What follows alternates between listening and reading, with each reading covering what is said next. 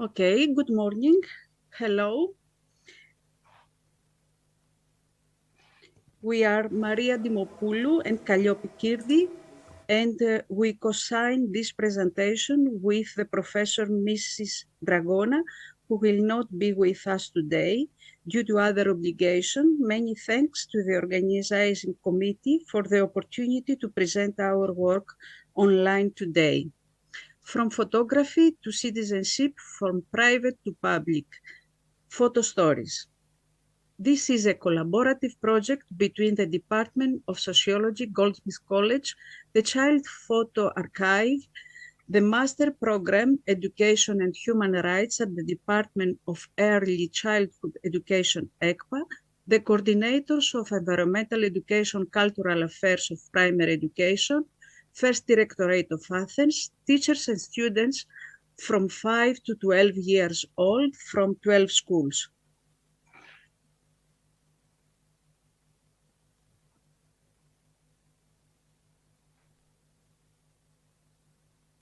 I'm sorry.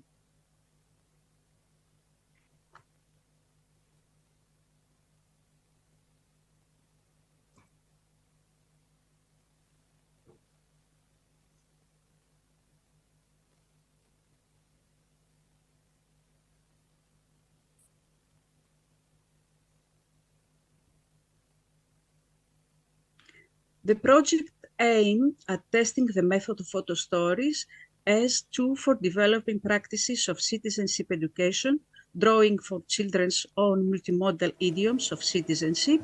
The goal of the intervention was for the photo story method to be able to suitable tool for the production of educational material for citizenship by the children themselves. Our rationale. Excuse me. We do Yes. not see your presentation in full screen. It's in edit mode. I'll try. I suggest you stop the sharing and share the screen, and then start the presentation. Okay.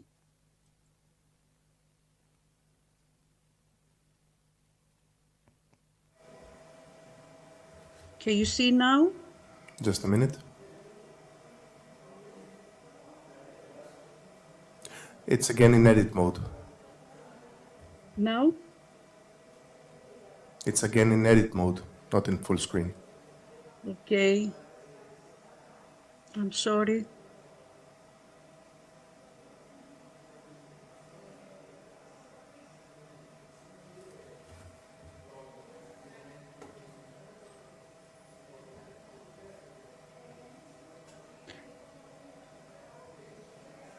Now it is okay? We don't see any sharing. Now it's coming. We have problem again? Wait a minute, please. It's again in edit mode, but if you cannot solve this, you can double click on the menu Kedriki, double click it so to get more space, and leave it that way. And let's continue in this mode. Okay. The project was implemented during the school year 2022 in and out lockdown period. This presentation refers to the implementation during 2021 year school. 15 children, 237 children from 5 to 12 years old from 3 kindergartens and 9 schools participated in the project. Teacher participation was voluntary. The schools were located in areas with different socioeconomic profiles, middle and lower classes. One kindergarten and 2 primary schools in central Athens was attended by an increased number of children with different ethno background, first and second generation migrant children from Albania, China, Iraq, Bangladesh, newly arrived refugee children from Syria and Afghanistan, as well as number of Roma. The teachers were mostly women with 10 years or more of teaching experience, had participated in many educational and research projects focusing on citizenship integration and social life. What about the training? Teachers participate in 4 online workshops on the methodology of Photostory introduced by Nolas Varvandakis Aroudilos and in previous study Connectors, on citizenship education, on experimentation of Photostory in the classroom, and the analysis of images and text produced. The training aimed at raising teachers' awareness on the idioms of childhood as a means of transmitting knowledge, fostering communication through the photographs and the stories that accompany them, empowering teachers in handling uncomfortable topics in the classroom, developing their ability to approach children's photo story with curiosity, the dialogue and collaboration. What about the procedures? Aim at capturing children's lived experience. Teachers asked children to choose whatever was meaningful to them, to take a place, to talk about it in the public space of the classroom, and to explain they choose it. Every child discussed her photo with the other children and pick a story about it. Due to the quarantine, the first part of the project was adapted to distance learning. The photo stories based on the photo stories upload of the educational platform Edmodo, the researchers' comments and the discussion in the training teachers explored the emerge of the political as it emerged through children's narration and how this material can be used in promoting citizenship. Many themes emerged, such as favorite toys, animals, both as pets and toys, technology, the computer, the mobile phone, the modem, the outdoors, family, parents and siblings, friends. Here we will focus on 2 broad categories. First, children participation with friends, animals and family, and second, perceptions of social justice, otherness and gender. Social relationships. Children's civic participation emerges through an expanding perspective of political and cultural practices based on reciprocity, respect, and relationship building. Children's relationship with the environment is based on the social relationships that are created, fulfilled with friends and family, and it is these relationships that the matrix of wider future environmental ethics. Let's see some photo stories. Relationships with friends. Photo stories revealed the importance of friendship during the quarantine. F explained that he chose this CD with photos about children in his class so that he could see them and carry them with him. He put it next to the Christmas tree to carry them in the new year. Kay, a girl, posted a photo of her class. I choose my class because they are my favorite people. We have had many exciting adventures together. Sometimes we fight, but that doesn't mean we don't like each other. I really missed them during quarantine. The importance of friendships, as highlighted in the photo stories, are valuable material for promoting citizenship in the classroom. It provides an opportunity for teachers to discuss with children the power of relationships and how they build communities of exchange, to highlight the importance of collaborative learning, to show how friendships produce and reproduce inclusion or exclusion, and they require negotiation, to underline their social significance regarding concepts such as those of difference, identity, solidarity. An example of solidarity. I like Minnie. This top is old. My cousin gave it to me. It's my favorite, but now I don't wear it because I grew. It doesn't fit me. I will also give it to someone else because now it doesn't fit me. A classmate comments, it's very good to give your text, give a blouse that doesn't fit you, just like I'll give mine. It's not obvious what or for whom her hair is meant. The immediate association is hair loss from chemotherapy. The teacher opened the discussion about how well we've done when we give away something we don't need, but when we need it and decide to part with it, someone happy. In the photo stories, pets, dogs, cats, parrots, canaries, fish have a privileged position. 30% of children photograph pets. They call them their best friends and consider them part of the family.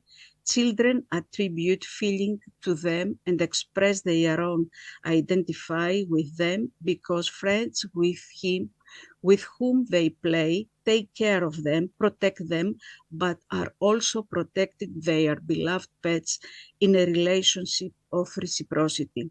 Pets gave children the freedom to explore spaces in their immediate environment that they otherwise wouldn't have because of the quarantine, go for walks, visit neighbors, play in the garden, and the opportunity to offer care. Relationships with animals. The photo stories about pets brought to surface difficult issues as parental separation and separation caused by death, issues that the children were ready to bring, and the teachers, as a rule, faced with embarrassment and handled with difficulty. Frida was given to a girl by her divorced dad. The pet had an additional meaning as if it replaced the absent parent. Relationships with pets.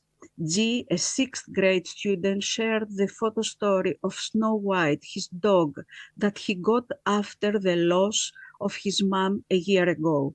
I loved her so much because when I am sad, she comes by my side and makes me feel happy. The teacher reports that although he didn't mention his mother's death in his photo story, when he mentions Snow White in class, he always talks about his dog in relation to his mother.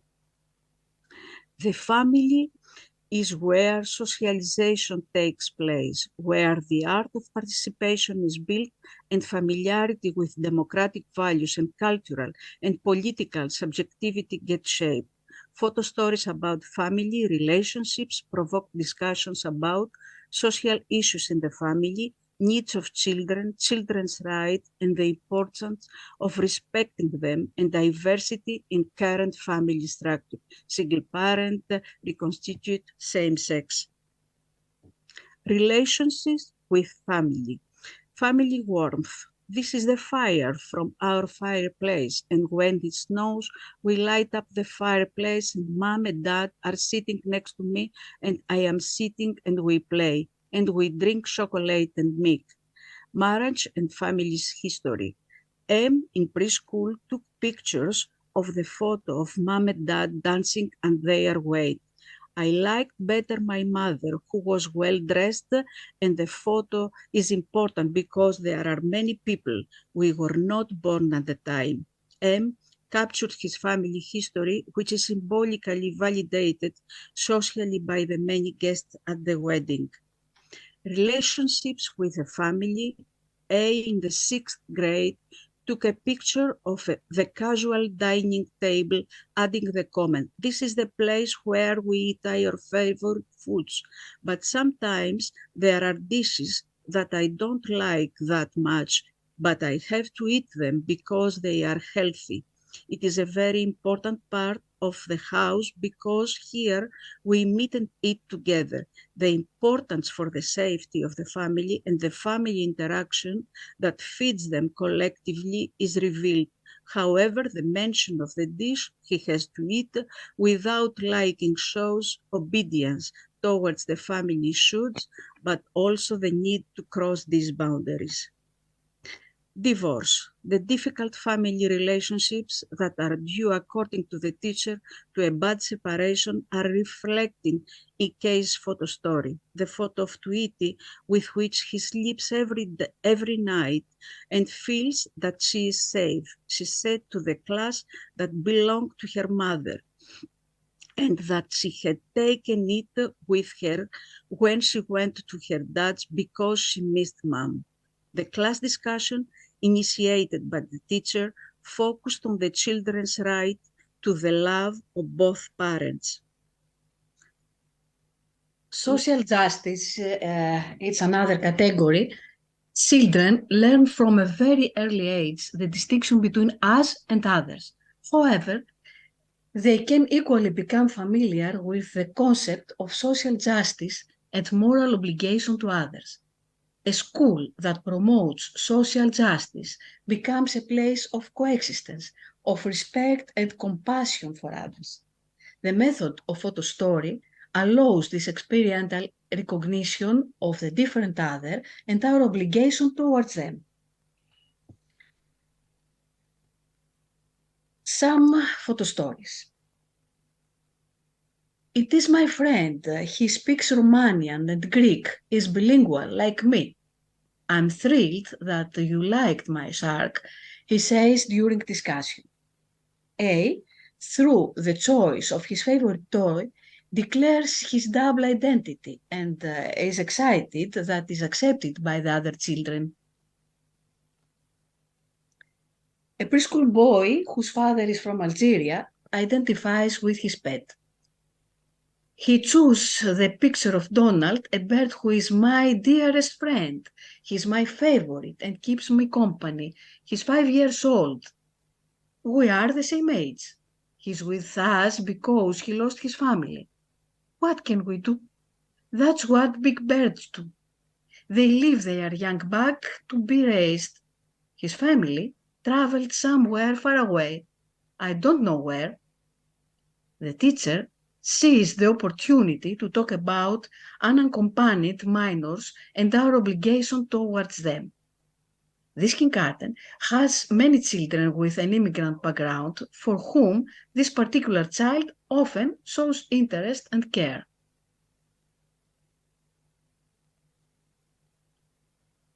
At a school with children from an exclusively non-Greek ethnocultural background and a biography of forced displacement, F takes a photo in front of a graffiti with two large wings. I took this photo because in the first days of quarantine, I thought I would be nice to fly in the sky. F's escape from the confinement of the quarantine, but also from the country of origin, as well as the different immigrant biography of the other classmates, give the teacher an excellent opportunity to talk about identities and diversity. Through the different identities that emerged in the photo stories, discussion of citizenship can be initiated in relation to migrant biographies, the richness in diversity, the deconstruction of stereotypes, prejudices and racism, and the feelings brought out about with discrimination. Through this approach, the school fosters reflection, empathy, critical thinking, problem solving, and becomes an agent of social justice and transformative change.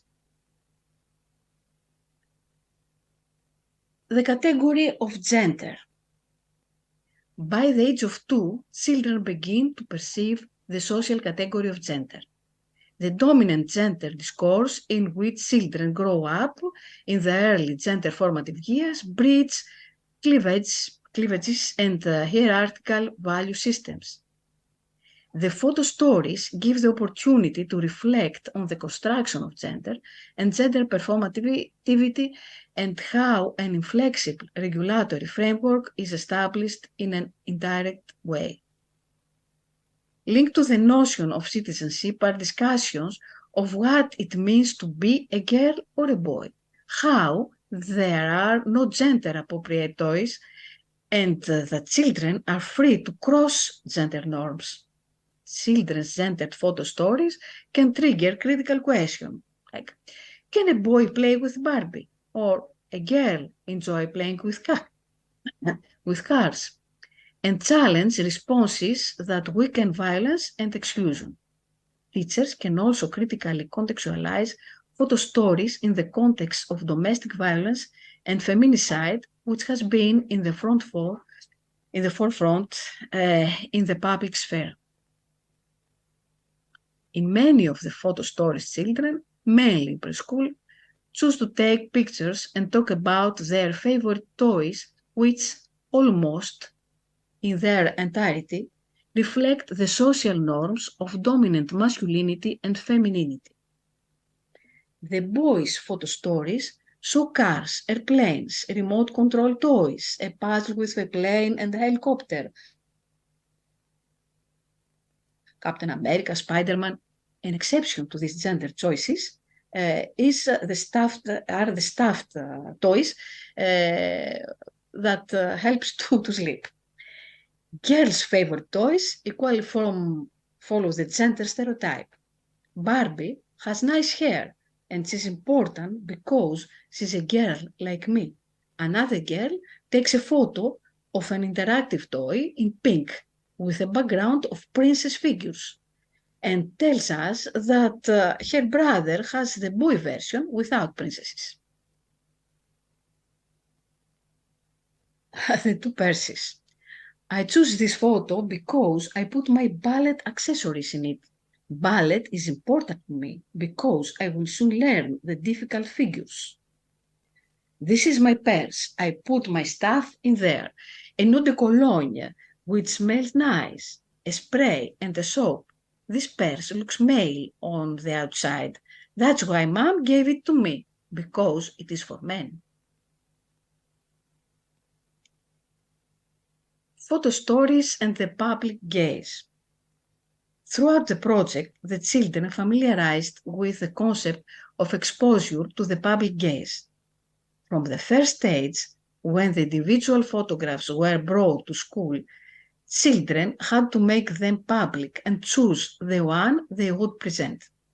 At the second level, exposure included the arguments pertaining to the choice of the particular photograph. At the third level, they had to communicate the story behind it.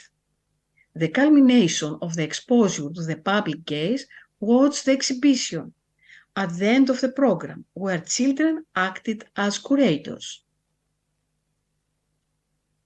Exhibitions in each school were set up according to the themes proposed by the children. Children showed enthusiasm, felt important to present their work publicly, articulated perhaps for the first time authentic personal public discourse, and showed interest in others' comments and others' views of their stories.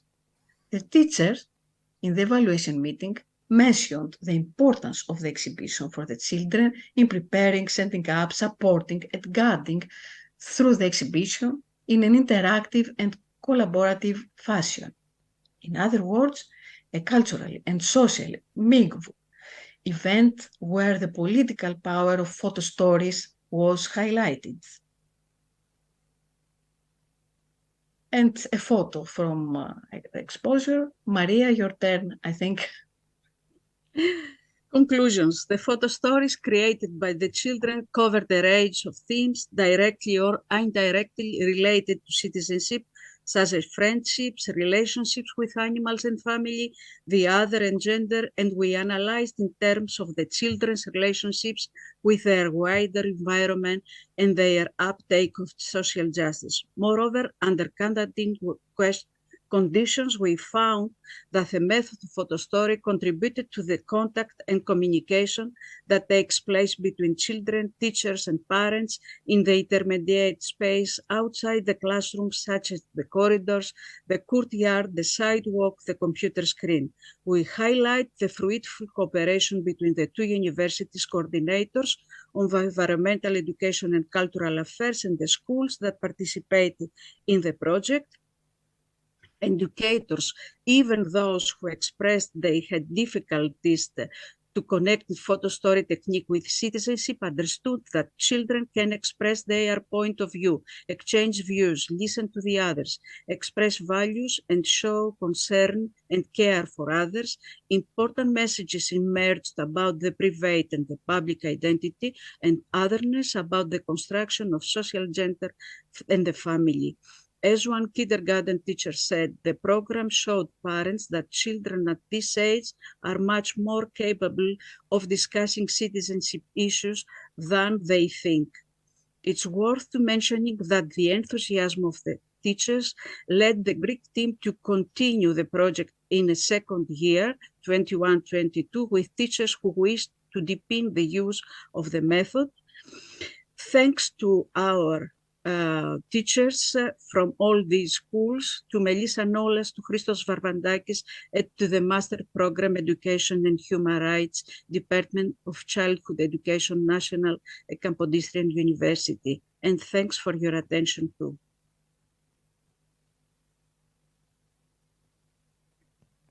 Thank you very much. Thank you.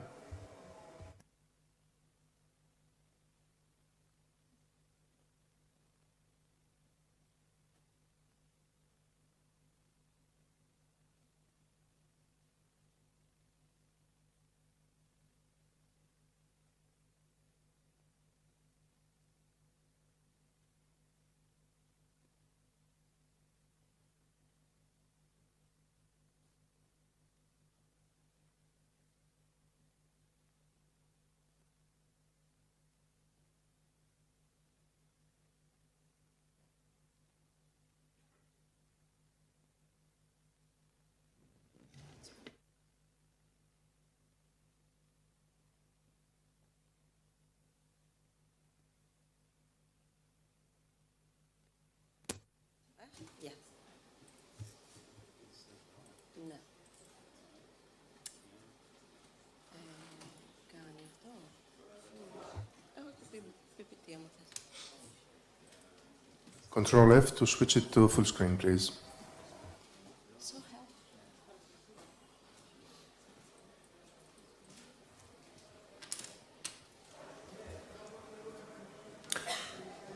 Leave it to me, please, for a second.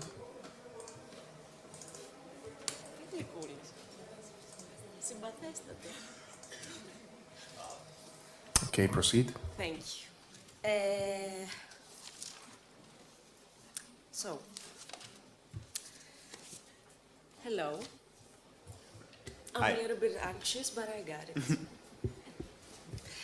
So, hello, my name is Maria Kechagioglou. I am a museum educator and a Momus Museum. And you are? I'm Adonis Vlachos. I'm a photographer in the Museum of Photography. So, in this presentation, we will introduce you our project. We had the privilege of working with a school located in a deprived area, urban area, part of Thessaloniki. Over the years, dedicated efforts have been made to provide opportunities for the children in the community, particularly through stimulating programs. In this time of the year, we are in the Photography Museum. Actually, Momus has 5 museums. Yeah. The educational programs of Momus Thessaloniki Museum of Photography aim to familiarize visitors with the reading of images on the one hand and their creation on the other. Through the programs, the child gains experience and familiarity with photography, learning to see much more with greater detail and emotional involvement, just in a general theme, what happened in our museum. But we will see also in Monday. We will meet you there, so in Thessaloniki. Our team for this project, under the title, as you can see in the previous, is Imaginary City, Educational Commons in Action, Students' Collaborative Efforts to Redesign Their Neighborhoods. Our team comprised of Maria Kokorotskou and me as a museum educator, Adonis Vlachos as a photographer, and Christina Christidou as a visual artist, collaborating with the project researcher Elena Viseri, consulting by Panos Kanelopoulos and Niki Nikonanou. The project involved a series of 10 meetings that took place between the museum and the school. Our group student consisted of 11 children from different classes. Yeah, and I think it's important to say that there was a sort of freedom which person participates. It wasn't like a certain class or like a club. It was more like the principal would go around and say, okay, the Museum of Photography is coming here to do like an art project. So who wants to participate? It was really open, which was very convenient for us. So yes, appear like photography club. There was this sort of like, okay, we're gonna do like a photography project, even though we were like, okay, we want this to be more open, so we can all decide together. But the children were more like, okay, I want to learn how to take photographs and stuff. And we tried in the process to just change it a bit, like, you can decide, it's not like we have to use photography, and we'll see how this evolved. However, one of the challenges we faced was the students' lack of familiarity with programs of this duration. Due to various circumstances, they were often in and out of the program, resulting in a constantly changing room composition. We will see how this changes our ideas. From the very beginning, we made it clear that our roles in these meetings would be fluid. We wanted to establish a sense of a teamwork where everyone, including us as educators, would be part of the same team. This concept of openness and collaboration was new and surprising for the children. You will stop and on the time, or would you like to leave it open? They told me that I have to close it, I don't know. So I'm following orders, sorry. But we have comments. We have comments. As you see, that's an idea. When we talk with the children, they told us what, actually they asked them what to expect from us, since we are the club of photography. And they said that, okay, getting better at taking photographs, giving to our photos, see the city in a different way, to be accessible, learning something about the city, etc. We started with an ice-breaking activity in the school where each person wrote down something they would like to be photographed, ensuring no offensive content. Initially, the children felt that their daily lives lacked interesting subjects, but this motivated them to start noticing details and appreciate their surroundings. This activity sparked curiosity and creativity and encouraged the children to develop a sharper observation of their environment as we embarked on our collaborative journey. And it was very interesting to see what others think it's worthy of taking a picture. Maybe they will just take a second look at the environment. Oh, there is something here that I haven't noticed. Oh, this is what you like. And I remember somebody wrote a basketball, and we were kind of inside the classroom. We couldn't go outside, it was raining. And they just searched online. They found a picture of a basketball, and they took a picture of that with their camera. So I thought, oh, we have a startup team. They can think on their feet, so we're going to work well with them. We have here an example of a collective practice. We discussed and decided about a group name at our second meeting. After gathering ideas and voted, we agreed on the Yannichiotes photography from other countries, where Yannichiotes stands for the people who live at Yannichion Street is in Thessaloniki, and actually was a common, let's say, spot that spends. Yeah, it's not. It's the kind living of place. Yeah, the red light district area of the city is there. A lot of car repairs, so it's not the best place, maybe for a school. And kind of on the edge of the city, maybe kind of dangerous in the night at some point. Yeah, even the children said, you know what happens here in the night. They were in the know. So, we explained to the children that the museum would have a design space, although where we could work and a board to display all the material they created. This board would be accessible to the museum visitor as well. To spark inspiration, we looked at photos from a museum collection and discussed the significance of a single click with a disposable camera compared to the endless photos we can take with our mobile phones. The children chose what they wanted to photograph at school, accompanied by a word or an emotion. We printed their images and displayed them on the museum board. Actually, it was one click with yeah, the same it- medium? It was the same camera, a very simple camera. You just press a button. They have never used a film camera before. It was kind of alien technology for them, or not technology. So everyone was equal to that. And they were very, at first they were kind of like, that was it, that's not very exciting. But then they were very curious about the results because they couldn't see the results. And also they could pair, okay, what have I wrote in my paper? I was feeling nostalgia about this part that I took a picture of. And they were curious to see how that translated into the film. Because actually some children have the same yard from the first, let's say. Yeah, and also the space was what they had in common, the school. That's what brought them together. So the time has come to visit the museum. Before starting the route, we gather in the schoolyard and distribute two cameras among the children. They were encouraged to take as many photos as they wanted, but ultimately had to choose one photo each. The rest of the children had their own cell phones with them. The route served as a catalyst for the children to observe their neighborhood and engage in a group discussion about it. Upon arriving at the museum, explore the space and rearrange the board which displayed with their own creation from the previous meeting. Yeah, it was the first time that we could actually see how they view the city and what interests them.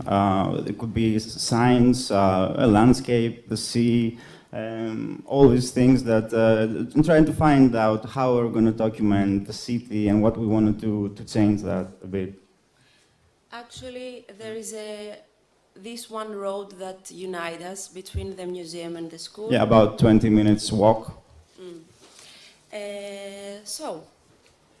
The map created in the museum served as a shared space connecting the museum and the group. After each session, the material produced by children was placed on the board and they had the freedom to refer to it, to add new elements or rearrange existing ones. It was fascinating to witness how this board evolved and transformed over the course of the session, reflecting the collective journey we embarked on.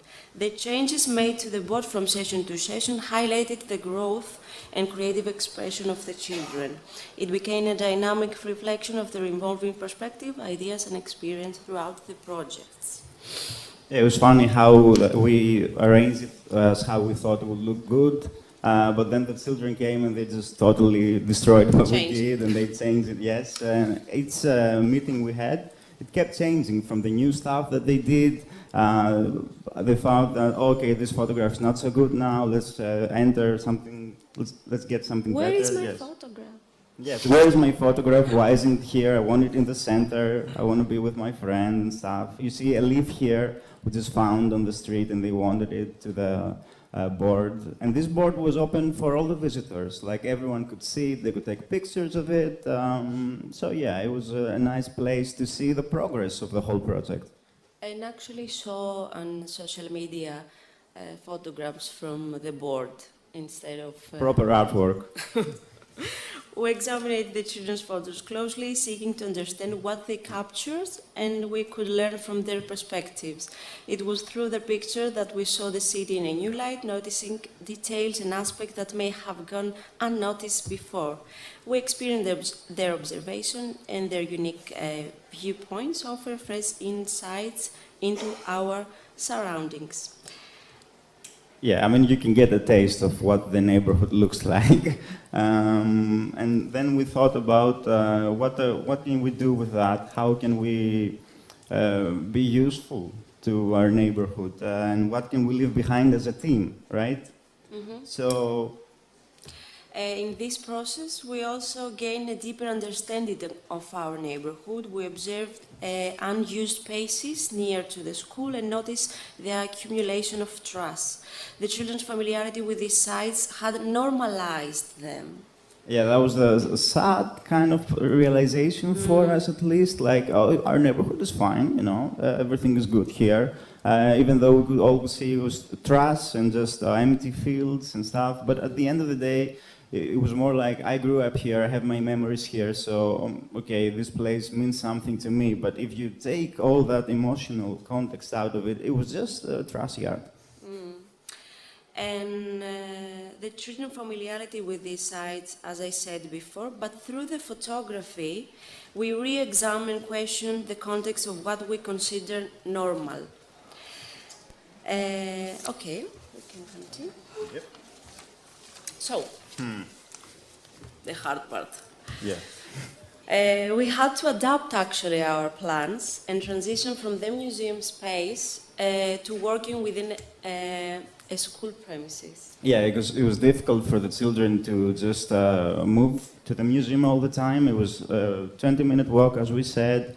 Some teachers had to accompany them all the time. They need a consent from some. They need a consent, so everyone had to bring a consent, and they were very strict about that. So it was raining, it was cold during that period. So we were like, okay, if we want to continue this project, we need to work at school all the time.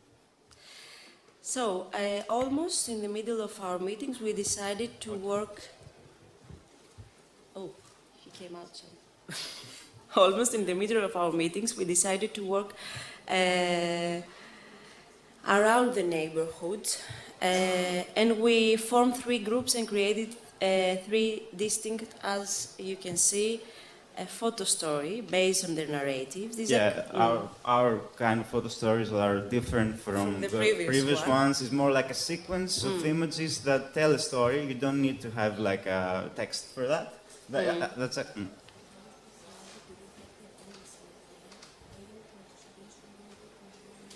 It's okay, we can do that. Okay, so we did the photo stories. More like because it's difficult to tell to give meaning with just one picture. So putting a sequence of pictures, you can relay the meaning better. And then we tried to do a little more of photography stuff because that's what they asked at the beginning. How can I take better pictures? How can I convey the meaning? So some like perspective or like taking a picture through a window, different photography exercises kind of. And then?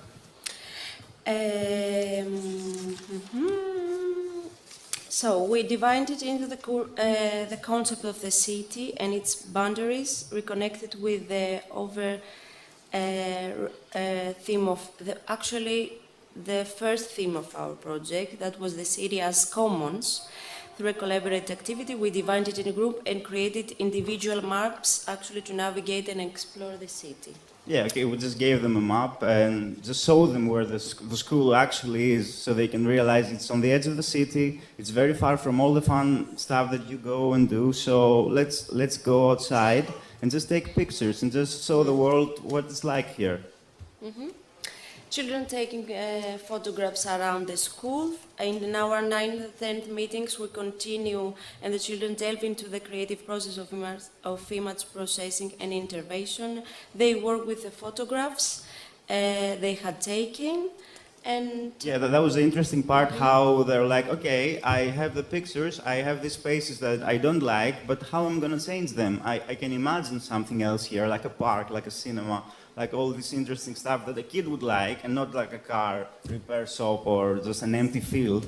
So we just gave them the tools of the collage, and they do some sketches, and they created these dioramas of how possibly I could change this part. They put the photograph behind, and then they put all this other kind of stuff that we have given them and created like an imaginary city, and that's how the title came. Here are the dioramas, yes. Yeah, the children to think beyond traditional photography techniques and embrace their creative instincts. They were given the freedom to explore various artistic mediums and tools around their imagination to run. Okay. So we did like an exhibition, and yeah, let's go on this assembly part. I don't know why we are running. Okay. Here. After a thoughtful assembly, the children collectively decided to showcase their remarkable journey through the creation of a booklet. We brought it with us so we can share with you. You can take it, it's not for selling. It's Yeah, for the yeah. So children. they said, okay, we want to do an exhibition and also a book, because why not?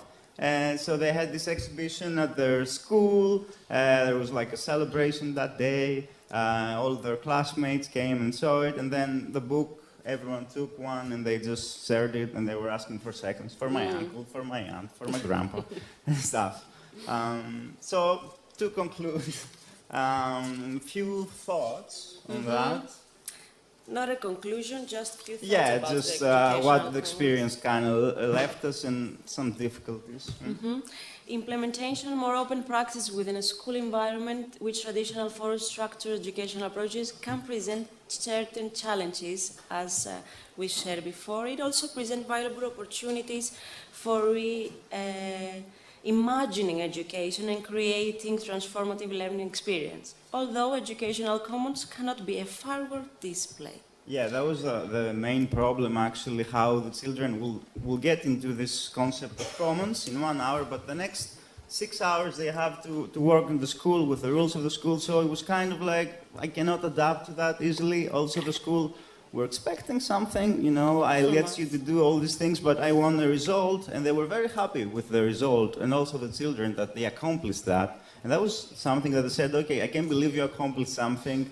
Everyone just gives up. This took a long time for the school. I mean, 10 sessions for them were a lot of A long time, but duration. for us it wasn't enough. So there is clearly like a gap here, and we have to meet halfway if we wanna.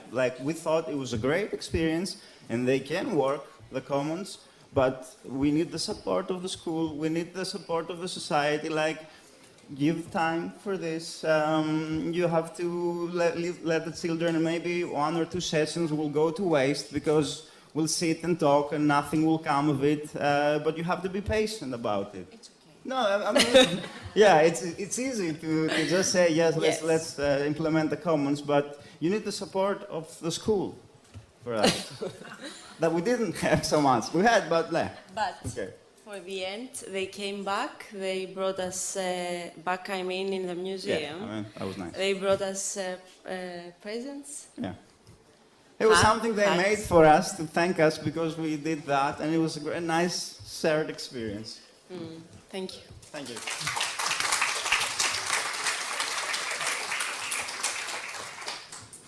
Okay, hello, good morning.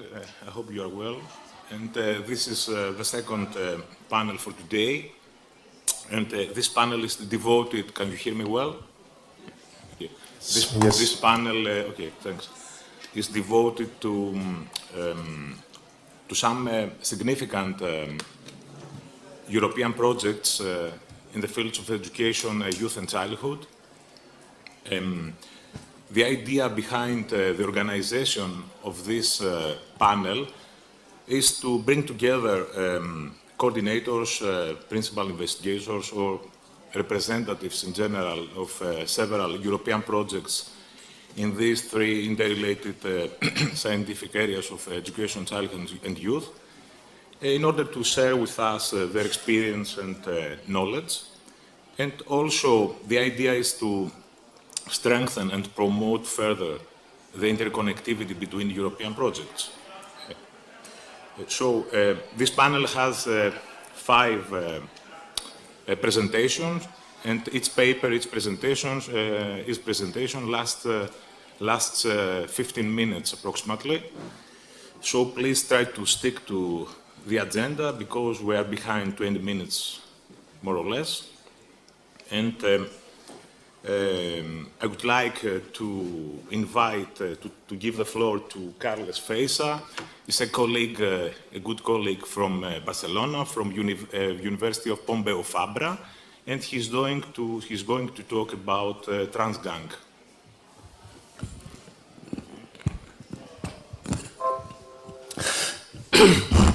Hello, good morning. Thank you very much to Yanis and to Ioannis for the invitation. We collaborate since 15 years ago in different projects. And as he has explained, I am a member of the Pompeu Fabra. I also collaborate with Smooth as a team in Barcelona, even if in the last 5 years I have been the principal investigator of this European Research Council advanced grant project called TransGang, transnational gangs as agents of mediation, that I will try to share with you some approach to this project. And also to connect with the topic of the conference, the Commons, trying to justify why what society call gangs, and we prefer to call street youth groups, can be also agents of educational commons in informal and non-formal education. The summary will be an introduction presenting gangs as scapegoats, as mass media and social attitudes normally represent. Then I will present the general overview of the TransGang project, the local and regional analysis in 12 cities of Southern Europe, Northern Africa, and the Americas, the transnational analysis, the chronotypes that we have built, and some outcomes. And finally, as a conclusion, as a way of conclusion, some ideas about how to analyze gangs as commons. The scapegoats arrived yesterday in the Spanish electoral campaign. Tomorrow, Sunday, we have local election. In Greece, we have had national elections last week. And the Latin Kings, one of the gangs I investigate, has become one of the protagonists of the campaign, because one candidate from the Socialist Party in Valencia, the number 20, not without possibilities of being elected, when the right-wing party discovered that he was a member of the Latin Kings, he attacked him, and the Socialist Party decided to remove him from the electoral list. It's one clear example of how the membership of some transnational group, gangs, is one dangerous issue. When I started to investigating Latin kings and queens 15 years ago in Barcelona, I discovered a very complex history and story of this group. It was born in Chicago in the 60s, related to Latino and Chicano, Hispanic community from the Caribbean, Puerto Rico, and from Mexico. Evolving from a street corner gang to a more complex organization called Nation. It was the time of the nation of Islam and the Zulu nation, the hip-hop nation, in which young people identify as members of a subaltern culture. Then, after 1994, due to the deportation policies by the United States, some members of the Latin Kings were deported to Latin America, and especially in Ecuador, in Guayaquil, they were rebirthed as a local tribe called Sagrada Tribu Atahualpa Ecuador. That is a section of the Latin Kings in Ecuador.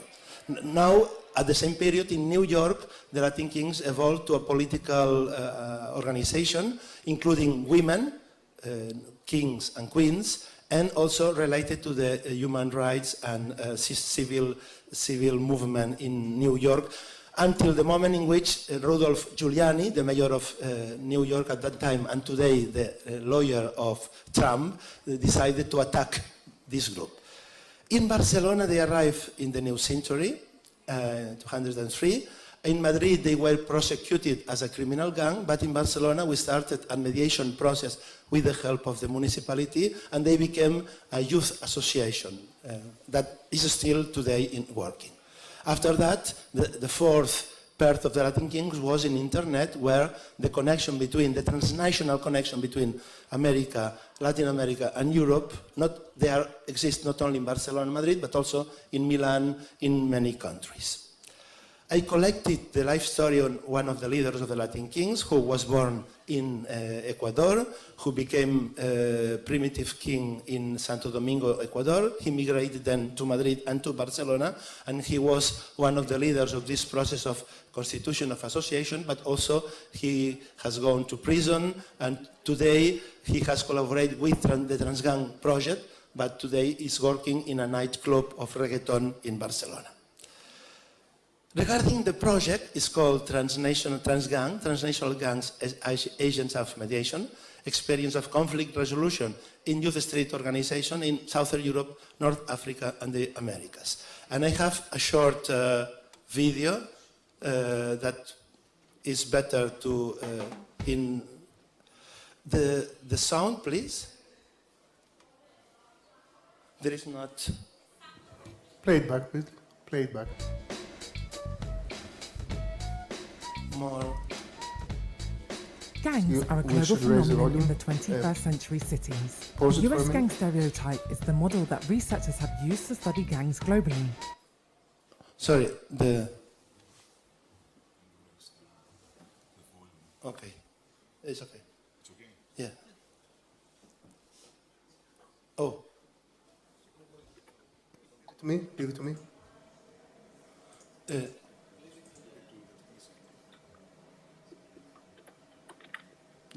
The previous year, this one.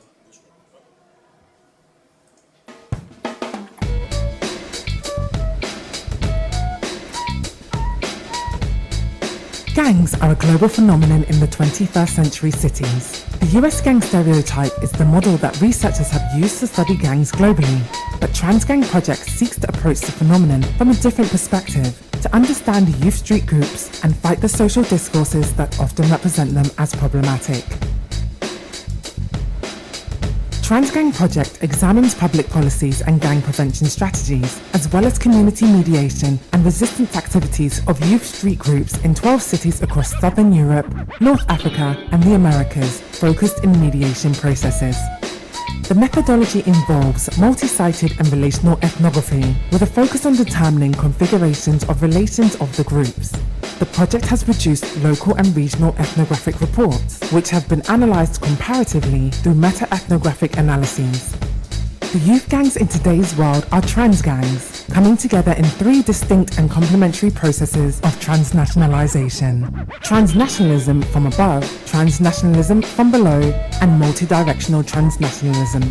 Migration is a key factor in the expansion of gangs, and they have become a supra-family space. To explore the transformation of gang and youth street group policies in Southern Europe, we will be taking a closer look at the city of Barcelona. Despite the global financial crisis of 2008, Barcelona continues to be a major immigration destination for young people. In Barcelona in the mid-2000s, a research project resulted in the constitution of associations of part of the local chapters of the Latin Kings and Nietas to join social projects related to music, sports and culture, ending the invisibility of the groups. However, in the following years, the public policies changed due to changing migratory patterns and media discourses. Since then, the focus has been intensely localized in North African migrants, who are routinely associated with crime, terrorism, and drug trafficking in the media. Today, mediation programs that continue to exist in Barcelona are led by community associations rather than institutional agents and large-scale actors. In North Africa, the core case was localized in Rabat, in which youth marginalization is a result of the exclusion from the public sphere of certain attitudes, ideologies, values, practices, discourses, and beliefs. The decline of institutions, including the absence of the state, has widened the gap between different social groups in North Africa, leading to conflicts that are often blamed on youth street groups. Such groups can play a political role of action and contestation in contexts where democratic opportunities are limited. The Macrebian 3 cases highlight the challenges facing youth in the city and the need for solutions that address their aspirations and expectations for the future. The Americas are often associated with gangs and violence, but there is much more to the story. The severity and frequency of violence in these regions reflect complex and contingent social phenomena. In this video, we'll take a closer look at one particular city, Medellin, Colombia. Colombia has a long history of gang conflict and mediation attempts. Since at least the 1990s, initiatives in the city of Medellin have focused on improving the experiences of young people, sorting to change the negative perceptions of young people as dangerous delinquents and promote education and participation in sports, artistic and cultural activities as alternatives to violent gang activities. Today, there are numerous programs aimed at developing life skills, increasing mediation capacities, and conflict management among young people. One such initiative is Casa Colacho, an art and culture center located in the Comuna 13 neighborhood of Medellin. Through initiatives like the Graffitor, the new generation in Comuna 13 are using music and art as weapons against political, structural, daily, and symbolic violence in the neighborhood. These findings show that there are alternative ways to prevent gang violence and promote peace building in communities affected by violence. Initiatives like these are critical for promoting a more positive and peaceful future for excluded young people across the globe.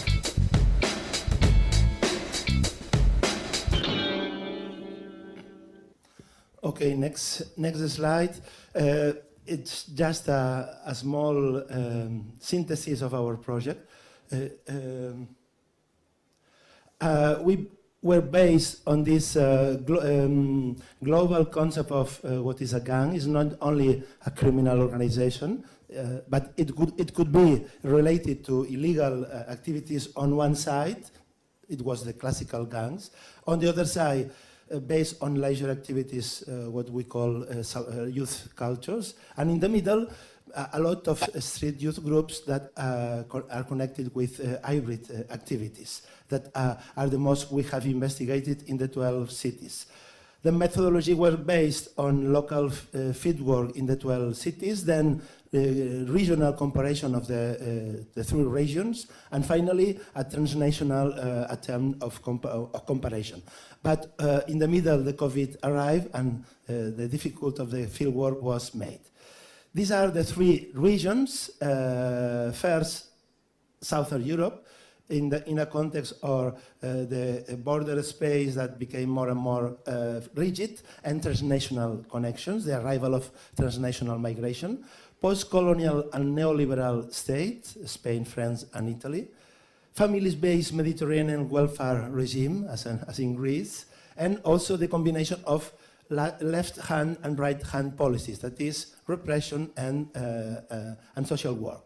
The case we investigate are Latino youth and Arab youth in the different cities. I don't have time to explain in deep which were the case. But for instance, in Barcelona, we investigate Latin kings and queens, and in Milano, the same group in another context. In Northern Africa, the context was economic precariousness, also after the Arab Spring process. The combination of Hogra and Karama. Hogra is humiliation, Karama is to be proud, the sentiment of young people to be humiliated by the state, by police forces, but also the possibility of transnational immigration of one way, and the failed emancipation, the difficulties of becoming adult in those countries. The case studies were based on Aulet Al-Huma, the neighborhood gang or neighborhood street group. They tested in Algeria, that are young people who don't work, who don't study and do other things. Informal vendors as gold sellers and electronic sellers. Youth urban countercultures, hip-hop, debo, graffiters, street artists, and Balta Gilla, that is on one side is based on a classical gang model and also with political pressure in Algeria. In Americas, the context was based on the penal state built by the US, but also whose model today is El Salvador, with a lot of members of the Maras in the biggest prison in all the continent. Then also the narco states and the emerging of liberal welfare regimes. The national and transnational displacement and migration from Latin America to the US and from Latin America to Europe. And also the politics of mano dura and impunity. The case studies were based on classical gangs like Maras in Central America, Combos in Colombia, and Bacrims. Bacrims are bandas criminales or criminal gangs.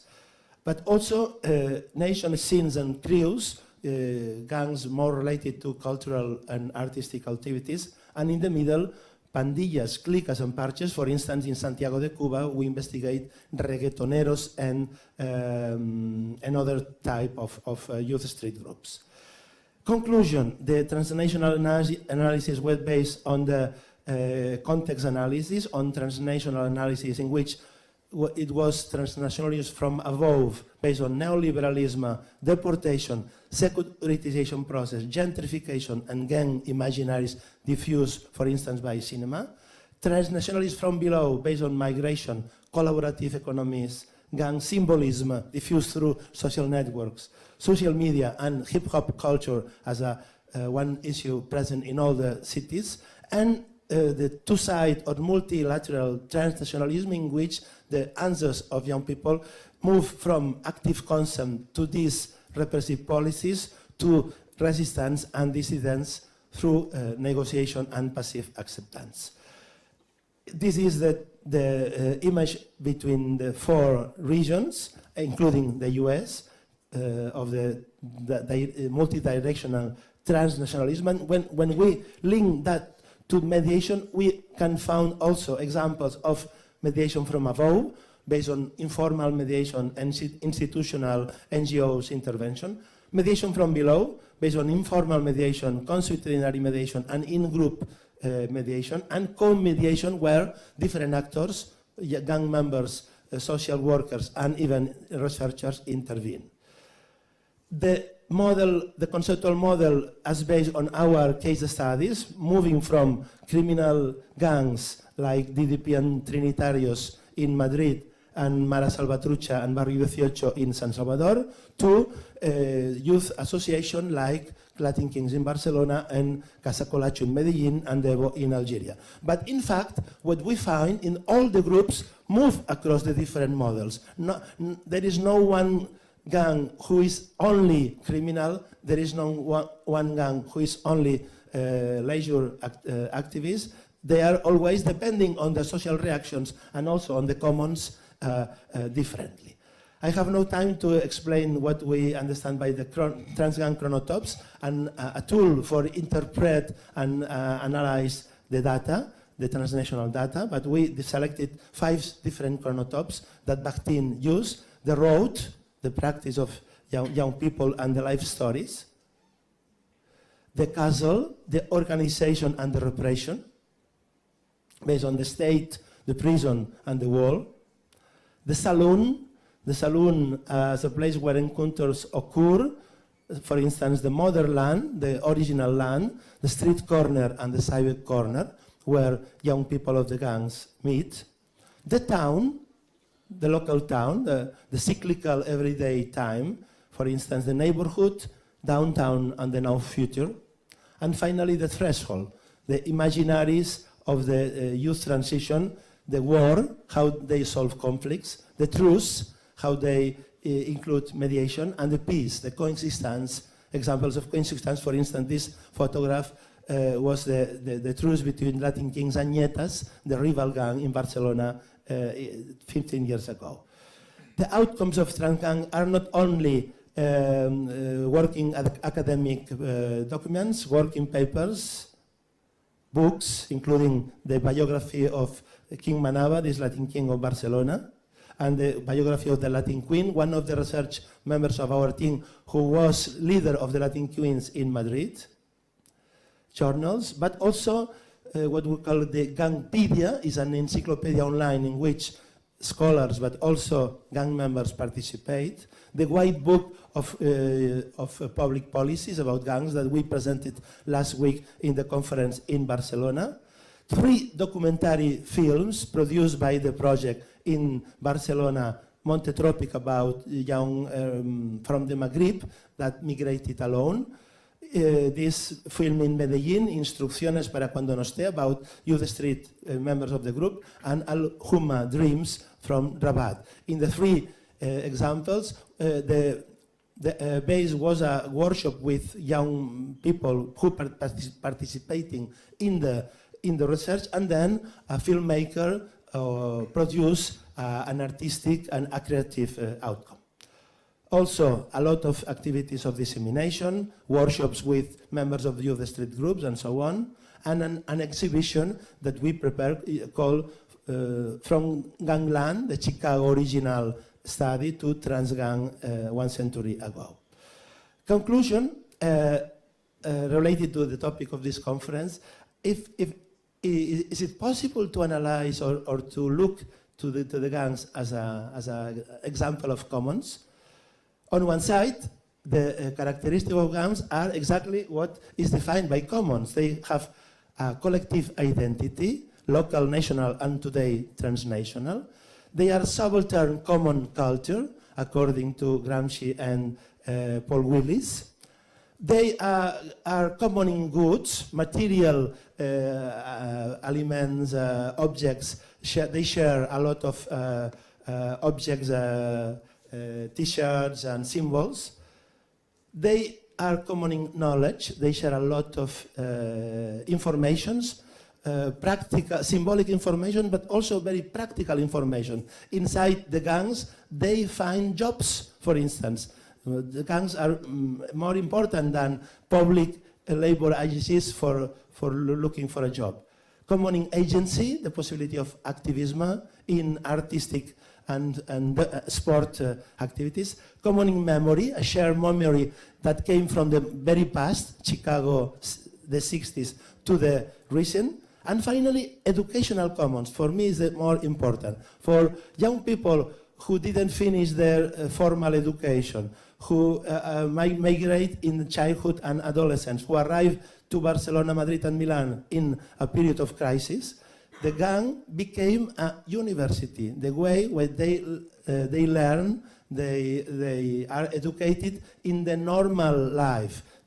Sometimes, of course, they became a place of violence and conflict, but it's also a place of educational commons. Thank you very much.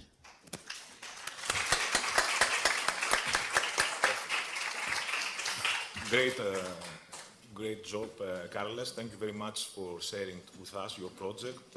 Great experience and solid methodology, a lot of work. And maybe we can take some questions at the end of the presentation, if we have some time.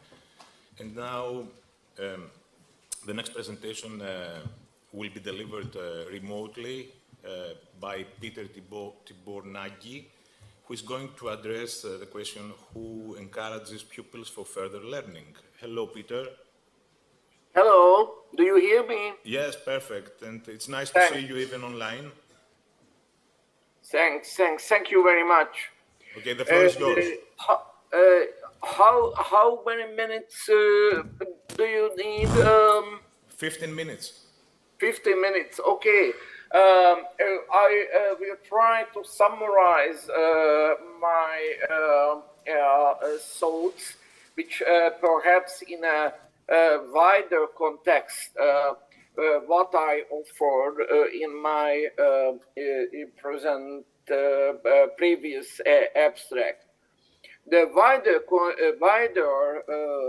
context that I think when we concentrate for the questions of this conference or our more or less common project, that we have to speak more different languages, and we have to speak in the language of more different social science methods and approach when we speak about the educational inequalities and the social context of the educational inequalities and the social solutions or educational solutions or pedagogical solutions against the educational inequalities. My first thesis, then when we speak about the collective phase or the collective side of the situation of the educational inequalities, we have to follow parallelly the methods of sociology and anthropology, because when we look for the truth or a kind of truth concerning the educational inequalities, we have to speak parallel about the macro and micro level problems. My second thesis that when we speak about the final reason, final social reason of the educational inequalities, we have to speak within the conflictuous paradigm and within the functionalist paradigm. Why? Because I think that if we want to understand the reason of inequalities, we have to follow the looking for the real reasons. We have to follow the real conflictuous paradigm or Weltanschauungs. Correct. I want to be very correct. We have to follow Marx and we have to follow Bourdieu. But we try to follow Marx and Bourdieu, then don't make angry our functionalist colleagues, because we need to support our functionalist colleagues. Why? Because there is only one part of functionalists are on the basis of the organic word interpretations. I mean that only one part of the organics believe that the educational inequalities is a kind of a decision of the nature, or the decision of the universe, or the decision of the God. But that part of organists, not only that kind of people, then Chamberlain in the 19th century leader principes book, which is a very important package of values, and which is mirrored for the modern mass culture in Tarantino Django. Perhaps you remember the famous scene of the Negro head cutting in this famous film. But a lot of functionalist organicists has some kind of social responsibility, and we need that kind of the support of that kind of functionalists. And the other part of functionalists who believe that the educational inequality make a lot of problem, simply to say, a lot of technical problem in the society, create a lot of criminalist problem, create a lot of unemployment, create a lot of social threatening, which need extra money, which we have to pay for the police and prison and punishment. These are functionalist people, but they believe that it's the time to do something against the educational inequalities. They don't do it, or they don't say it, that we have to think against the education inequalities because that's our values. But we have to do these things because that is our interests. That is our, as a middle class or higher class intellectuals, it is our interest.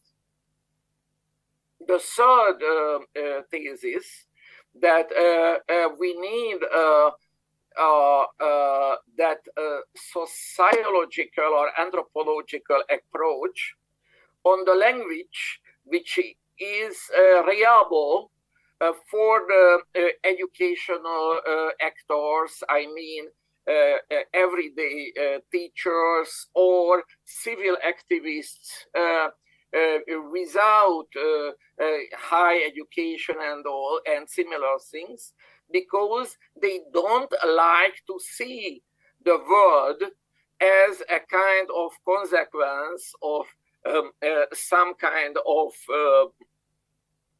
social determinations or social actors. And we have to speak a language which is good for them, which is good for their activities. And my last thesis, that when we speak about, when we are within the sociological paradigm, we have to work parallel with a quantitative and with qualitative approach. Because without working very statistical, very statistical and very quantitative approach, we have no arguments for getting money from international sources, or we have no tools getting money in the national budget against the education inequalities, because the other actors who want to get monies for anything else, for health inequalities and so on. So these other actors are on the basis of the language of the numbers. And the language of the numbers is much closer for the European authorities and for government or the parliament. So we need that kind of empirical language. And naturally, we need the language of the qualitative sociology or anthropology, because we have to argue for the society, for the press, that you can see that kind of tragical situation.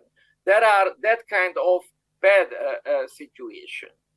And my very last thesis, that I think this kind of qualitative, this kind of quantitative methods will be a kind of parallel using of the national censuses and national public administration, I mean educational administrative data and coordinated research data. And our quantitative research need the standardized anthropological or case studies methods, and the so-called scandal methods, practically seeing what's happened in the country, what is in the press, what is in the Facebook, and we have to organize to spreading that kind of problems. Thank you for your attention.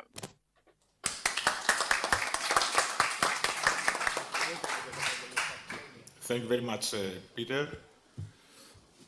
Very nice presentation, and your sociological approach is very interesting, and all this presentation of this sociological debate between, on the one hand, the conflict theory, and on the other, functionalism, and thank you for your suggestions.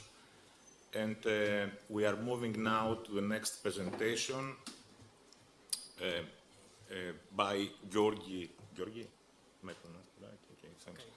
Messaros, who is going to talk about pedagogical interventions and class position in schools and an ethnographic study from semi-peripheral Hungary. And Georgi is representative of the Inclusion for Schools project.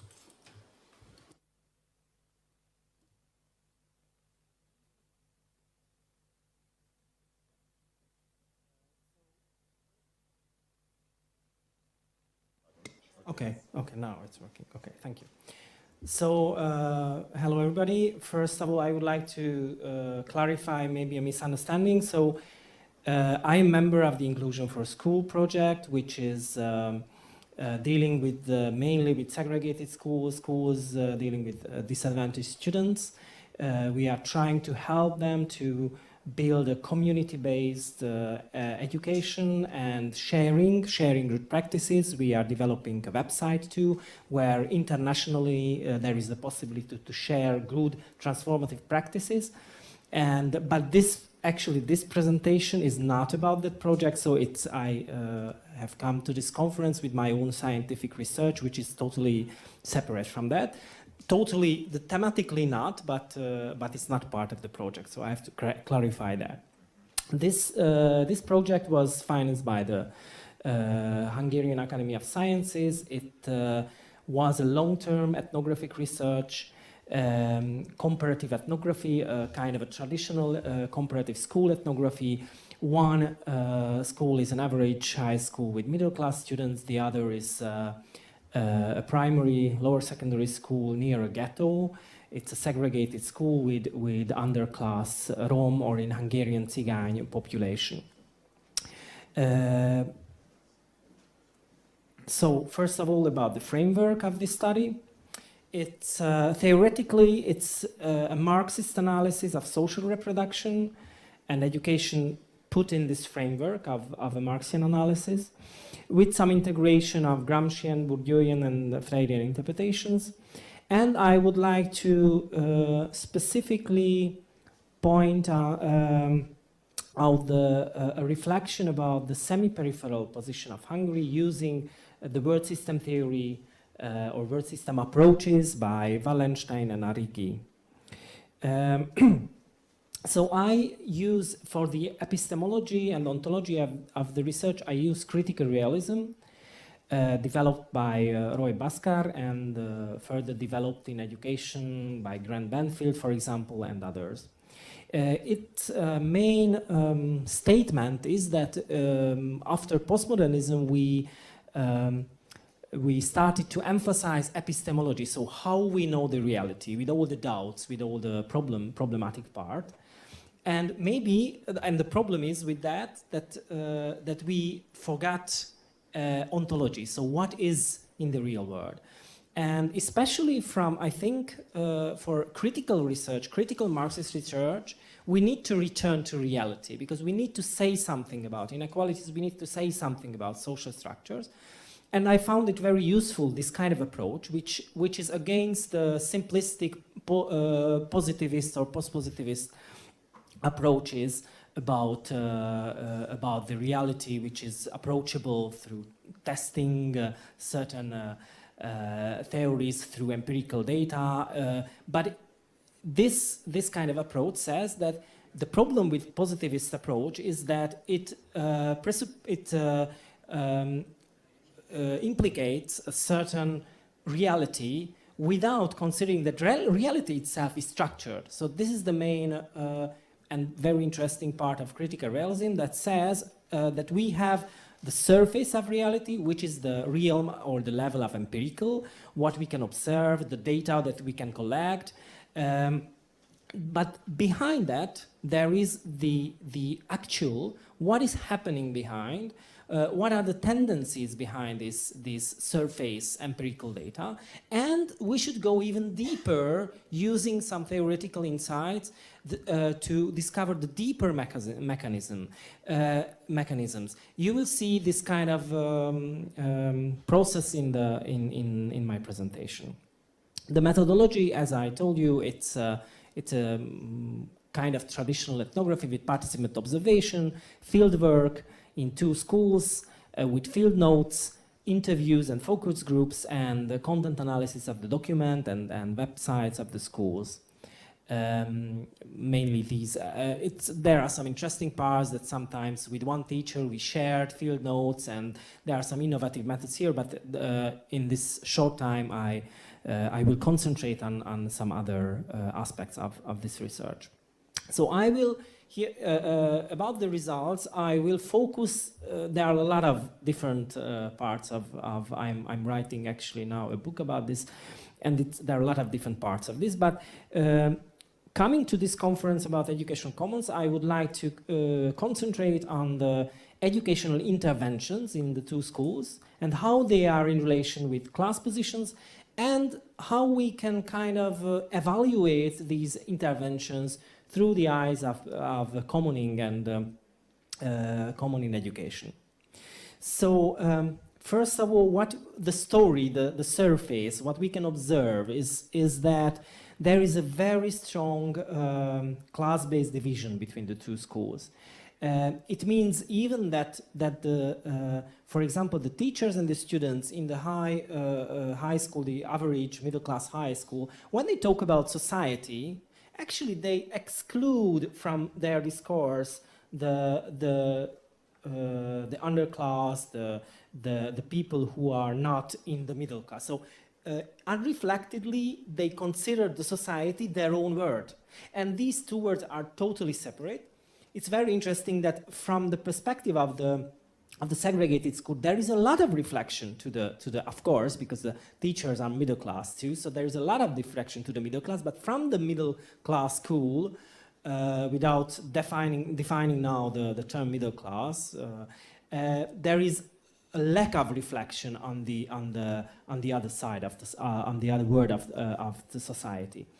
There are different opportunities in the 2 schools. The middle class school has a lot of opportunities, very nice building, and the other school is continuously struggling economically and in a lot of ways.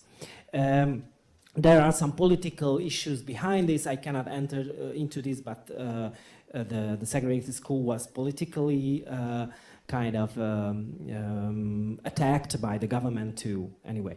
There is a willingness of change, however, in both schools, so there are a lot of common things here. They try to, and here my focus is, that they try to apply alternative methods. One or few teachers in the middle class school.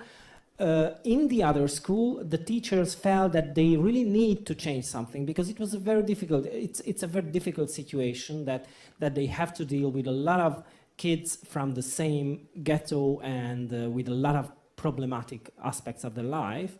So and of course the traditional schooling doesn't work for them. So they try to find out something new, and it ended up in a continuous experimental process. So they, which was on the one hand very, very fruitful. So continuously experimenting what worked, what didn't work. A lot of special interventions with different types of interventions. But on the other hand, it was kind of at the end it was kind of a failure, because they couldn't arrive at a certain way of which fits this kind of context. And there was a lot of internal conflicts. There were changes of headmasters. During my my study, there were 3 headmasters in 3 years and 3.5 years, and so it's not it didn't work, and it was partly because this contextual difficulty of the school is very really as I lived there in a certain way as an ethnographer, I felt that it was very difficult in those circumstances to develop a healthy and good way of experimenting. So let's see.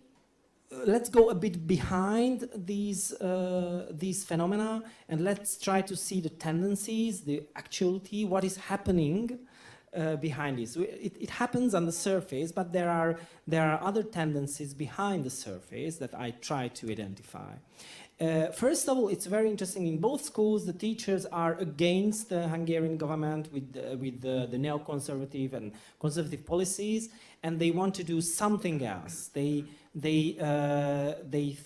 feel that education how it is not good, so we should do something.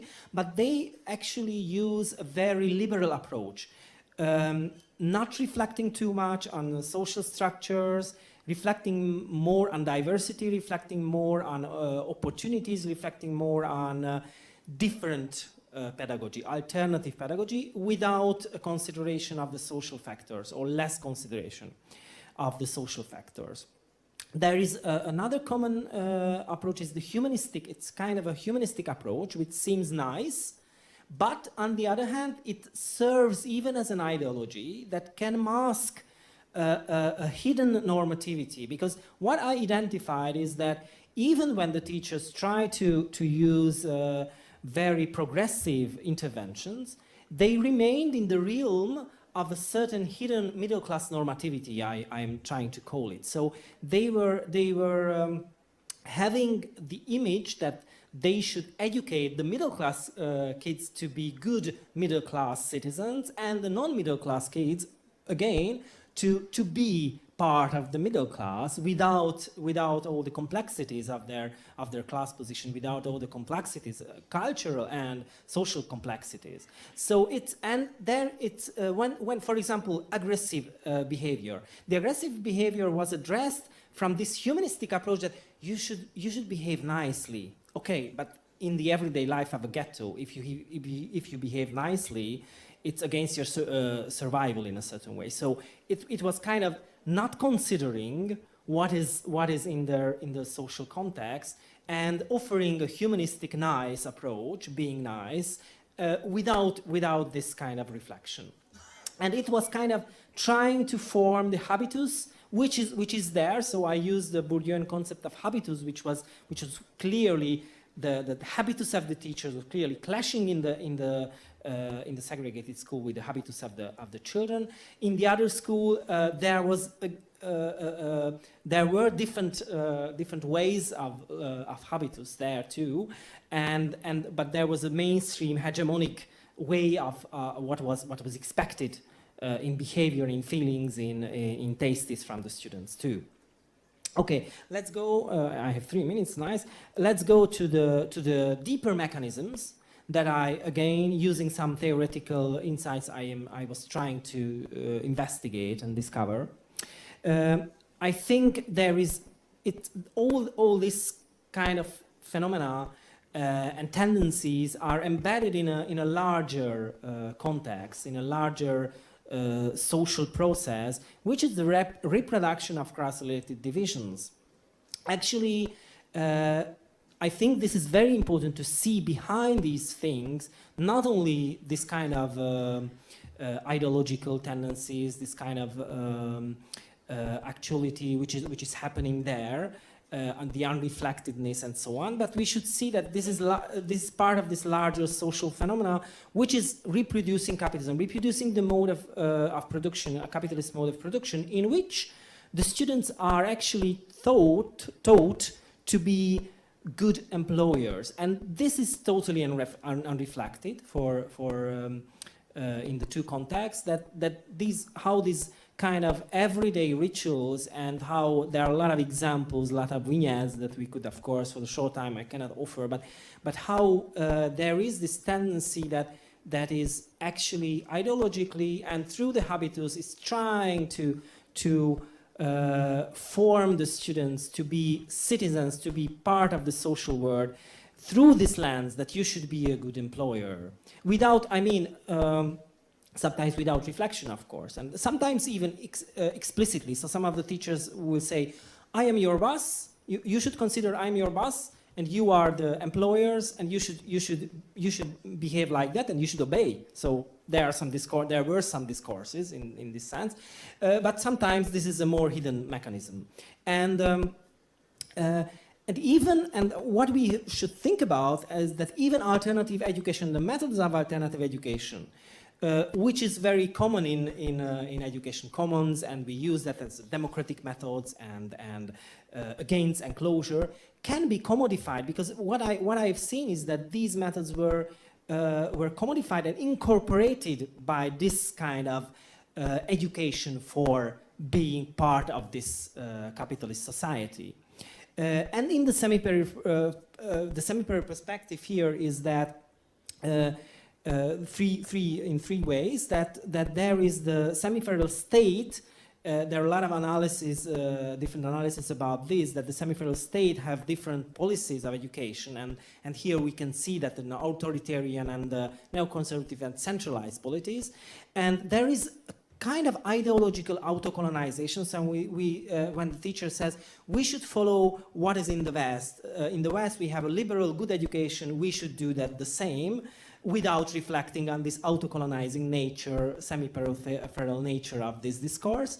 And the role of underclass population, which in the semi-periphery is a very important, for capitalist mode of production, is very important to have this kind of underclass population not integrated totally in the mode of capitalist mode of production, which is a very important part of the of the world system theory approach. And of course, maintaining this kind of population and maintaining this position is very important for that. So finally, I think if we would like to consider the commoning approach, we should evaluate the pedagogical interventions not only as how democratic they are, how much alternative they are, but we should have this, how these pedagogical interventions can go beyond the logic of capital, how might be emancipatory, and we should reflect on hidden curriculum and ideologies, and alternative methods are not enough, of course, so we should have this reflection behind. And we should have the goal of transformation, the curriculum, rituals, performances, and methods all together to have a more emancipatory approach through pedagogical interventions. Thank you for your attention. Thank you very much, Georgi. Very nice talk, and found very interesting this combination between Marxism and ethnography. I think it's very constructive. Yes, and now we are going to, Ioannis Kozar is going to present the Smooth Project. You have 15 minutes. Thank you very much. So, since nothing can buy time, I will offer you 5 minutes more of your life by spending just 10 minutes trying to explain what we are going to do, we are doing in Smooth Project. No, this is not the winner.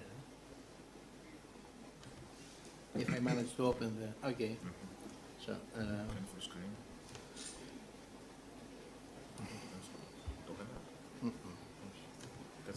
okay, perfect. I'm also using notes just to be on time and not spending something else. Well, something more. This presentation is a little bit different than the presentation that we saw until now. I'm trying to explain what we're doing in Smooth Project and also to give, let's say, insights of the perspective of the project strategy and management. Let's start from the beginning. The Smooth Project aims to relate educational commons with social inclusion. So I'm going to present you the project. Okay, thank you very much. I'm going to present you a project. Well, Smooth Project, let's say that with this project we called in a constantly changing world to contribute to inclusive and reflective societies. So at the beginning we managed to have funding from Horizon 2020, and we organized and created 12 partners and 20 third parties, just to give the dimension and how many we are. And of course, in a period of 36 months, we already ran 50 case studies, and so we aspire by the end of the project, following the philosophy of educational commons, to contribute to an, let's say, more inclusive society. So following the theory of change to contribute to a better world. Well, as you saw, we created a strategy from the beginning, but following the principle of doubts that introduced yesterday by the plenary session, in the plenary session by Jordi, let me raise a question about the culture and strategy.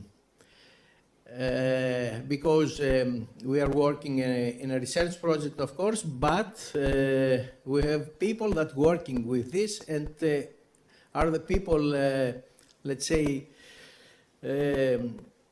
well fitted just to produce and to follow a strategy. Well,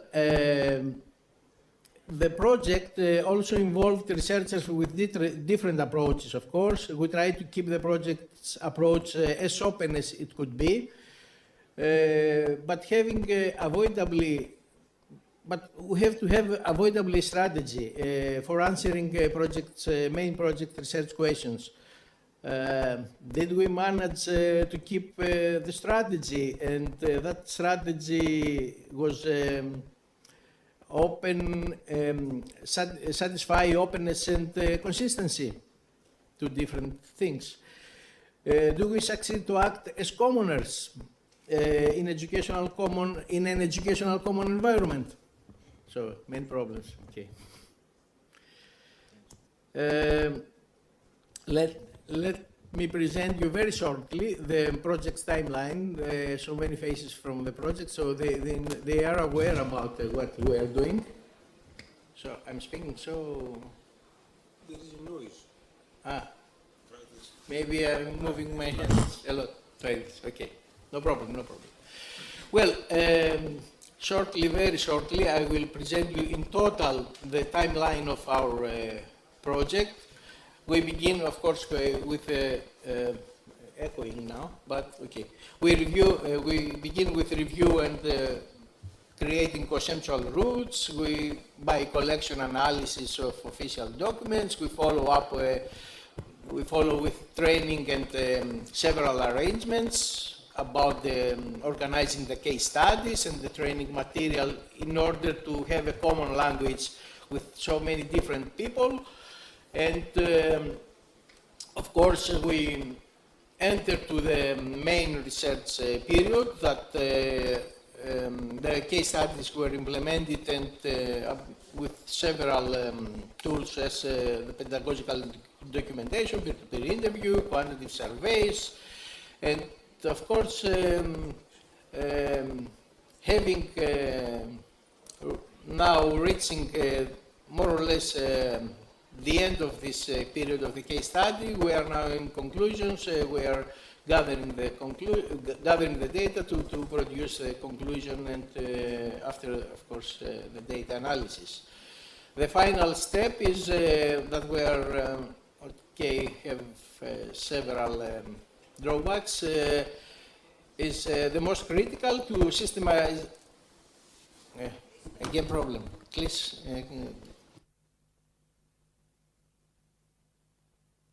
Okay. Okay, now.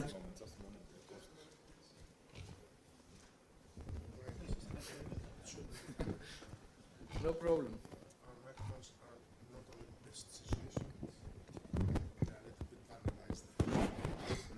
No problem, don't worry. Okay, thank you very much. Okay. Well, moving to the final period of our project, now and the most critical to systematize all of our work and to produce a meaningful material of this trying. Well, of course, we have also a dissemination plan. We need to disseminate our results, preliminary or final results. So this is penetrating all the period of the project, and we are working hard on this. Let's move forward, and just to give you the, let's say, the research scheme, how we organize the research in so many different backgrounds and environments. So at the beginning, there was a designing of the case study, the implementation, of course. During the case study, research, discussion, and results. Many times from the research and discussion, we go back to the implementation, we correct and we modify some aspects, and then we go again. And that's why we give you the structure and tell you about what the plan we try to follow. Is that the thinking from the beginning, okay, more or less we follow it. It was that each partner should bind with 2 third parties, educational settings, environments, and in a 15-month period, we had to try to create 2 sets of case studies, of 2 case studies. The idea was to, more or less, is probably to repeat also a case study if something went wrong or the results need to be needs to modify the case study and to return back to investigate something different. More or less structural, of course, I agree, but we had to follow something in order to be consistent. I spoke about consistency at the beginning of my speech. Well, the period of each case study, more or less, it could be also for unification of this environment, because on the other hand, it was very diverse and difficult to organize it in a way to produce results, as I said. It was around 14 to 16 weeks, so it's approximately 4 months for each case study. Okay, move on. Let's see now the people. Let's see the research, the people behind the research. So let's say in a circular way, we think about the researchers, the reference groups, and of course the students and educators. The question now is, did we succeed to the implementation of a circle, without, let's say, corners? Okay, it was difficult. It is difficult to say if 100% managed to have, let's say, in an equal base for all people involved. We need more to work on discussing and negotiating with all actors of the research scheme. since many enclosures with excuses of ethics or data belongings appear through this approach, and of course it was drawback, I have to mention it because it is an important factor, but no suggestion to how to solve it. Well, very fast, just to present you a typical research month, how all this, how many activities are fit in a month. As I said, we are speaking about a month of 4 months.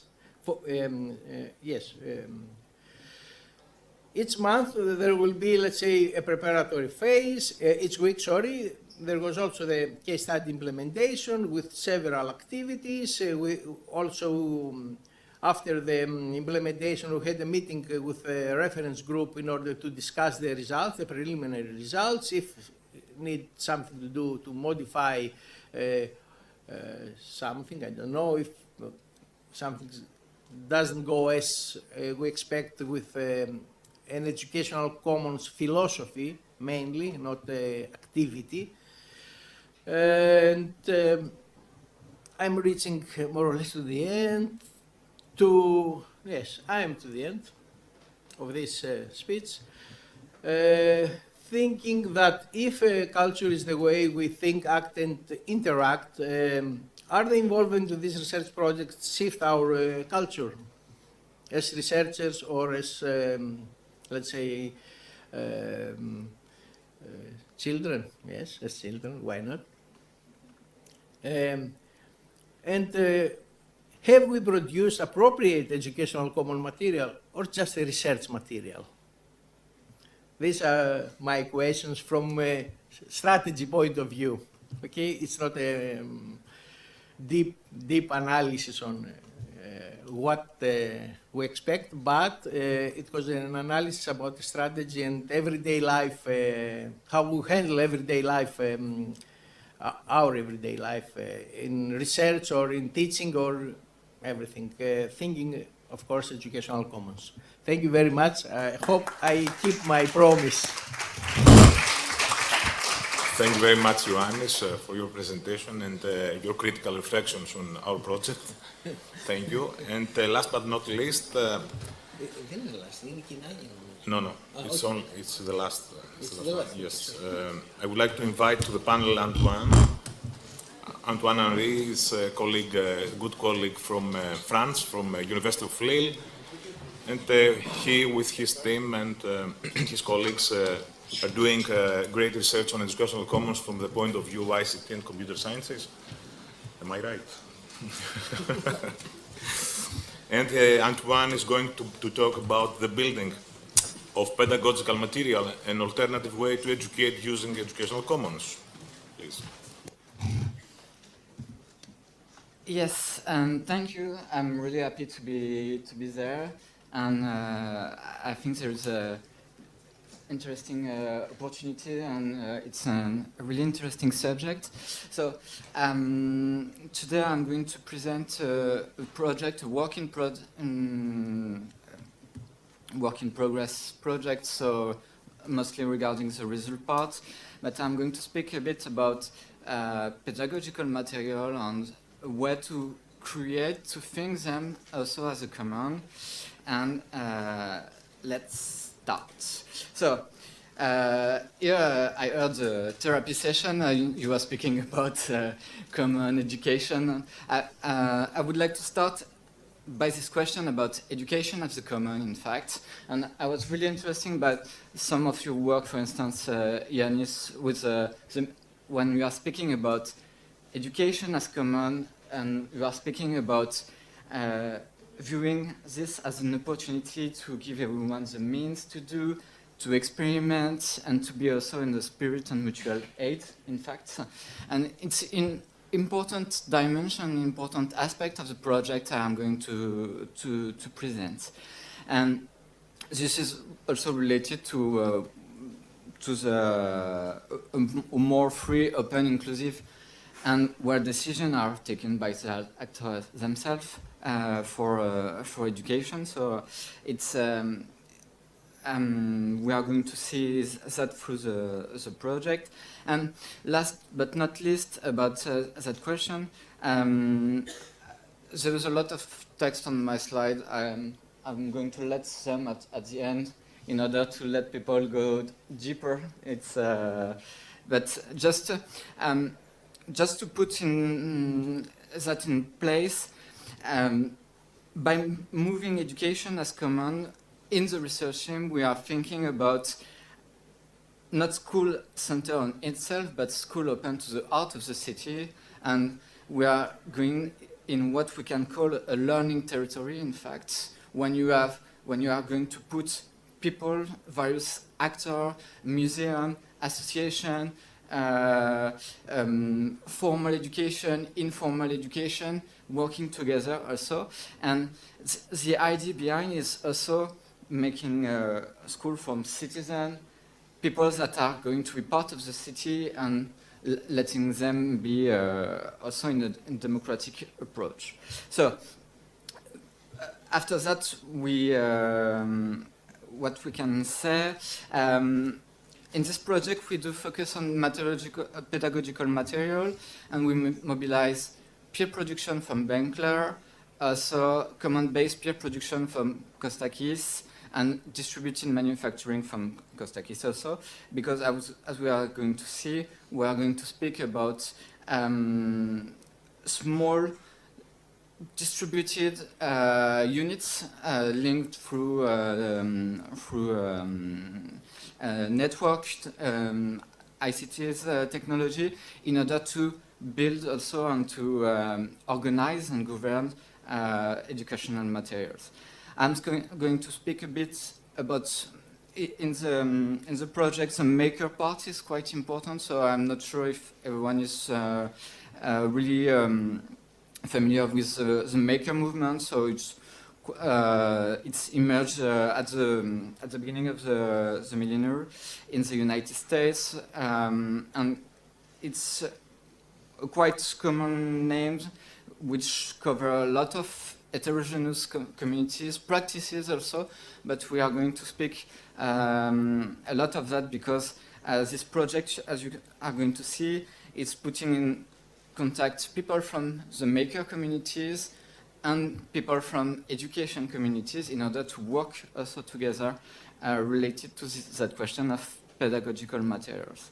So the project, at first it's a field project. It's project led by teacher, by people, by maker, by teachers that are making also, because for instance one of them has his own Fab Lab in his house and in his classroom also. There is various associations related to Fab Lab, to school, to also research, and we, as it's a field project at first, we decided to set up a research team in order to have a more analytical approach regarding what they are doing, and in order also to spread some interesting results from the project. So in the project, there were in the research parts there was different fields. I'm going to concentrate on two of them. The more important for today, it's the workshop in Abidjan in Ivory Coast. So I'm going to speak a lot of that, and I'm going to speak a bit of another field in France with interviews, and I'm going to use a bit of that part. So we had the interviews, field notes, documentation, and the idea is also to explore how Educational Commons also can be a way to answer day-to-day needs from teachers and children. So you are going to see that at some time I'm speaking for teacher, and sometimes we are going to speak for children. So I'm going to specify each time the level we are speaking about. Regarding that question and the context of the West African countries, put a quotation from Medar, which is someone who has created a Fab Lab in Benin. He's not a teacher, he's not someone, he is not trained to teach, but in fact he creates his Fab Lab as a way to give a second chance space for young people who cannot afford to go to school. And two interesting aspects is would like to train them to give them hope and to impact their territory. So I was speaking about territory before, and we see that interesting point, and you were speaking also with territory and how we put people on the territory in connection, in network, in fact, in order to work together.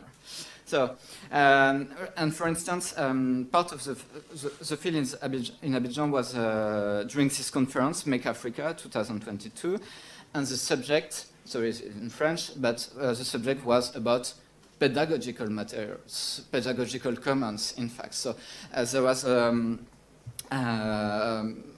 people from all the Ivory Coast, teachers from all the Ivory Coast, and makers from other West African countries that came to Abidjan for about 1 week. And I'm going to be quick on that because and just an important contextual dimension regarding educational issues in that country. It highlights that we need to put more education in the city communities and network to use, in fact, formal, informal practices, local community, in order to help also illiterated adults, out-of-school children. And when you go to Abidjan, I went also to Lomé, there was a lot of children out of school, in the street, and so on, and how we can put them on school or to teach them, to make them, to give them the opportunity to learn. I'm not going to speak about the Blobus. If you are interested, we can speak a bit after, but it's an interesting project from there. I'm going to concentrate on the workshop. So it was a 5-day-long workshop in Abidjan. We had about 30 teachers, and they were split in 6 groups.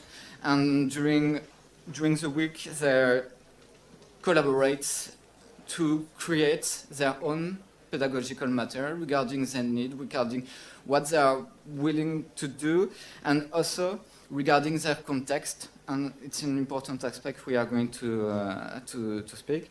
During the weeks, they had materials in order to build, also like 3D printing,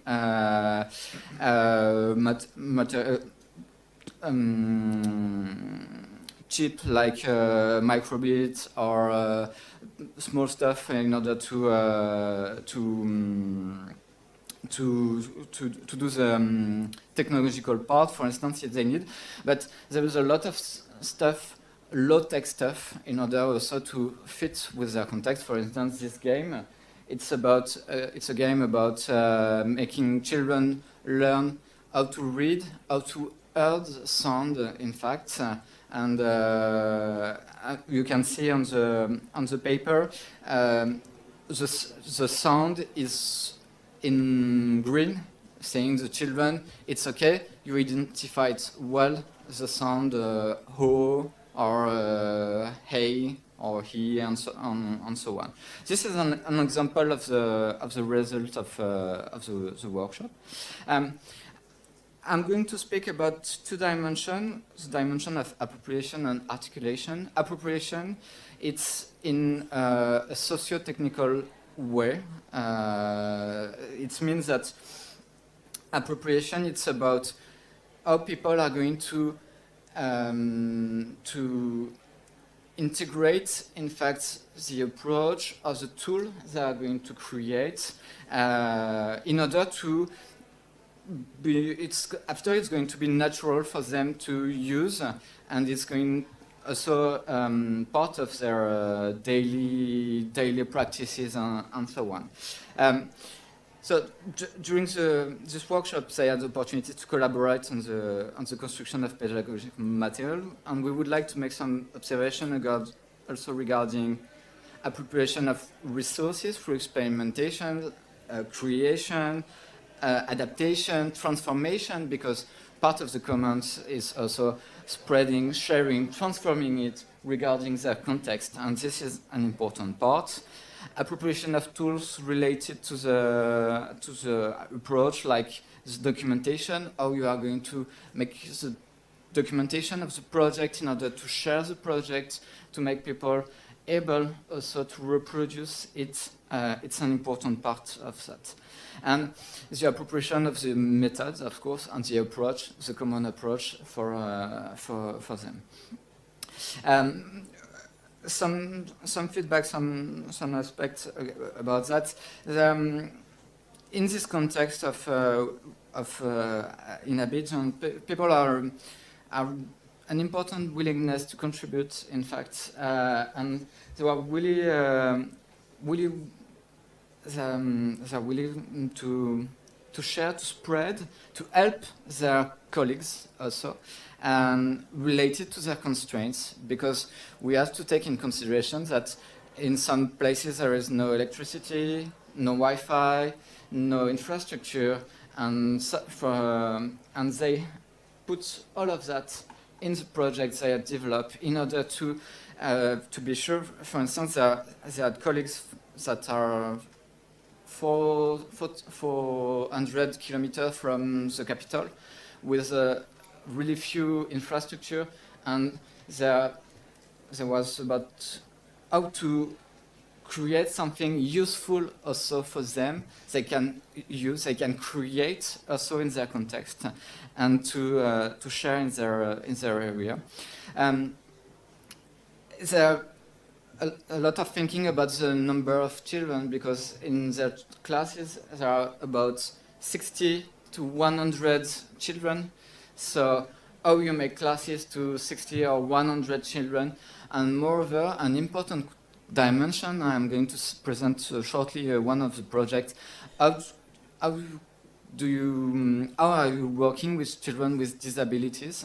It's an important dimension, because for instance, in their context, there is nothing specific for children with disabilities. Children with disabilities have to follow like the other, and there is no specific consideration for their situation. But teachers are really aware of that, and they are willing also to find solution for that dimension. And also an important aspect is regardless of the subject. For instance, this is a project. The first one is the prototype, and the second one is the results. And it's in fact, there was a lot of language teacher in this group, and even there are teachers from English, Spanish, French, and so on. They say, "Oh, it's okay. It's not important. We are language teacher. The more important it's the methodologies, the approach, and we can go further with that." And people from different languages or teacher practices can adapt the tool also to their own context. Some feedback from this question of appropriation. In Ivory Coast, there was an important, this question resonates with the important culture of resourcefulness, in fact, in the country. Because people are used to do with really few things or create from, for instance, there is an interesting project in order to build a computer with petrol barrel. In fact, they use petrol barrel in order to make the structure of the computer. So the approach is very interesting for them and makes some echoes, as there is a strong culture also of sharing, and sharing in between, because they have the same difficulties and the same same issues of funding, support, and so on. So if they can find some solution, it's interesting for them. It's an interesting approach for them in order to reduce also some gap regarding training or share experience between people, making connection also with the territory, and this is an important aspect for them. But there is also an important need for political sponsorship, and this is an important, huge difficulty.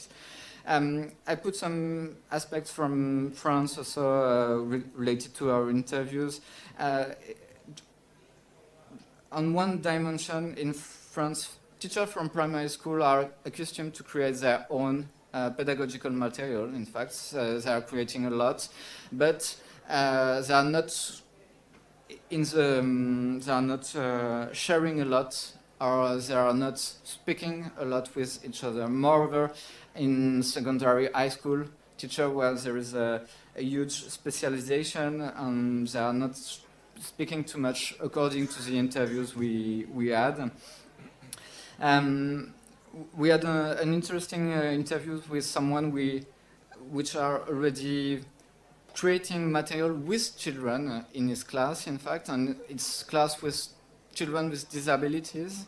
And about that question of create their own pedagogical material, he was saying something really interesting about making children proud of themselves, because they are creating their own pedagogical material, and they are even created pedagogical material for other classes, in fact, and children from other classes came to them, and they exchange, and they explain why and how they had created the material, how it's going to be used, and so on. So it's an interesting approach for that. Yes. About the articulation with our practice, I'm going to be really quick. It's about creating other space, other alternative way. So I was speaking about informal and formal education. So it's working with people like Maker. It's also a way to work on other space without the dominant value of school. So it's an important aspect. Also, making class outside and making the link with the territory, it's important. Just some feedback from teacher. Just one interesting, it's for instance, various teachers in Abidjan were saying that making the material or proposing to children to make the material will give them more respect, in fact, and make children more participant to the education. So it's an important aspect for them. There is, of course, a lot of barrier, like the cost of the material, or there is a few Fab Lab in, for instance, in Ivory Coast. So it's an important issue for them. Even it's interesting to catch the attention of children, and it's also interesting for teacher for the recognition, for break the monotony also of the courses, and make connection with local partner. In France, there is more and more schools that are creating partnership with Fab Lab or Third Space in order to allow children to make that. And this is, for instance, a tool created for hearing impaired children to catch the attention, say, I'm able to listen, or I'm not able to listen. It's just an example of the project. I'm not going to speak about that. There is a lot of limitation question about scaling up the sharing, how in some villages how we can bring the materials, other artifacts in order to create them, the plants of the material, etc. How we are going to govern all this element. And of course, regarding African Fab Labs, there is some aspect regarding the fragility of some of this structure, like there are they need people and funds and funding, and sometimes it's complicated for them. And this, I'm not going to go further on that. We can, if you are interested, we can have a longer discussion after, and I will let my presentation and my contacts also in order to let you know further. Thank you for your attention. Thank you very much.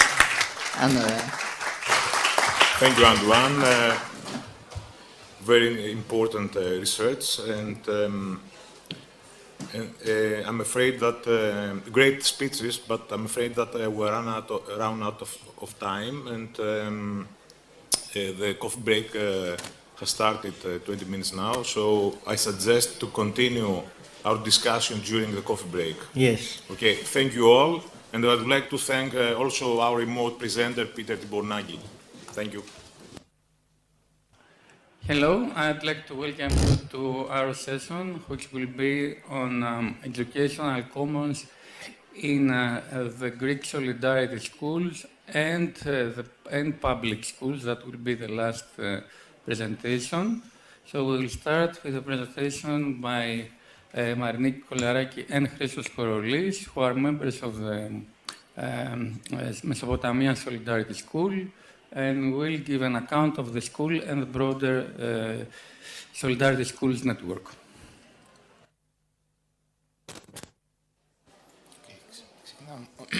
Okay.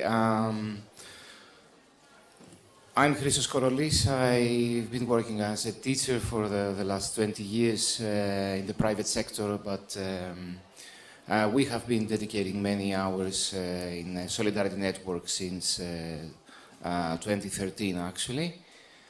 First of all, we would like, both Mariniki and I would like to thank for being here. Thanks a lot. Especially big thanks to Alexandros Kypiolis and Yannis Pechtelidis, since we are part of this process of the Smooth program, which has given us the opportunity to emphasize on different aspects and redefine our role, and at the same time meet very, very important movements and initiatives, not only in Greece, but all over Europe. So today we will make an effort to give you as clear as possible an image of what Solidarity schools consist nowadays in Greece, and at the same time to give you some perspectives about the socio-political frame in which this grassroots movement started and still goes on. So let us introduce ourselves. The Network of Solidarity Schools is a venture of coordination, collaboration, and co-action of structures that are engaged in education, responding to a range of educational needs, such as the preparation for entrance exams in universities, support tutor, lessons of foreign languages, lessons of Greek language, and also art lessons. Solidarity schools consist a diverse network of learning communities from Athens and Thessaloniki to Corfu and Chios. These are built on the basis of real needs of society, while aiming to become the fertile environment for the cultivation of alternative educational forms, which will influence and improve public education. Apart from their supportive purposes, Solidarity schools wish to cultivate a more democratic and participatory education. Okay, now we've raised the question, is Greek education public? And since we have many people here from other countries, educators, commoners, etc., we wanted to make this clear. What do we mean by public education in Greece? As you see, the 92.4, which means the huge majority of students in Greece attend public schools.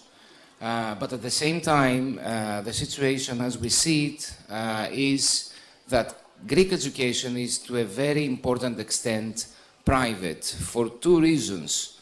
The first obvious reason is that the private tuition which is needed to enter university and get certificates of other languages, which means that despite the fact that students attend public schools, the educational system for entering university, the necessity to get other certificates that will be very, very helpful in their later professional life, requires for all the families, for the huge majorities of families, a great amount of money which is given to private institutions.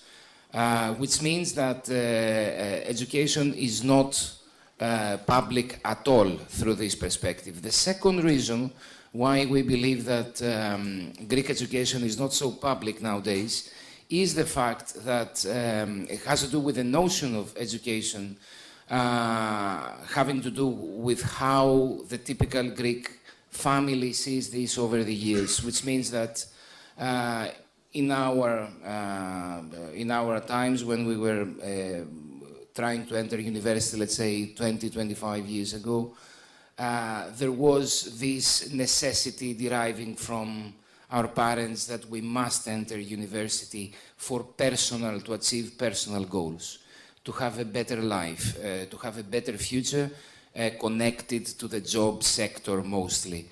So this is how we see the problems of Greek education are. Now, we want to mention a few things about how solidarity networks and accordingly solidarity schools emerged. The critical point in modern Greek history, of course, it is what we call the Greek crisis. I'm sure that you are all familiar with this. The crisis which emerged at the beginning of the previous decade was a crisis which could not be compared to any other historical periods in our modern political history. And the reason is that the average families and the average people of our country faced a very imminent reduction of their wages. Unemployment reached 35%. So, as I explained to you before, one of the main things that were affected was this private tuition that all middle and lower class families provide to their children, since unemployment reached to numbers like 35% and everybody's income was actually minimized.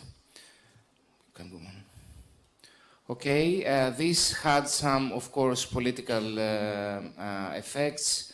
And here we see how political parties and the whole political system was affected. So this was the background in which solidarity schools emerged, as we are going to explain later on.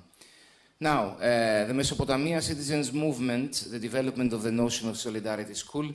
Mesopotamia is the case study of a smooth program, as Alexandros explained before.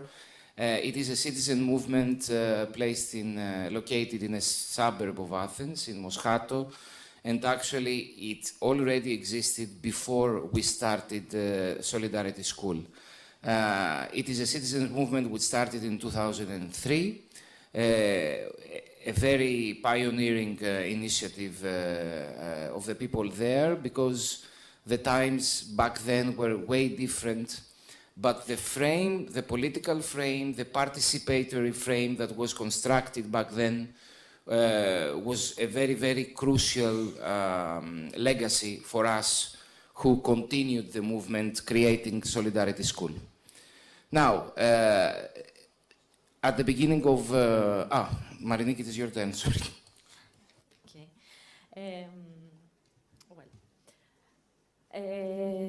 In 2011, Syntagma Square movement realized the need to spread in every neighbor, so practices that initiated in Syntagma are applied by local assemblies. So Mesopotamia, which had already existed as a citizens' movement, transformed by the new situation.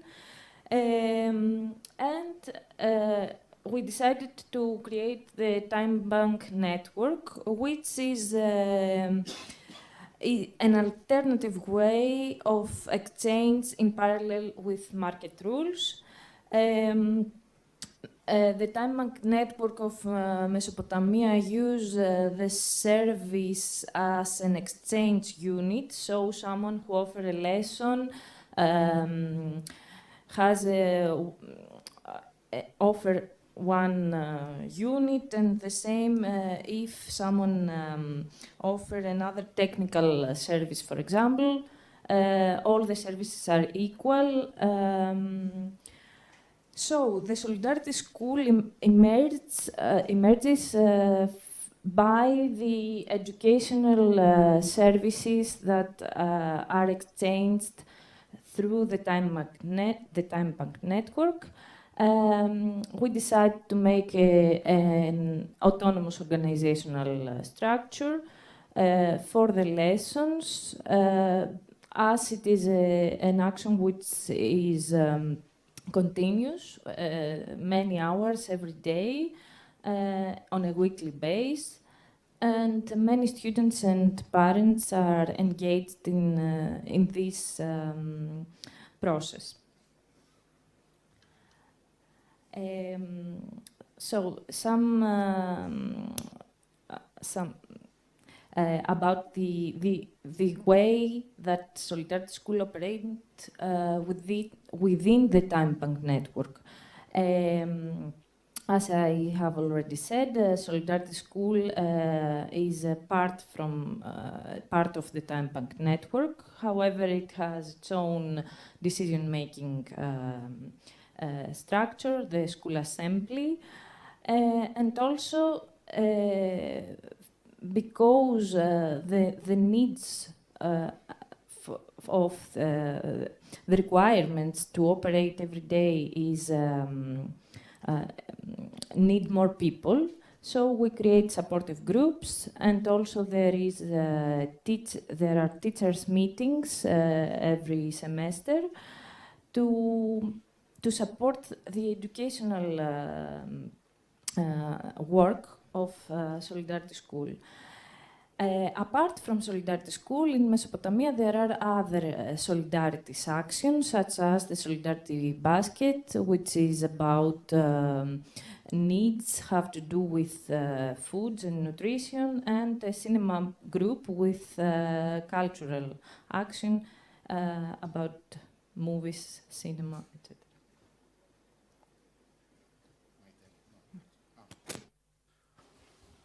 Okay, now we go on with how we construct theory through daily practice. The truth is that we didn't start as a pedagogical initiative, which means that we placed the need of the people in the front, and we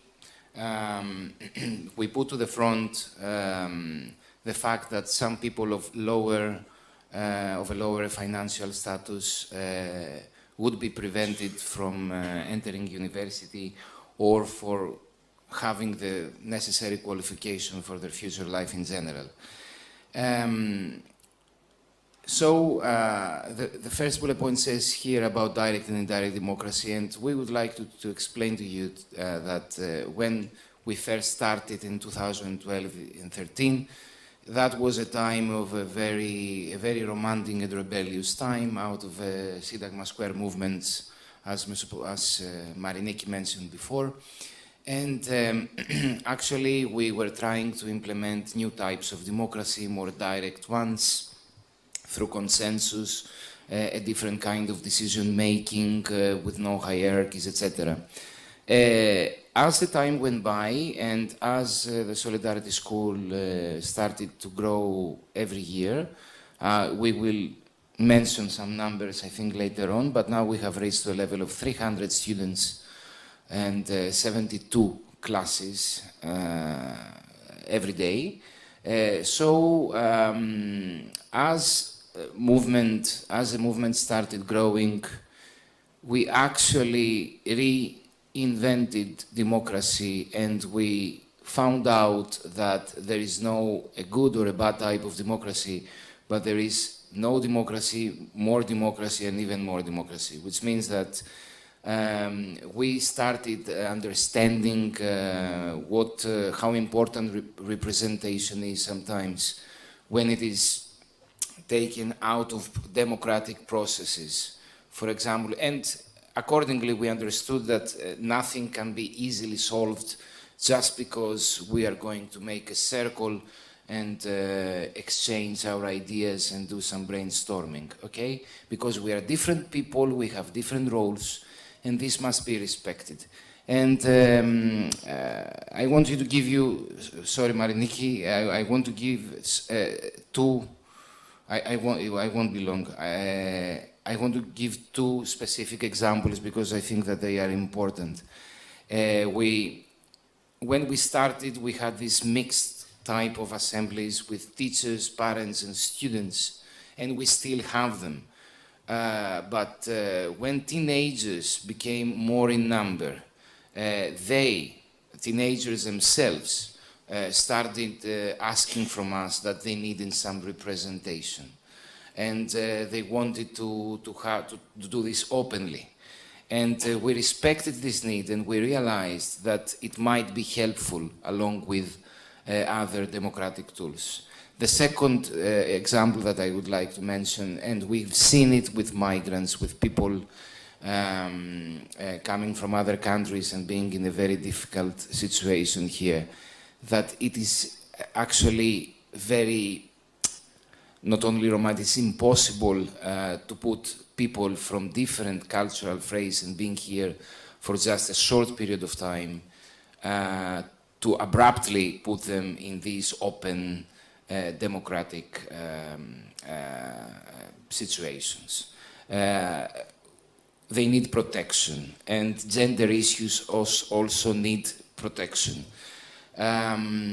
Now, about the pedagogical movements, we didn't start as a pedagogical movement, as I mentioned before, but at the same time, we have realized that despite this, the way we function in the form of community really affects classes as well. It affects, I think that Alexandros will explain this later on, it surely affects the relationships between teachers and students. People in the community have more than one role and identity within the same community. They can be teachers, but they can be students at the same time. They may send their children, and they may be involved in other solidarity activities as well. So this sense of communitism actually affects classes themselves, and lots of discussions have been raised having to do with what tools can be put into practice. But I think that both Christos and Alexandros will explain these things better. I think it's your turn. My turn again? Okay. So, Solidarity School of Mesopotamia in numbers.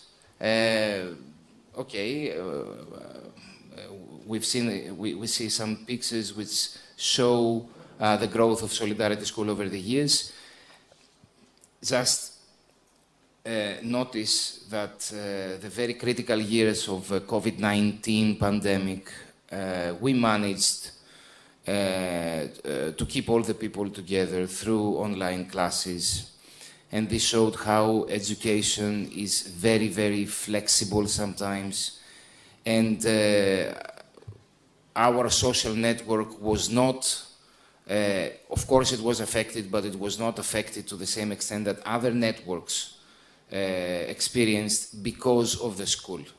Because the school kept the whole community united. I think that we can go on this. The network of Solidarity Schools. So, the network of Solidarity Schools was created in 2015. What was the need? Well, in 2012, the emergence of solidarity networks was developed on the base of a social urge to save the community and find a greater motivation because collective subjects showed off that concept. The bigger of these political subject was the Syriza Party, which in 2015 became government. Well, by becoming government, there were some opinions that derived from the belief that the state would change,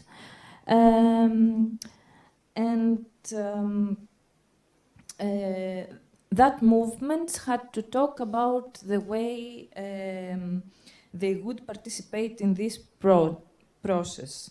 In this perspective, the role of solidarity networks was supportive until there would be no need to exist. On the contrary, the network of solidarity schools support an autonomous role for our network, our structures. We believe that solidarity schools have a transformative role. They can develop participatory democracy and emancipate society. So in 2015, we meet migrant schools, which have been created in early zeros. They were the first who introduced another way of operation for within the frame of education.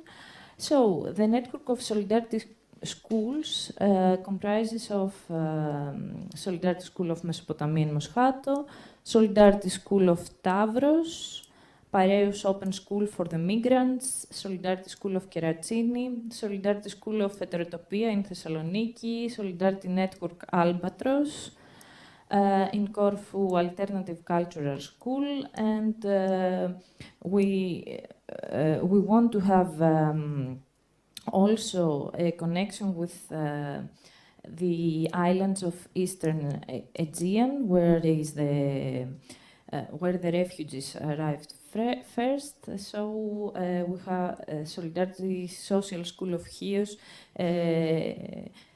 is a part of our network within this frame. So, the network of solidarity schools have already organized some big events. These are some photos from the first two-day meeting of solidarity schools at the School of Fine Arts. And we are happy to have, during COVID pandemic, we create some cooperations. We are happy to have our own newspaper, which is published with the Journal of Editors, FSIN. So we develop some collaborations. The Journal of apart from the Journal of Editors, which is, I mentioned already, is LO Oslo, some educators from Norway, Academics for Peace, Association for the Support of Greek People, Geneva, Open Lab Athens, DOC, Infradimos, Aristotle University of Thessaloniki and University of Thessaly is because of Smooth, with this chance. So School of the Juvenile Prison of Avlonas, Rainbow School, public schools that host Romani students, some public school of Moscato, La Voie Lactée, a special school in Geneva, Vänsterpartiet Sweden, and Fruits of Solidarity Austria. Now, I would like to add that through these collaborations, we have been greatly empowered, especially with collaborations like the School of in prisons in Avlona, and we have managed all over the years to have many collaborations with universities and other networks, and we have greatly positively affected by this. Now, the last thing that we would like to mention, because we live in the Greece of 2023, is about the new hopes and challenges of solidarity schools and grassroots organizations in Greece. Just in short, I want to tell you that things have changed a lot through these years. And I would like just to say one thing that I believe that might be helpful for the presentations of the other speakers here. The fact that at the beginning we were trying to prevent the negative effects of the Greek crisis, and the people and their families and all the individuals were already convinced that they need public school, they need to learn, they need to go to university. Now we are struggling to make them believe that they have to go on. It's not certain that they want to. And all these conservatism and all these neoliberal policies over all these years, which were very emphatically depicted with the recent election here in Greece, have actually changed the way that people of middle and lower class backgrounds see education. We are struggling to persuade teenagers that they can go on with their studies when they have already been persuaded that they don't have. And they might get an education which requires working from the age of 16. This has changed a lot, and this is what we have to do as grassroots organizations in Greece, despite the fact that Solidarity Schools Network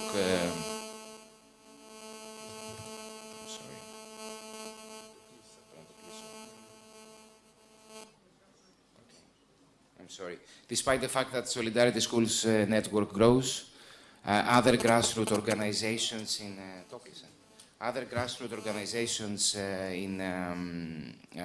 all over the country do not grow anymore, and this is a huge problem for us. So things have changed a lot. We hope that we gave you a clear image of our initiative. And we thank you all. Okay.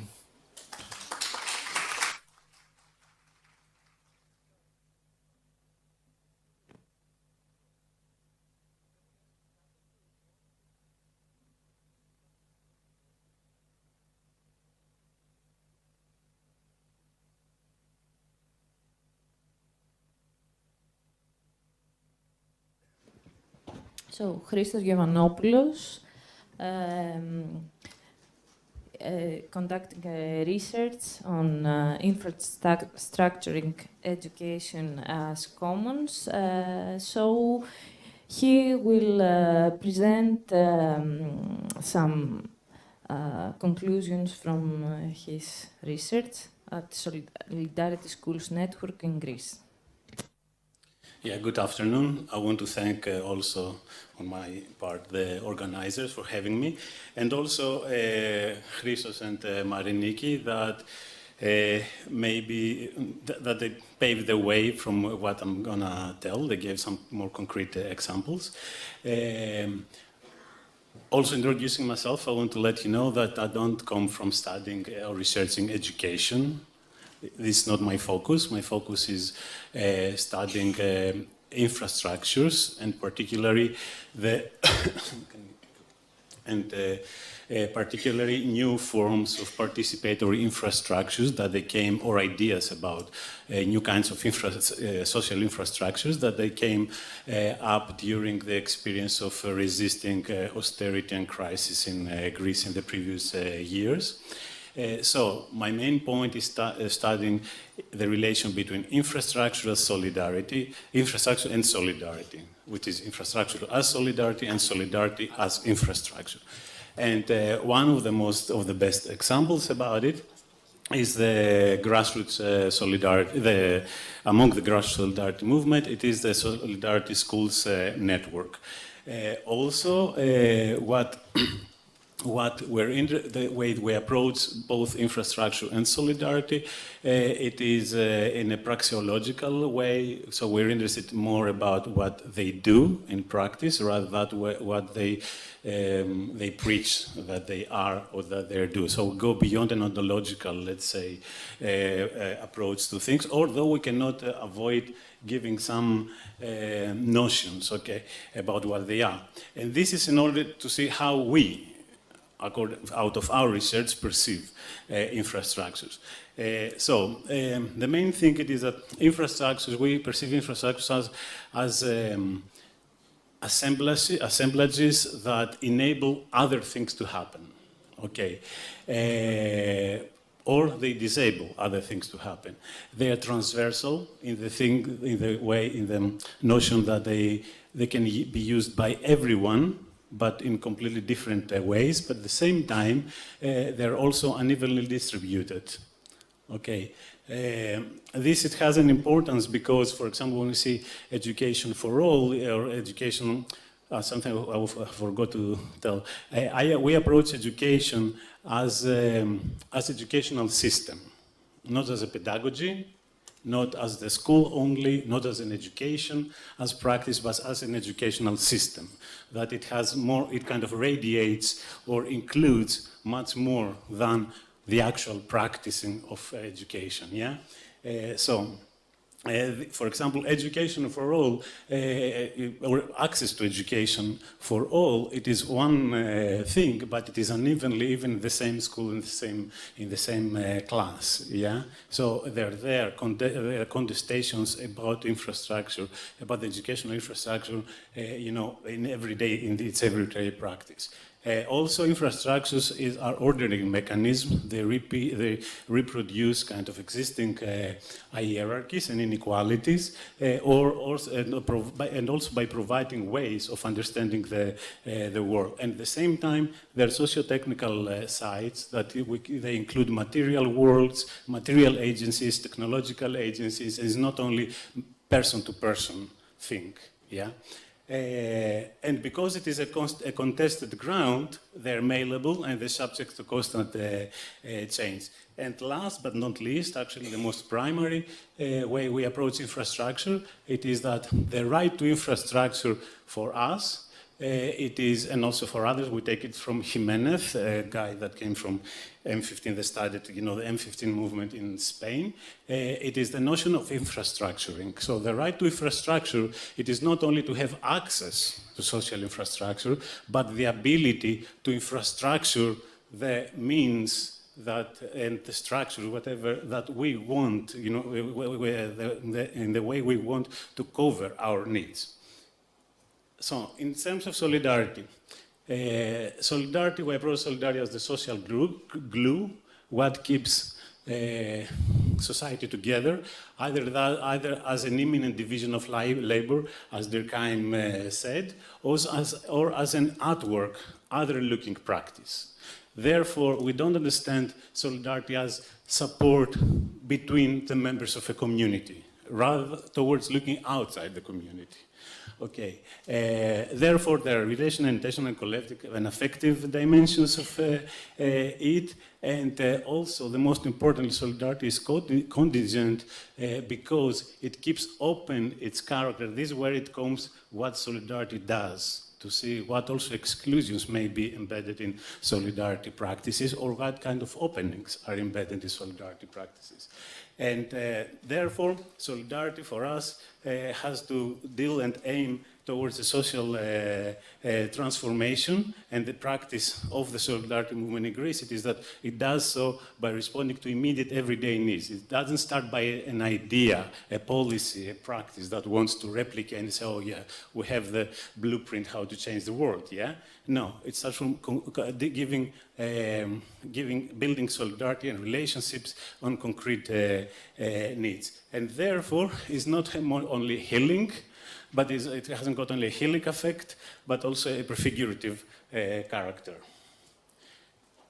So, as was said before, I'll try to go very quickly about that. The Solidarity Schools emerged during the crisis to provide free educational support in order to maintain some access to some more equal kind of right to education for those excluded during the crisis. And there are three requirements for the schools to participate in the Solidarity School networks. First, they had to be voluntary, mutualistic, and managed to provide voluntary, mutualistic, and manless educational support. Yeah, no money involved or any kind of credit exchange. They have to have an assembly, to work in an assembly, self-organized way to make their decisions, including all the parts of the community. And against the public system, the public education system, they have a supportive role, but also transformative. And this is important because it is, as Mariniki said, what distinguished the Solidarity School network from other solidarity structures that they saw the role only to counter the effects of the crisis. No, here we had a more future-oriented approach that we want we want to cover immediate needs, but at the same time to see what can we do and to have a more emancipatory role. So what we did, our methods, it is that we work with the Solidarity Schools network to map all these elements that they constituted to check if they can form an infrastructure, if they can enable other things to happen, yeah? And we went to and we have this, we constructed with them in kind of cycles of feedback process, 3 cycles of feedback process and co-creation, a solidarity, then the map of the Solidarity Schools. How does it go? Full science, yeah.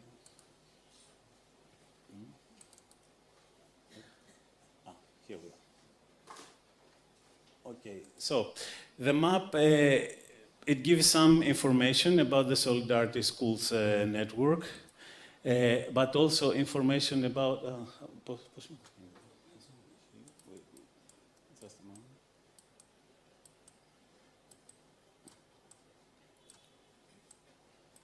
okay, this was done some years ago in 2000, I think the last data were collected in 2019, 2020. I want to say 2 things about this. First of all, that here it shows or I'll start from the second one. We have some quantitative, some information about its school here, which are quantitative about number of classes, etc., but also what facilities have, what courses each school holds, when they founded, how they are organized, what is their participant engagement, and things like that. So you have also quantitative and qualitative criteria. But at the same time, here we have how the schools are connected, how they kind of create a kind of a constellation of between themselves that does not include only the schools, but wider communities or organizations around the schools that enable this educational support to happen. And the third thing I want to say is that, and here you have the colors is about the different kind of relationship they have with the school that are represented with their logos. And here we have also something really interesting that started from our initial perspective. So this is, let me find where, this is the logo of the Solidarity Schools network, yeah? As you see, we didn't put it in the center and the Solidarity Schools after, around it, etc. This is the immediate collaborators of the Solidarity School networks directly. But because they want, Solidarity Schools are not a kind of hierarchical, they work more horizontal way, and also a decentralized way, we wanted this to be representing the mapping.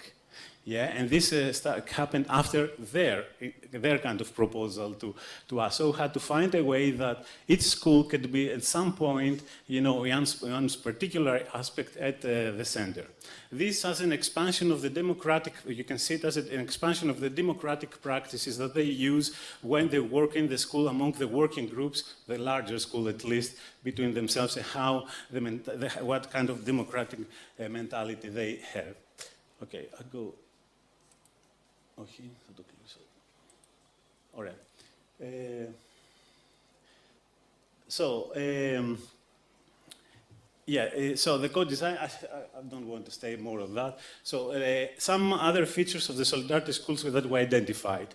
First of all, they combine in various degrees multiple educational mode pedagogies, either within the same school or between themselves. So we don't have one kind of pedagogical method, one kind of field, one kind of educational approach. Secondly, there are spaces where intergenerational and cross-cultural exchange is happening and is fostered. Christos spoke about we have cases that teachers who are parents, they have their teachers in the schools, they are parents, they have their kids in the Solidarity School, but also they are students in another class of the same school, etc. So it is this kind of how this is happening, and also it is, there are spaces of active citizenship, participatory democracy. It was presented before about it, and they activate local or not resources through crowdfunding and mutualistic practices, and they create proactive educational community around a need and around a specific infrastructure. So in that terms, also they create the infrastructure public and this infrastructure as commons. So they create the community of the commoners. They don't go from the beginning and say, oh, let's do it common, let's do commons. This doesn't work. So the solidarity structures as infrastructure integrate solidarity with education, and education also with its wider social context, because it brings in this educational process other kind of knowledges. They have also, each Solidarity Schools runs also solidarity actions towards other members, not only other members in their community, in their neighborhood, but around, you know, to wider kind of, to the wider society. So they blend together, they go against what was said yesterday in the opening, this modernist school. I would add also organized in industrialized or specialized kind of mode of production. Yeah, so they go against that and they combine together, they integrate the social, economic, political and cultural aspects of education in very concrete practices. In that terms, they expand the notion and the practice of education, and by including, and by doing that, they reintegrate the education to society, and they claim the public character of education. I said about how they build the material and non-material agencies, technological agencies are integrated, and they work in multiple spatial fields and scales, as you said, from how the collaborations, they're local-based, they're national-based, they're kind of interlocal and international based, and they include people from the diverse socio-cultural backgrounds and trajectories. In that term, they're key to develop more accommodating spaces and social relationships in the neighborhood, and especially in urban environments. So the Solidarity, each Solidarity School, of course, it is a node that represents and radiates, you know, what I said before about the solidarity schools. The importance of that it is that I spoke about the decentralized and distributive power structure that they have, but the important it is that it is not a prototype, it is not a model that one can follow. This is open. This changes according to those involved, and this is, and we can perceive it as an open prototype, as a common code that has to constantly reinterpreted in the new conditions in which they have to counter the very, very initial thing that these solidarity schools were made for, to respond to immanent, emergent social needs of various respects. Yeah? So this is what they give the strength of the solidarity school, to go back again and again in the needs and not to an abstract value. So what is this abstract value? It is the common code that keeps the schools together, and it is in constant beta form in the sense that it is never a closed model. It's always open. It kind of recognizes this openness and this fluidity and this or they don't have a solution. It is a school that changes from year to year. And this is why it is malleable and adjustable as infrastructure, okay? And this is the problem that they put in the terms of hard infrastructure, okay? How we made them. This is a condition for participatory infrastructure, to make it open, to make the technicalities of infrastructure open, you know, to different kinds of knowledges that enable different kinds of societies and different kinds of subjectivities. I will jump this, it's okay. I think we put it. I want to go to the commons very briefly and conclude with this. So what kinds of, I think that the solidarity schools work as infrastructures of both to imagine different kind of educational system, but at the same time that it is blended with, it opens, you know, the democratic spaces of participation around concrete material needs of the people. But the same, so why then it is infrastructure of commoning than the solidarity schools? Because, first of all, in common, as common has got many meanings, I put it simply, it was said also yesterday in the introduction, what we have in common, it is what we share, the resource that we share or we use together that may not be common, but people say, oh, everyone uses electricity, we have it in common, okay, yeah. So the common, the notion of the commons as a mode of production and governance, so it includes social relationships and modes of being together, structures of being together and decide together, and commoning, which constitutes something or something into commons. So my main argument it is that the solidarity schools, through their practices, without having commons in their mind when they started, they have implicitly their processes of commoning of education. This is my, and for me, a political challenge and jump, you know, leap towards the future for the transformative or prefigurative kind of character of the dimension of the solidarity, potential of the solidarity school is exactly to see how, to see the possibilities that exist if they understand what they do in the concept of commons as part of the larger social change, not also of a pedagogical or educational change. This is a different, it is part of the larger change. Okay, so in that sense, they create the common resource and the infrastructure to provide it, the collectivity and the community of its pro-users, and the institutions to be managed as commons. They create all these things together. Without commons, if you don't take any part of the commons outside, sorry, but commons do not exist. There is something they provide, you know, they support practically they decommodify education, they create and care for the socio-technical infrastructure that makes possible education, they're managed by the community of its pro-users, they expand the notion of education beyond the school, class, teacher, student relation and pedagogy, and they entail a wider process of learning, and of course, of a different, as part of a different social order and social transformation. And as such, I believe that the commoning, they provide a notion of commoning of education, and I prefer much more this word, this verb version of the commons, exactly because it avoids fixing something to a policy, to a specific practice, to an educational or whatever economic model, etc. But it gives emphasis to the democratic and participatory notions that create communities, solidarities, affinities, etc., and allow us to see the education as commons, but also education of, for, and by the commons. Thank you very much.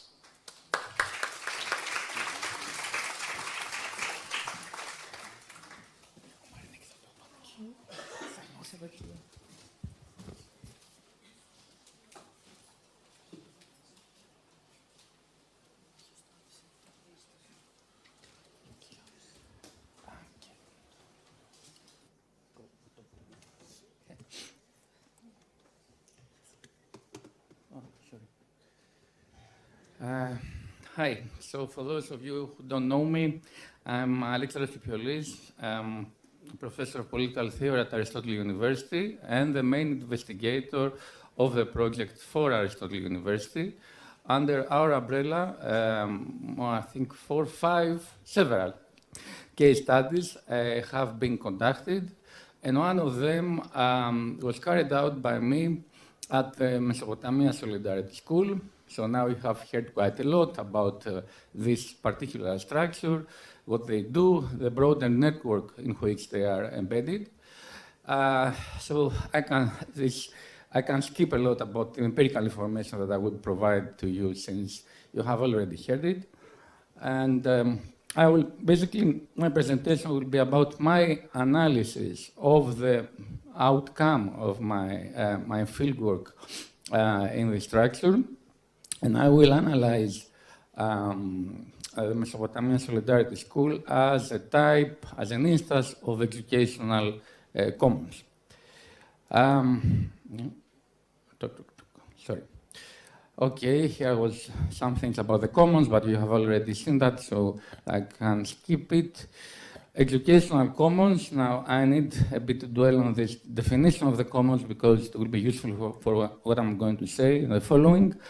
By educational commons, I understand processes of teaching and learning that are shaped by the educational community on terms of equal freedom and participation.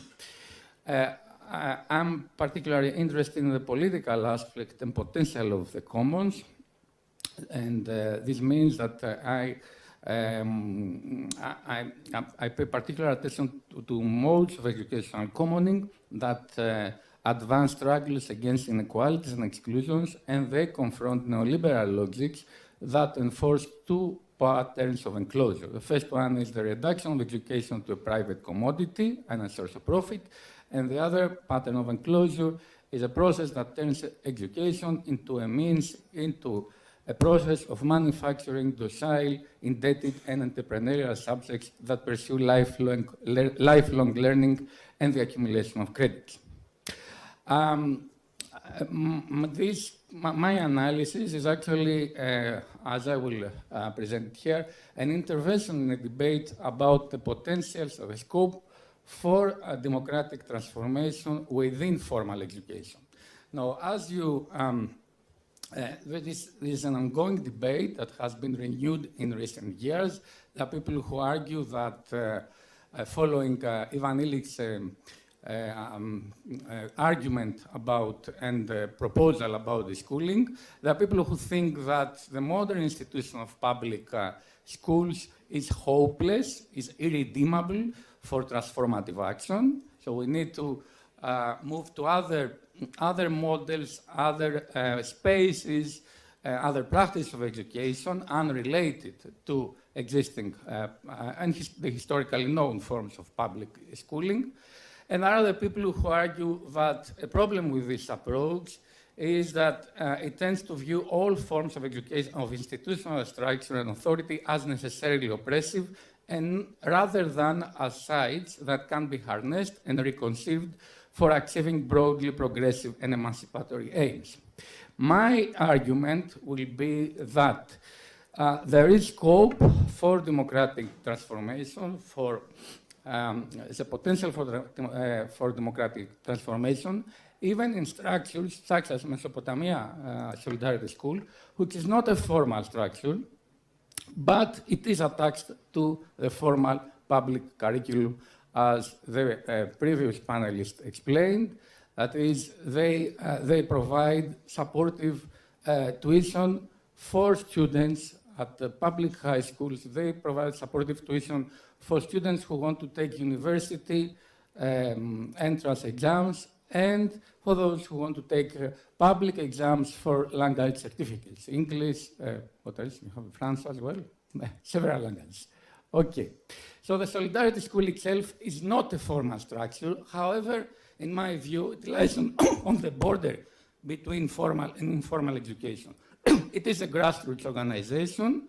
It has no formally recognized status. However, as I said, it is attached to the formal high school curriculum, and the whole structure of courses follows the public school curriculum. And one of the main objectives of the Solidarity School is precisely to support students for the courses that they take in public schools and to prepare them for public school and university entrance exams. This entails constraints on what they can do.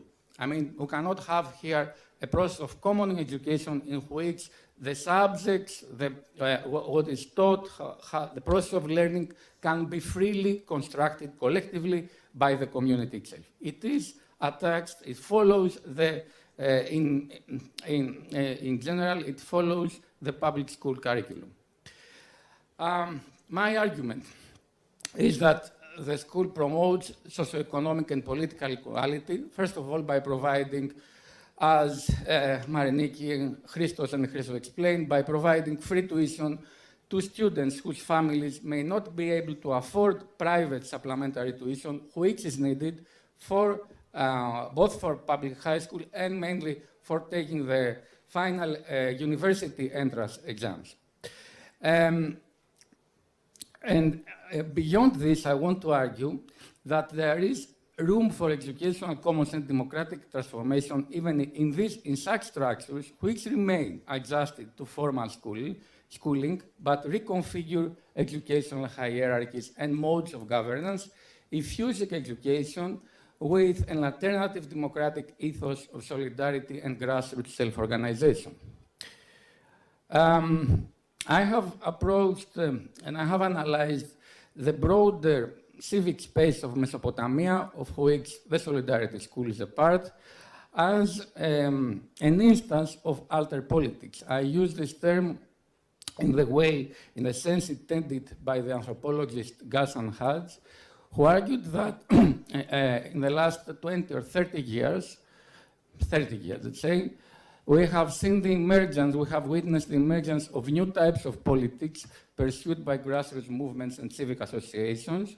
Alter politics is a kind of politics which is different from top-down, centralized logics of political activity, but it is different also from patterns, well-known patterns of civic activism, which are focused on protest or demands from the state, or they are locked up in insularity, or they present themselves as some kind of revolutionary vanguard.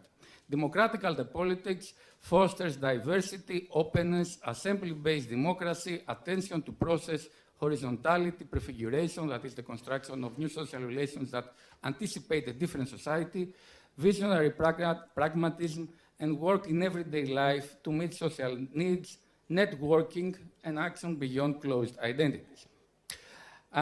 It combines, this type of alter politics combines opposition to capitalism and patriarchy and almost any other form of domination with a politics of proposition that creates new social relations and assembly-based models of organization which are non-hierarchical and non-vanguardist.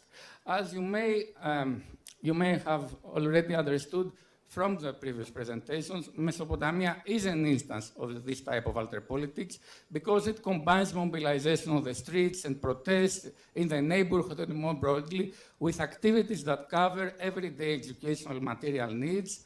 It also engages with local institutions, the local municipality or at Moscato, but crucially, it has this aspect of proposition, the solidarity, assembly-based democracy, the self-empowerment and self-education which characterize the Solidarity School, draw the outlines of a vision for another world which is partly realized in their everyday practice. Now, this broader alter politics, as I presented, frames the Solidarity School, and of course, it has some very important effects on the way that the Solidarity School operates. But here I want to take up to address a very specific question: is whether, okay, we have educational commons at the Solidarity School in the sense that knowledge is something, and supplementary supportive tuition is something that is shared freely on terms of solidarity, equality, through assembly-based democracy, and so on and so forth.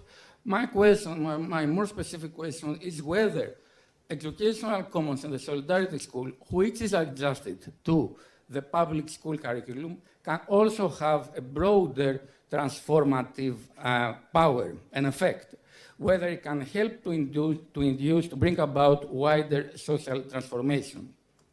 It is clear that the school itself opposes enclosures along class, race, nation, and gender lines.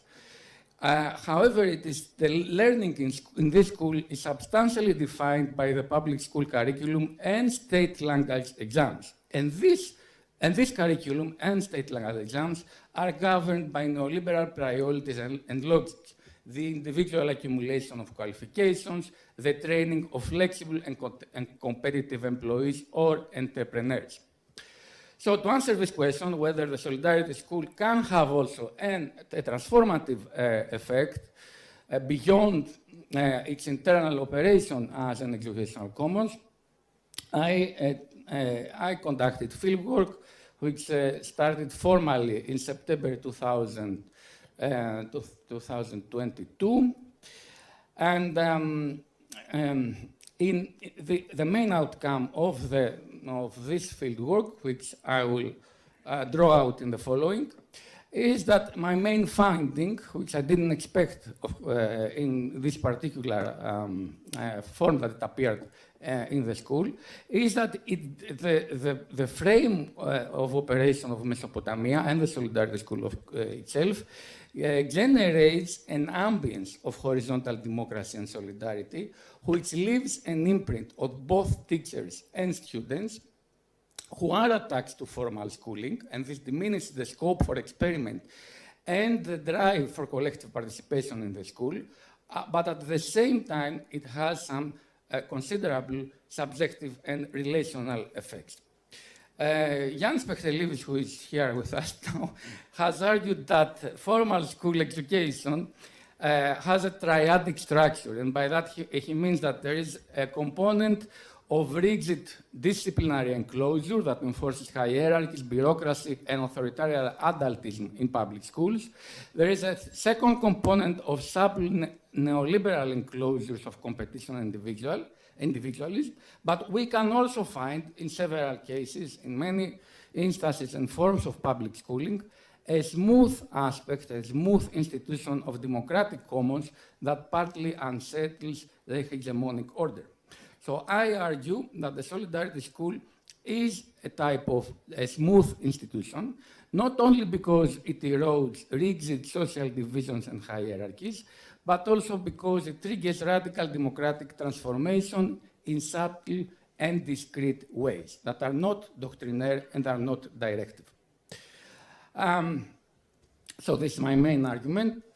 When somebody attends the different courses that take place at the Solidarity School, like mathematics from the first class of Lyceum, which is high school for 15 to 16 years old students, to ancient Greek or English proficiency classes, one typically witnesses a mixture of rigorous teaching. Okay, teachers are very, very serious, very professional, and so on, with a more laid-back, sociable, and informal atmosphere. There is certainly an age gap and a differentiation of roles between students and teachers. However, there is no sense of strict hierarchy, disciplinarity, severity, or pressure. Students and teachers appear to collaborate on friendly terms in a convivial and sometimes humorous and joyful mood. Teachers, parents, and young students typically attest to the good vibes that they feel in this space.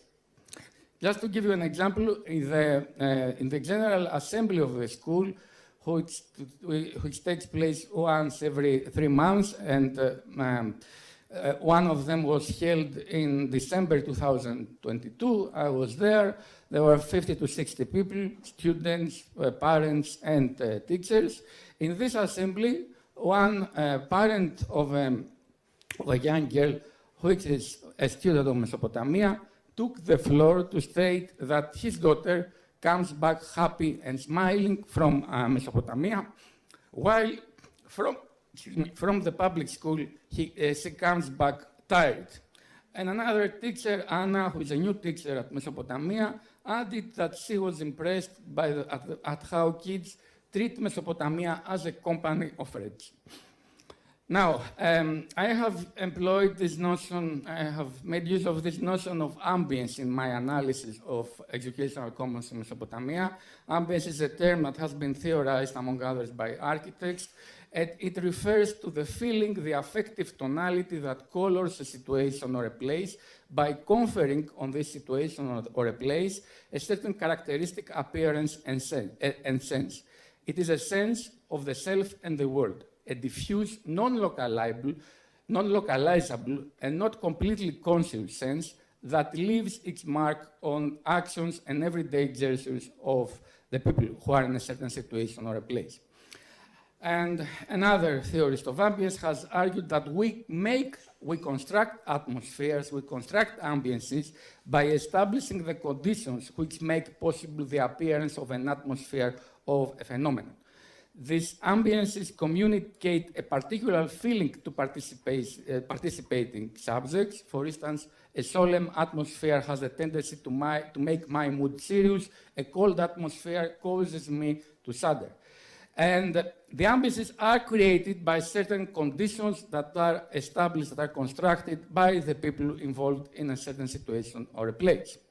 So the ambience that you get in this space of the Solidarity School is a feeling of reciprocity, the sense that there are no rigid hierarchies and disciplines, a friendly and cheerful intercourse between teachers and students, and a concern with meaningful learning.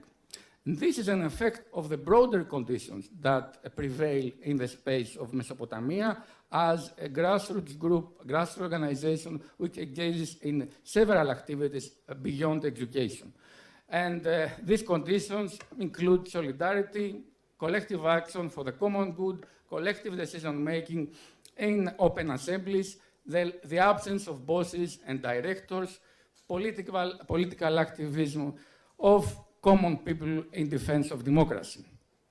I held 2 collective conversations, or so-called focus groups, so far with 8 students in a class of proficiency in English and a 3rd-year Lyceum class, which is the last class of high school. And these collective discussions that we held shed more light on the effect of the ambience on students themselves. The first conversation took place on February 2013, the second on the 4th of March 2013. So this is what some of the students said. So student A said that they, teachers, are friendlier than in private tuition centers and the school. It is more democratic here. We don't have the hierarchy that exists at school, the head of the school, professors at the higher positions. With teachers, because at school we get grades, the head of the school, if you say something that is not proper, you should be careful. Whereas here the style, it is looser. Another student added, it is more relaxed and freer. There is a more pleasant ambience, and this makes the class better. Teachers show more understanding, teamwork prevails. I'll skip the teachers.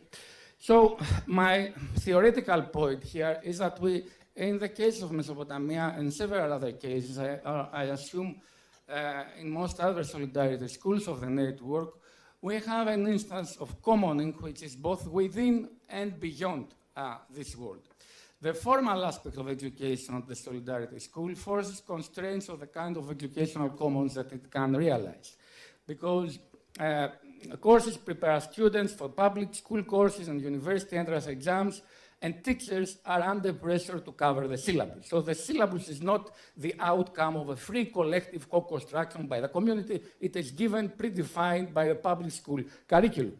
And this has a leveling effect, and that was a commonplace remark in many interviews with teachers, and it is something that you can very easily observe in a casual observation of the courses. Hence, teachers frequently, during my fieldwork, express doubts over whether the Solidarity School can actually operate as an alternative space, socio-political space, that induces transformative educational effects on students, or students just look at understand the school as an institution of supplementary tuition, which is free of charge. So this was their existential dilemma, whether they're actually doing something therapeutically as well, or they're just offering education free of charge, and that's what students perceive and consume.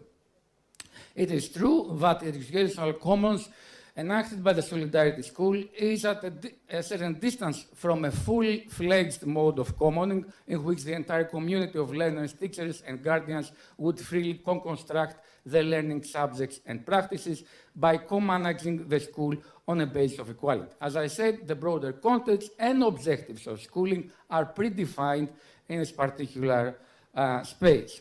This limitation aims at reversing inequalities and exclusions in society as it is now, because the school effectively assists students from lower income classes and diverse national and cultural backgrounds in overcoming class barriers and in gaining access to higher education, scientific learning, professional skills, and formal qualifications. So the school is committed to solidarity and to promoting collective empowerment in this world as it is now. However, following the logic of democratic other politics that I outlined at the beginning, the school is in this world without being of this world.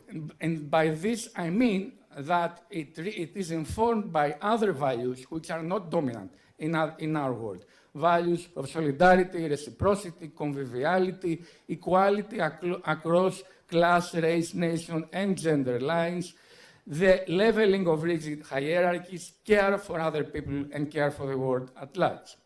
How is this realized in the school itself, this commoning beyond our world as it is?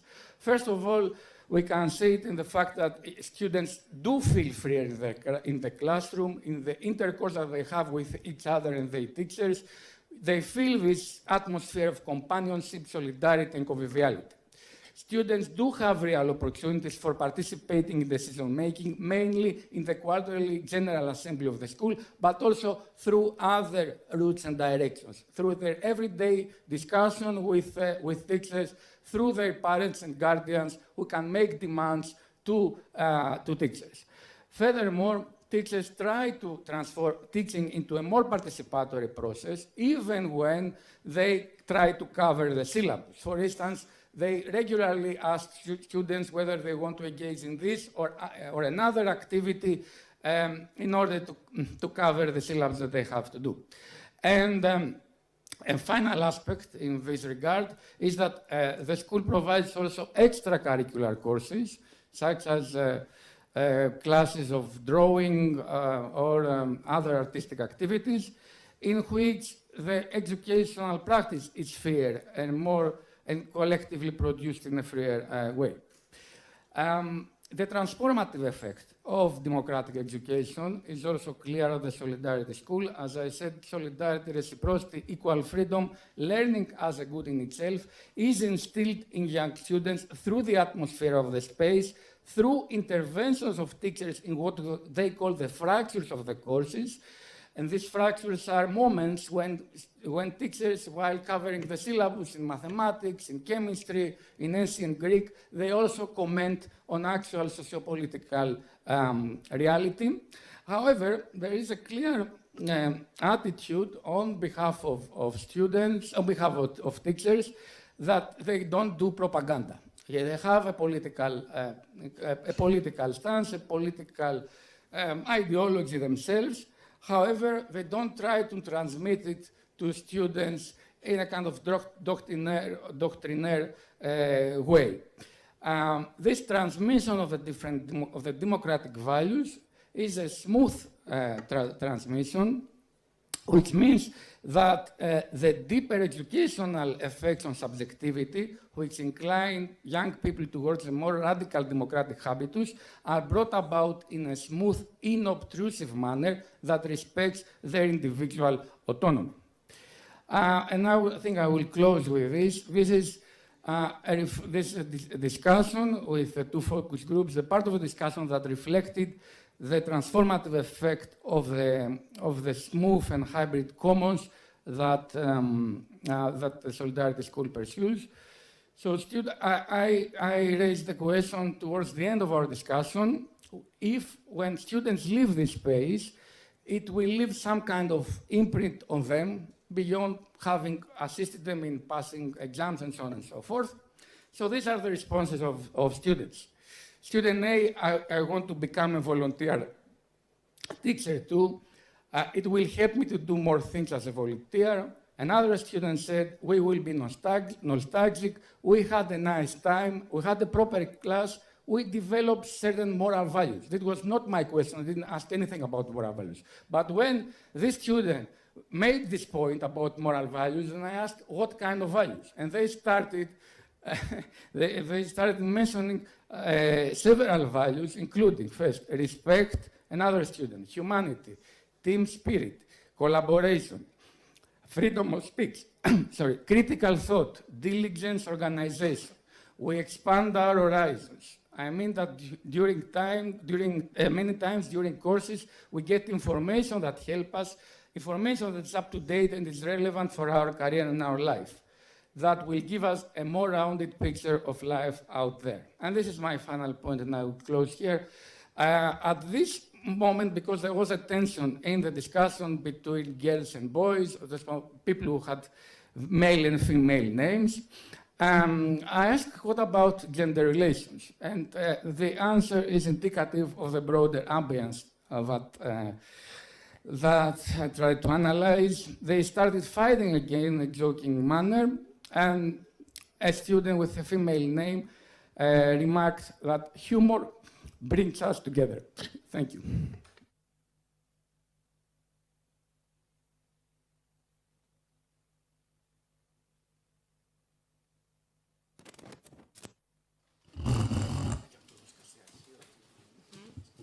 Anastasia from the pedagogical group Skasia Archeo will tell us some things about working with children inside and outside school. Okay, thank you, Mariniki. Dear co-panelists, dear conference organizers, dear all. A little closer to the microphone, please. A little closer to the microphone, please. Okay. Thank you.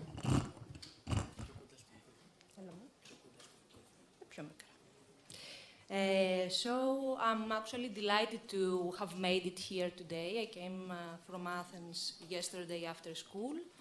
As Mariniki said, I'm Anastasia Karagianni. I'm a kindergarten teacher at the school of Central Athens, and I am a member of Skasia Archeo pedagogical group, and more specifically, I'm active at the social pedagogy group of Skasia Archeo. I should speak louder, sorry. So anyways. Sorry. Sorry to interrupt you. We are somewhat out of time. This is the time of lunch break, but we will continue with Anastasia. Okay. However, whoever wants to, I think lunch is served. So. There are nobody's chained. Nobody is forced to be here. Of course, that's free to go. You can leave now. Otherwise, we will be taking a walk to the wild side. Otherwise, we will lock the doors. I'm here today not as a person, but representing my group, the Social Pedagogy Group, in order to share with you our story and present some of our actions inside and outside school.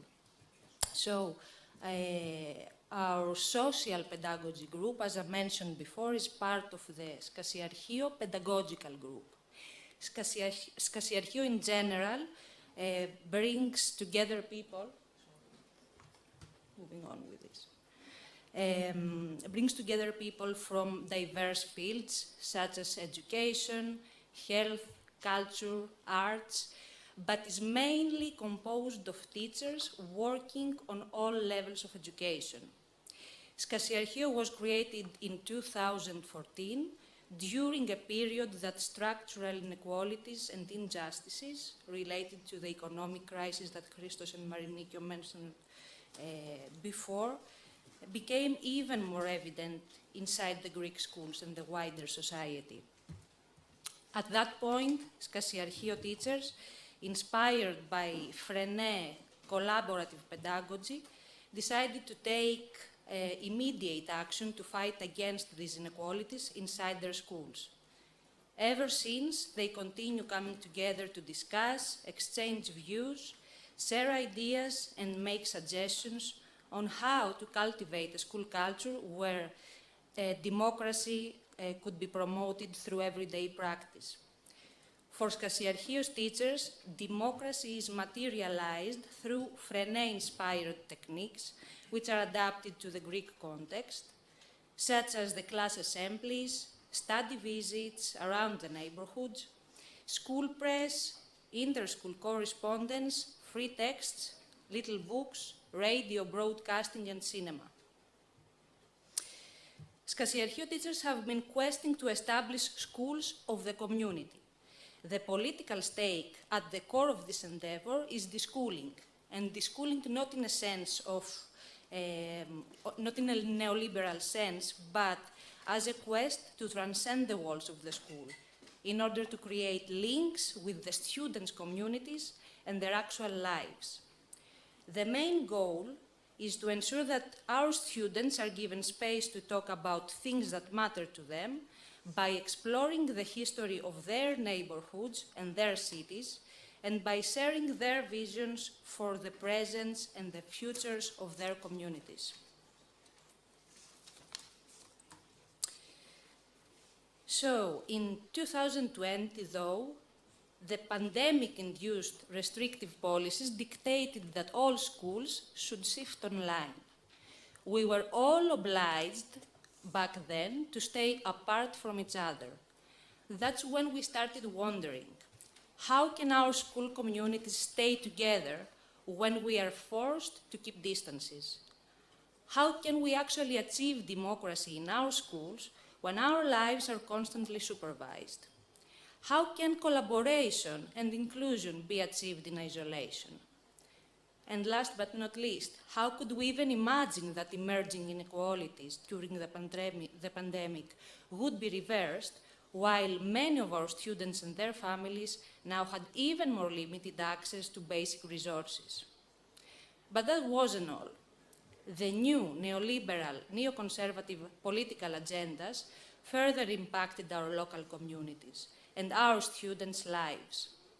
The rapid privatization of our public spaces, the commodification of our public resources, the criminalization of solidarity, the ban on public demonstrations, the discriminatory policies and state violence towards citizens and non-citizens further fueled the existing inequalities and infringed on fundamental rights. In response to these hostile politics, many social grassroots movements arose locally as people were reclaiming their right to the city. So if in 2014 we started talking about a school linked with the community, in 2020 we could say that for Freinet teachers, the community itself became the school. Standing in solidarity with the community struggles, Skasiarchio decided to create a social pedagogy subgroup that would coordinate its action with the social movements. As we see it, social pedagogy draws its elements from its collaboration with social movements, the quest for self-governance and communitarianism. In this sense, Skasiarchio social pedagogy teachers act as missionaries who want to achieve the inclusion of children in the commons. Freinet techniques do have elements of social movements. They include assemblies, minutes, posters, cooperatives, action, public sphere, radio, solidarity, and love for the institutions that we ourselves create. Hence, we could say that during and after the pandemic, Freinet collaborative pedagogy served as a compass for our social pedagogy group in order to design interventions in free public spaces of the community that would invite children to join collective action, use their voice, share their views, and claim spaces in the city. For us, it is a matter of fact that children become more and more absent from the public sphere. At the same time, child-friendly spaces, public spaces in the city, tend to become fewer. Through social pedagogy interventions in the community, we intend to identify additional public spaces in the city that can be accessed and used by children. Some of our social pedagogy group actions took place in various parts of the city of Athens, and these actually include some hills of Athens, like Strefi Hill and Finopoulos Hill, parks, squares, streets, pedestrian streets, kiosks, self-managed community spaces and squats, protests and festivals. As social pedagogy teachers, we are convinced that solidarity in our neighborhoods is a way of correcting inequalities in food, education, leisure, and culture. For us, it is crucial that through social pedagogy, we join collective action, we connect with the social movements on the ground, and we defend our public spaces, which are being privatized and commodified.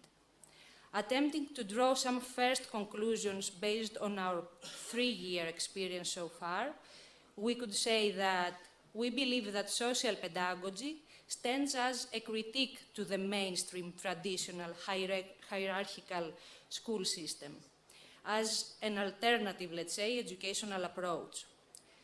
Through collaboration with social movements, we also get to know our students and our communities even better. We should also note that we wouldn't be allowed to have such collaborations in the school as public school teachers. Further, social pedagogy teachers who are active in their school neighborhoods get more chances to actually interact with their students outside the formal school setting. Thus, teachers have more freedom to experiment with educational tools and approaches that otherwise wouldn't fit nor be welcome in school. So 3 years ago, the pandemic pushed us to look for ways to continue meeting with our students when the schools were closed.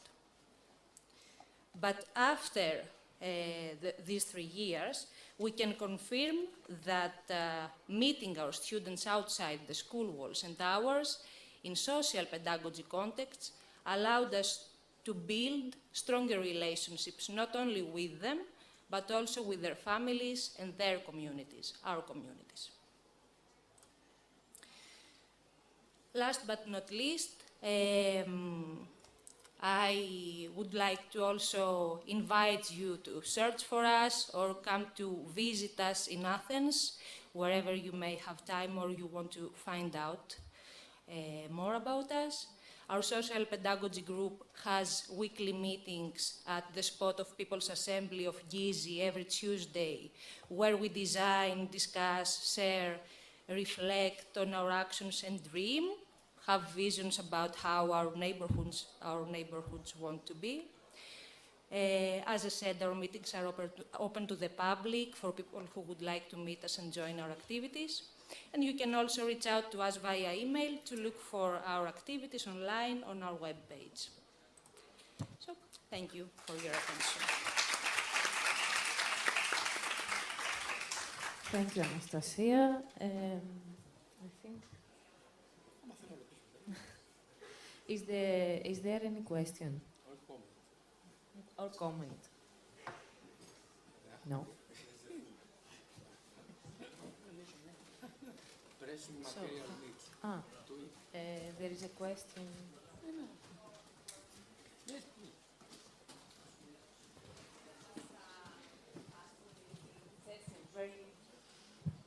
Very interesting examples and ideas. My question is related to the first part of the session, and I found very interesting that all the Solidarity Network started or were running at time banking movements.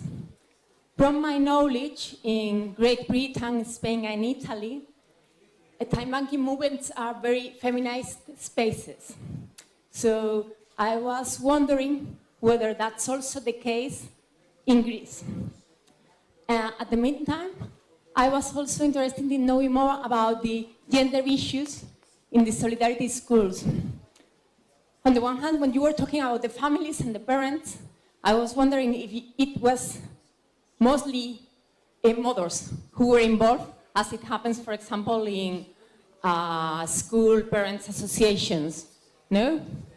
And I was also wondering about the students' profile, what about the boys and girl balance, and quite worried also about this phenomenon process that you were detecting of lack of interest or lack of the imaginary of the possibility of continuing to further higher education, and how does it relate with gender issues? How is it more among boys or more about girls? Because it also have also important gender implications, not continuing with further education.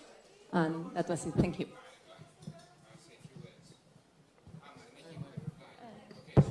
Okay, I will reply if Christos wants to add something after me. Okay.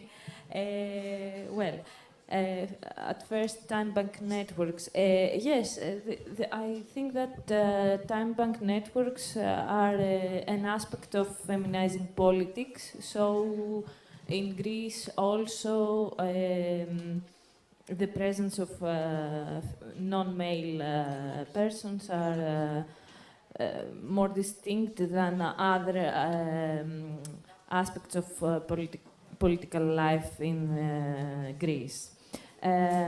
About students and gender issues, gender issues are the same as in as in the society. However, we try to emphasize at these issues with supportive groups. We have, for example, a group for gender equality and LGBTQ issues in Solidarity School of Mesopotamia. This is a group whose aim is to empowerment teachers and other persons of the network who are interested in this to talk about and treat issues when they are appeared. And the profile of students. We have both genders. Our students are, I think there is an equality. We have I think that LGBTQ adolescents or adolescents with face some stress about how they feel their gender, we noticed that they feel more free to behave as they feel in Solidarity schools. And about the students who don't have the motivation to continue school, I think boys are more vulnerable at this, because girls tend to choose safer frames of education and workspaces, while boys are more vulnerable to leave school and go earlier to work. Do you want to?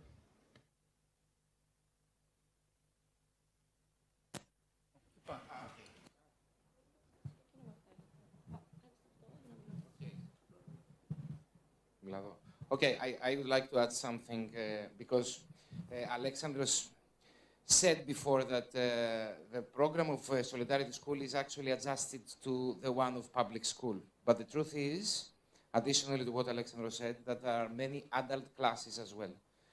And I want to give you an example which shows our contribution to gender issues in the sense of how we reveal and we show what gender issues are within our community, which is part of the broader community. Many of these classes of foreign languages, of English, etc., consist of women, middle-aged women, actually. And this shows all this lack of, this shows the fact that these women always lacked the possibilities to do things for themselves because they were raising children or they were of these situations. So there have been many cases that these women, without having a very specific educational aim, they want to take, let's say, a proficiency certificate in English, and they want to take the certificate itself because they want to show themselves that they do something for themselves. And we could narrate many, many stories of female, let's say, empowerment by confessing this need. And have in mind that these women, despite the fact that some of them were in very safe, apparently safe environments, having husbands who were close to us, and they think of themselves as being very progressive, they were actually bullied to a great extent without their husbands knowing so.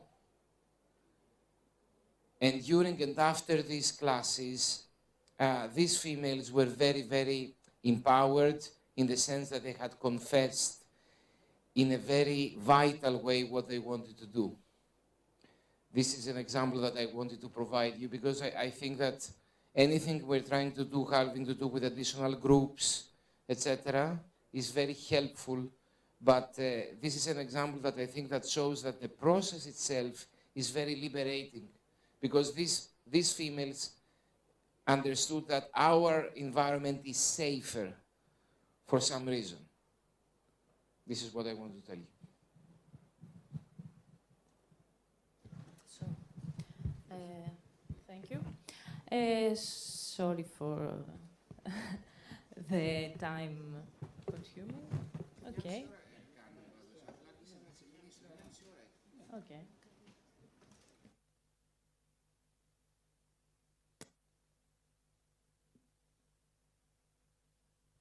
Thanks. Just a comment. I was thinking that what about the schools, the public schools, where that you try to do, let's say, the cases that you try to implement, let's say, commons-based education. And I was commenting like that imagining a teacher trying to work based on the commons logic of education with his or her students, and then he goes to the teachers' offices, and then there is a clear hierarchy, you know, with the head of the department, etc., etc., etc. So how can teachers really work on educational commons if their relations are hierarchical? And what Alexandros has found and commented before, I think that it is really, really interesting, because we can see that we don't have to implement necessarily the total. Of course, there are different stages of implementing the commons. It's not as black or white, 0 or 1.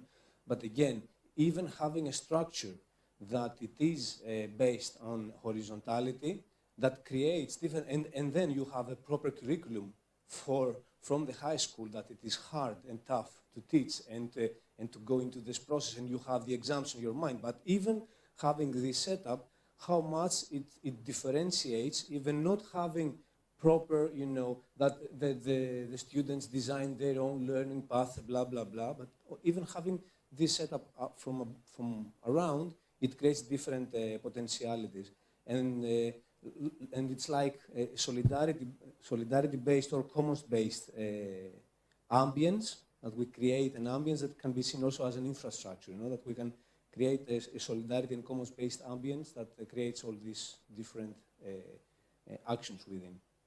Thanks a lot.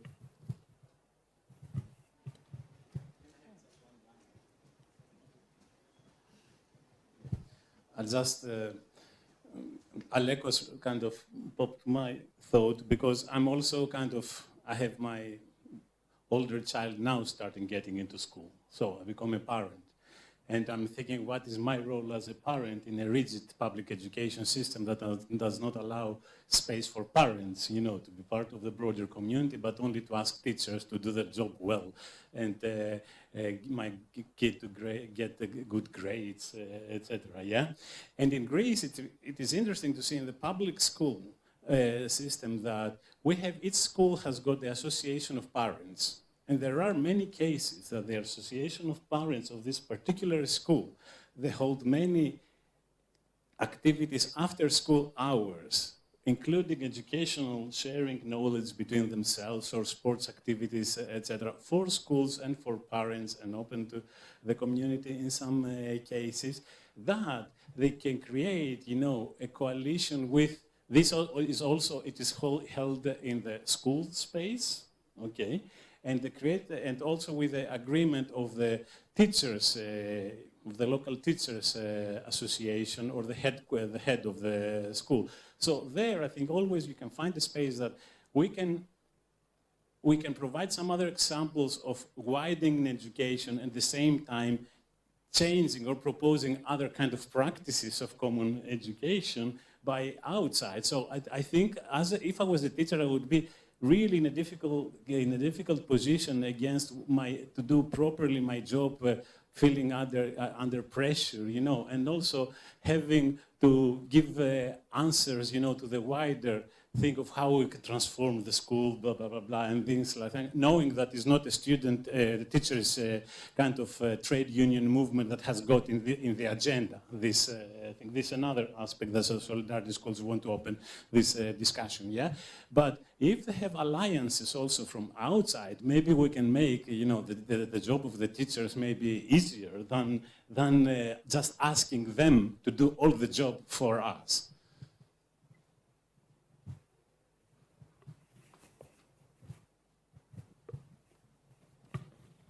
Okay, thank you. Lunch break is until 4 p.m. So we have a break and see you again at 4 o'clock.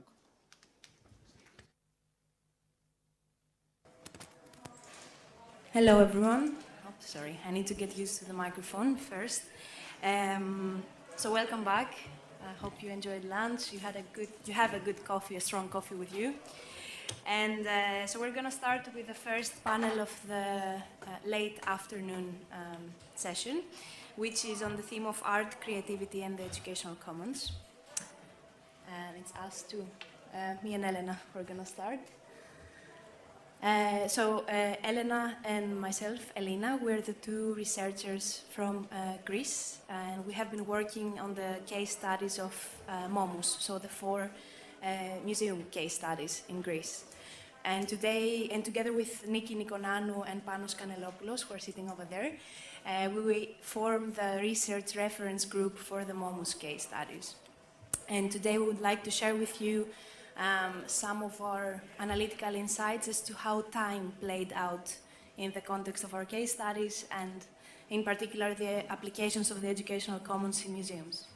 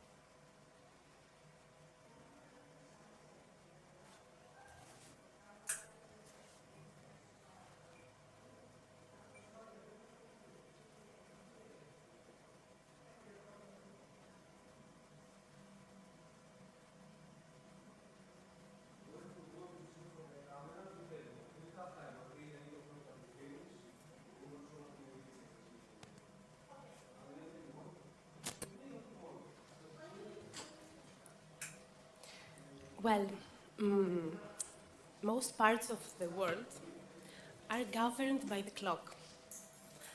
Clock time is an international language so common and unquestionable that, as Nani indicates, an alternative consciousness of time seems scarcely conceivable. The notion of time has developed to cover the need of the growing capitalist societies and marketized labor. This has repercussions to the shaping of working time and, of course, leisure time and the educational time. The educational time is then shaped by what Adams calls artifactual devices, to refer to the bells, buzzers, and timetables functioning as parameters and frameworks within which the educational process, the teacher and student roles, are defined, organized, and performed. The logic that underpins educational time is one that aims for cost-efficient and productive outcomes. Educational time is linear and homogeneous, conditions that promote and perpetuate colonial discourses and material relations of power in education. This, according to Glissant, expresses itself in at least 3 ways. The first one is the progressive discourse of civilizing both the children and the profession of the educator. The second one is the production and promotion of universal, ordered, standardized hierarchies of knowledge and value system. And the third one, the interconnectedness of neoliberal educational policies, the medicalization of child deviation, and the persistent hegemonic logic of the different modes of temporalities. So in our paper, we are interested in the entanglements of the social construction of time with commoning educational practices. We found out that there is literature that engages with educational practices, broadly defined, and time, and also chunks of literature that engage with time in relation to the commons. But what we noticed was a significant gap when it comes to time and commoning educational practices in particular. So through the prism of the 4 case studies that we worked on, which we studied as instances of commoning education, we bring the focus on snapshots from our experiences in the field, whereby educators, teachers, young participants, but also ourselves in our complex positionality as researchers, grapple with entanglements of time and temporality in more or less obvious ways. But before continuing with our findings, we would like to give you a brief overview of the context in which we worked in the 4 museums. In the context of Smooth, we conducted research for 4 case studies in the 4 Momus museums in Thessaloniki. Each case study was designed and implemented by a different group of museum professionals, artists and educators, and aimed at different groups of young participants. Therefore, the Momus Museum of Modern Art, the Kostakis collection, collaborated with a group of teenagers from a vocational high school, the Momus Experimental Center for the Arts, with a teenage group of abled and disabled artists, the Momus Modern Museum of Modern Art, with a deaf and hard-hearing group of people, and the Momus of the Museum of Photography, with teenage pupils. In all 4 case studies, which were understood as instances of common education, we looked at how educational commons can inform the development of experimental artistic practices in museums and art centers. The first scenario, if you wish, or theme that emerged from our fieldwork and which we'd like to discuss with you is approaching time as a collective resource. So in a call for sociology to do more to advance our understanding of time as a social differential and a power relation, Pandazidou asks, if we were to see time as a collective resource, how would we live in it differently? This, she argues, is more than a question of a fairer distribution of time, but of time recast as a shared project. Pandazidou's question is one that resonates with our observations about the attempts to negotiate time as a common resource in the context of the 4 Momus case studies. What we observed is that a fairer distribution of time is not necessarily a sufficient condition for it to become collectively managed by the educators and pupils involved in the educational praxis. The educators' attempt to recast time as a shared project, as Pandazidou says, was an attempt that often felt as a leap of faith from their part, as this involved letting go of their leading roles as educators and their power over time. However, their well-intended attempts would not always find fertile ground, as children didn't always seem to understand or grasp the attempt for the management of time to be passed on to them. So we were often left with the impression that it was hard for some of the young people to believe that the power of time management was handed over to them during the case study.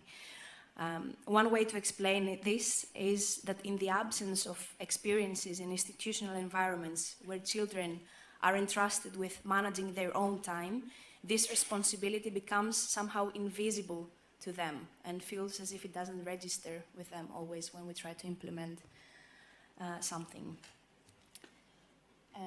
Here we have an excerpt from field notes where a young person asks the educator about the time we have available, but she replies that this doesn't concern us as much at the moment. 2 of the museum educators open up the question of the management of our shared time together as a topic of discussion to the group. The educators propose a mutual agreement around the management of time initiated by the youth.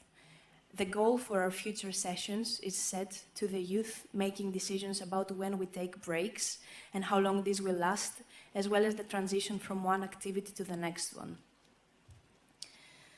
In other cases, we felt that having more time was not necessarily enough, if not underpinned by the educator's intention to let go of their authority over time. If only we had more time, we would entrust the process with the children, repeated an educator from the Museum of Contemporary Art. But our observations show us that how we think about time is maybe equally, if not more important than the time we have objectively as quantity available to us. One way to, now we would like to move on to one way, more tangible way to approach the recasting of time as a shared project. And this is through the prism of the question of who decides when we start and when we stop. Again, we have an example from field notes, which reads, as the activity keeps on going, dance educator says, Good, we will now do the same standing still. A few moments later, the dance educator says, let's try something different now. And a minute after, she says, now let's try something different. 3 minutes later, the educator announces the end of the activity. Perhaps then, aside from the objective time constraints imposed by a program's design, what is equally needed is to question the idea we hold about time in the first place, the narratives we have embodied about whom time belongs to in the context of education. The question that arises is how do we shift our thinking about time as quantity through the prism of productivity to time as quality and the practice of taking time.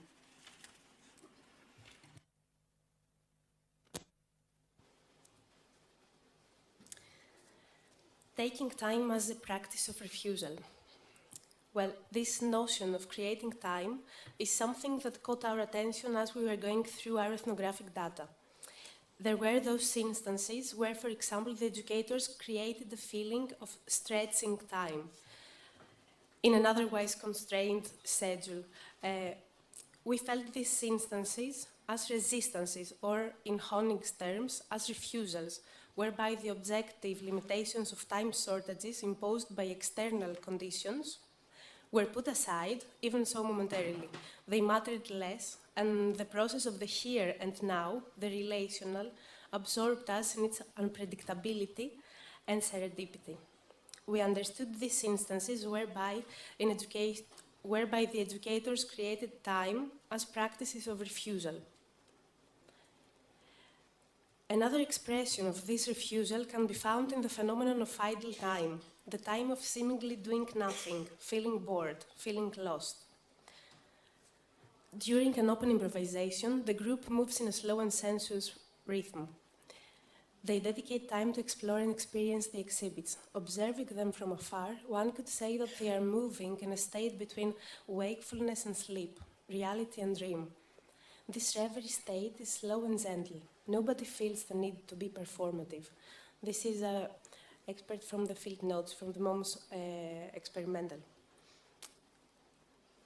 Here we can say that time is closely, in this point, it's not related to productivity, but in general, time is related to the idea of productivity. Time wasting is considered acceptable only during specially created periods of time.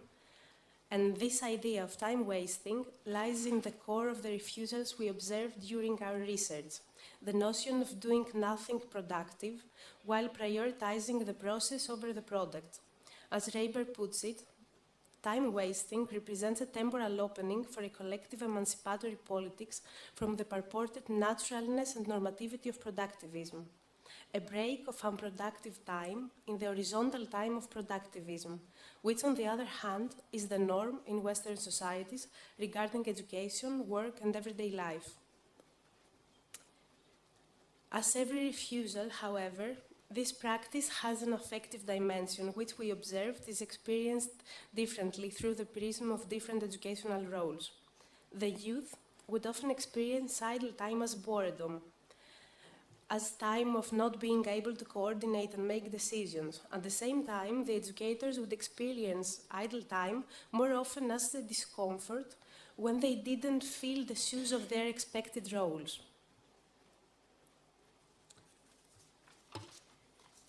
The school teachers, on the other hand, perceived idle time and time refusals to be an inherent quality of the social category of childhood. One school teacher, on the MOMS modern case study, said, "When this program is over, I will certainly need to remind them that sloppiness may be okay in this context, in the museum context, but it is not something that can be tolerated at school. Oh God, these kids have been born idle," implying an essentialist state of childhood that counters productivity as defined by linear time. But time wasting is a necessary practice in the context of the educational commons for a newly formed group to identify its group dynamics and establish sustainable commoning practices, such as collective meaning-making. A school teacher says, "We are losing time discussing the same stuff over and over again, so let's do a project. I don't think we have so much time to do." And the young participant answers, "I'm very confused. the museum educator says, "What can this tell us about our team, the fact that we feel confused?" And another educator answers, "I think the time we are devoting now is useful. It will help us know better the dynamics of our group next time. If we had appointed someone to moderate the discussion and the time, we wouldn't be turning in circles, always returning to the same issues." Time as a refusal or as time of doing nothing of productive value has created several cracks throughout our case studies, exactly by creating time for the emergence of new forms of relations and new values. We regard these moments as instances of opening to a different activity, the threshold of a counter world with a different logic and a different language, as Holloway puts it. And we're going slightly over time, speaking of time, by 2 or 3 minutes. So we'll be fast. Yes.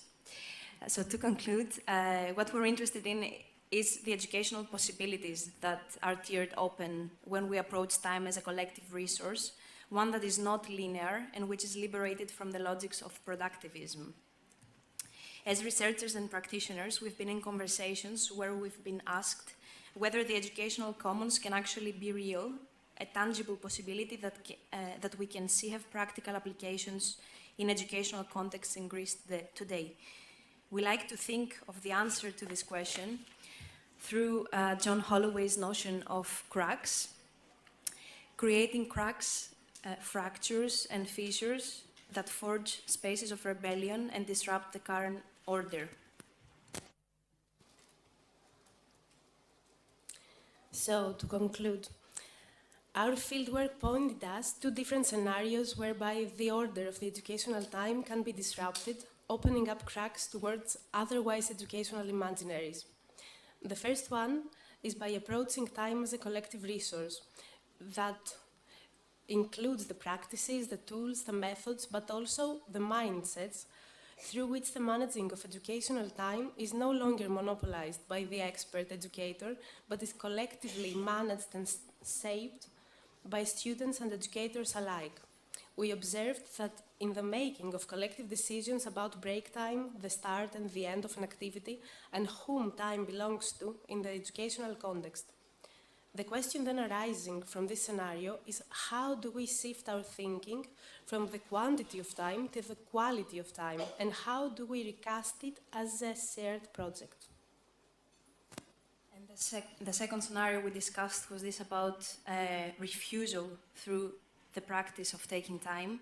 Here we noted the prioritizing of the process over the outcome, actively valuing idle time and countering dominant discourses of productivity by shifting our attention to the value of doing nothing.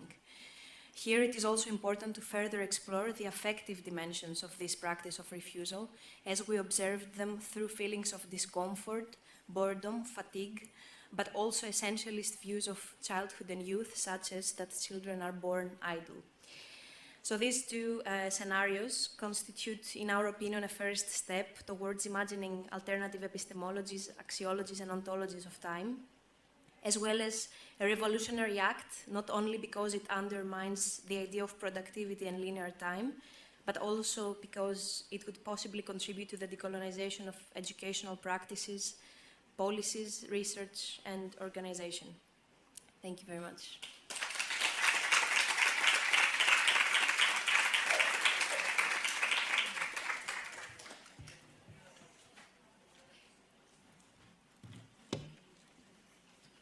If I'm right, we move on to the next one. Okay.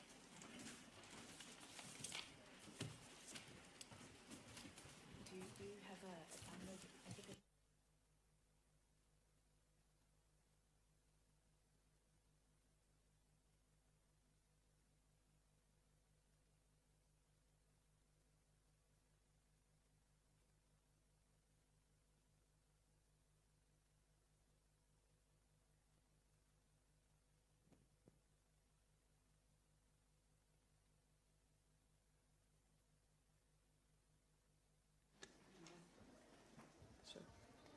Hello, everyone.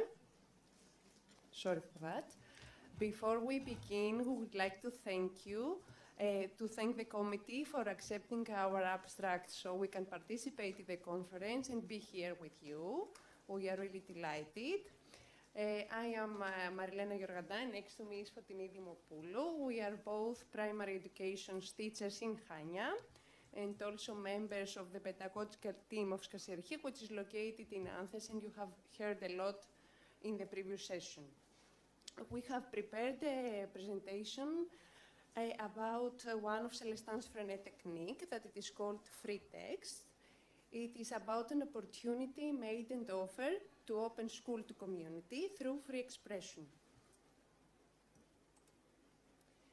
Freinet pedagogy focuses on enhancing the ability of children to communicate and express not only inside the classroom but also outside. In this way, they are being educated to become democratic citizens of a country, a nation, a world. They are exposed to authentic environments involving group work. Thank you. That are based on trial and error method. They are motivated by their interest and their curiosity. As you can see here, we have some of Freinet techniques. Free text, Fotini is going to explain you thoroughly how they are implemented inside the classroom. Freinet was really interested in for the children to express themselves, their thoughts, their feelings, their inquiries, and as a result, they could create their own newspaper, not only that it is located and produced inside the classroom, but also it is widespread around the community and the school, of course. He was also very eager to try to connect the classmates between each other, and that's why he used radio and cinema so they can connect and also change experiences and be able to share what they wanted each time, each period. Very, very important also, he believed that learning was also possible outside of classroom, so he used to ask for children to work in groups for a common purpose, to conduct surveys, to collect information about any subject that they wanted. And in this way, the children were able to foster a scientific understanding. Now, what a free text can be? A free text can be anything a child wants to express. It can be a poem, a recipe, a weather forecast, a fairy tale, but the rest Fotini is going to tell you in the presentation. Now, which are the benefits of free texts? The benefits of free text are categorized in the fields of cooperation, creativity, and communication. Children are they become familiar with activities of communicating by listening and interacting with others. They express themselves through spontaneous writing and have the liberty to produce their own type of text. Afterwards, they choose if they want to share them with the others or not. As a result, they co-construct their knowledge, they create common but also different experiences at the same time, and of course, as a result, they can produce a podcast or an article that is going to be spread all over the school and of course to the community, because Freinet always believed that school can help the community and to come closer, and by using these techniques, we take small and small steps to this purpose.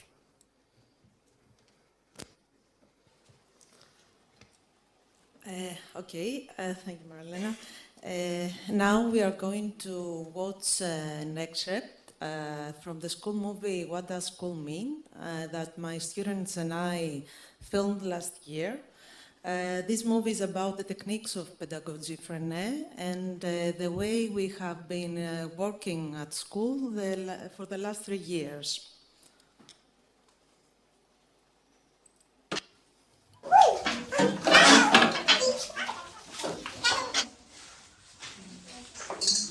Κυρία, δεν ξέρω τι να γράψω. Τι να γράψεις, κάτι που σου συνέβη, κάτι που είδες, κάτι που αισθάνεσαι. Πώς αισθάνεσαι τώρα? Δεν ξέρω, λίγο άσχημα. Γιατί έτσι? Κυρία, ήταν ένα άσχημο όνειρο. Μήπως θα ήθελες να γράψεις γι' αυτό? Εντάξει. Πολύ ωραία. Εγώ, κυρία, θα γράψω χαϊκού. Είναι εντάξει? Μια χαρά.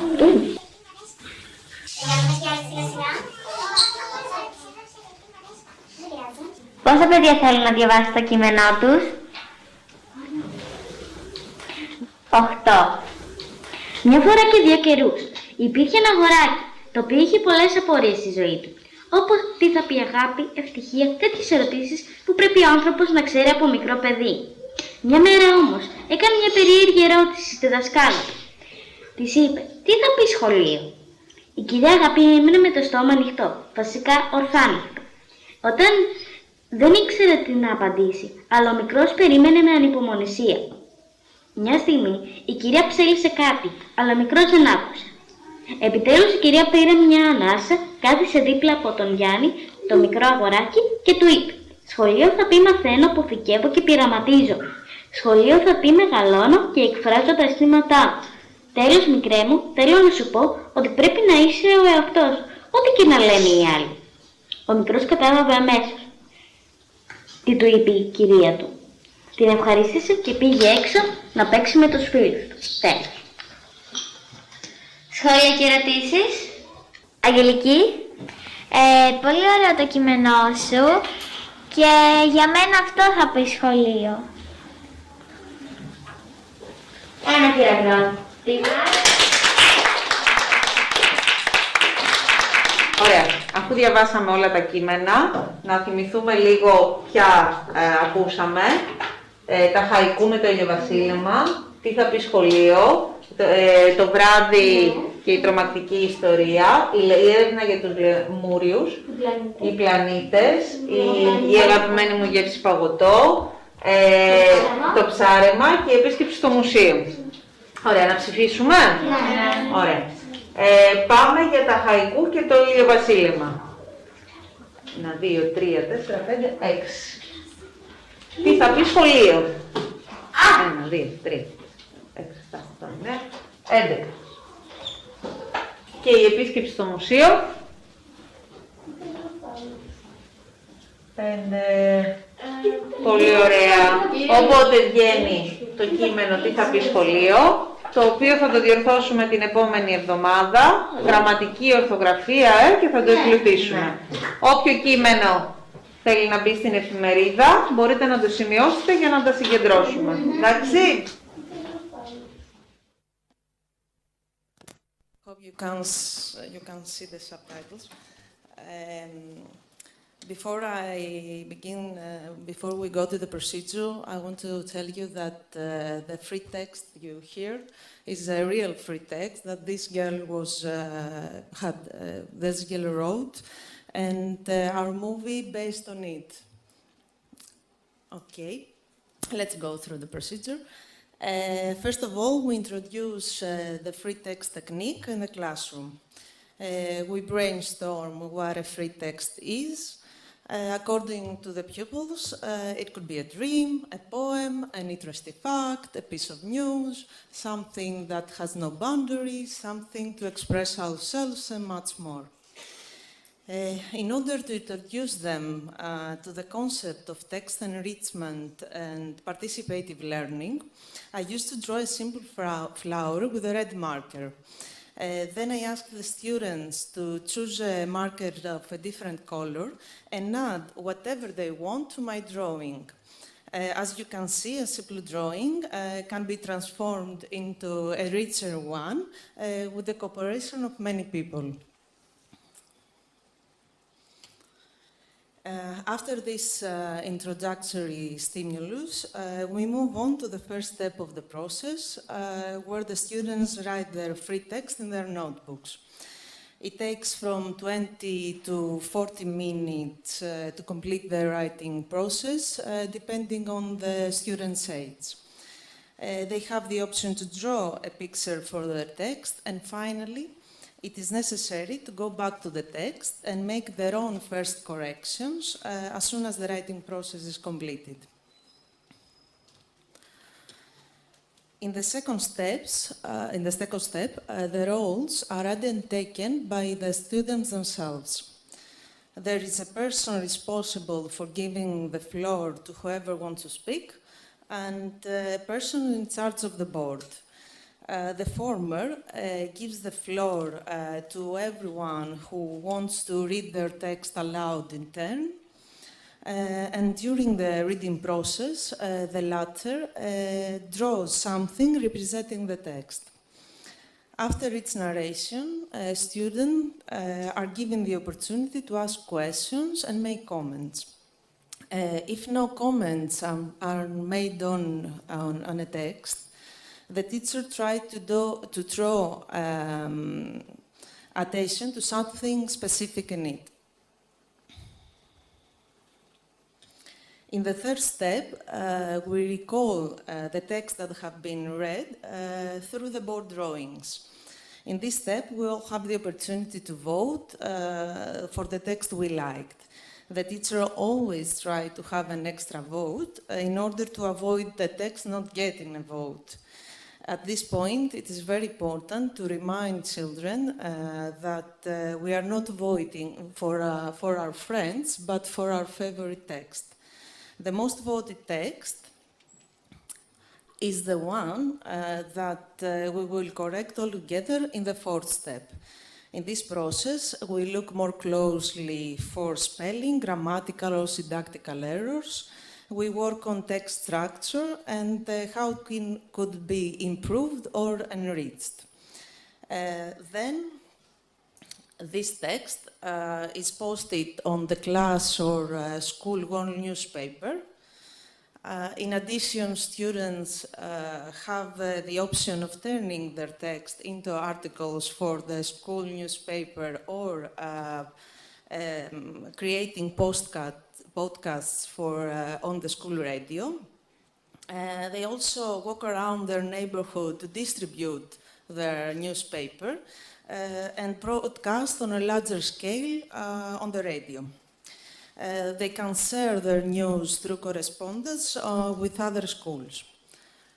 In conclusion, the free text technique not only makes learning and writing meaningful for the students, but also it is a way, it helps children, it helps the students to be in direct contact with the community.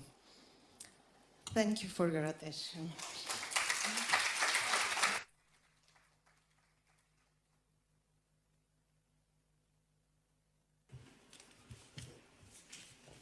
So, hello once again from me. We, Maria, Christina, Evie, and also in our team was for the project and is for the rest of the team, is also Katerina, but couldn't manage to be here with us. Are a team of museum educators working from Momus Museums. Deriving from educational art history and applies art backgrounds. For the Smooth project, which took place during 2022, we had 2 additional members in our team, Elena Moraitopoulou, our researcher and musician Evie Makatunaki. Our scientific consultants were Niki Nikonanou and Panos Kanelopoulos. The title of our presentation today is Reforming the Educational Approach of Museum Education, Lesson Learned from Participation in the Smooth project.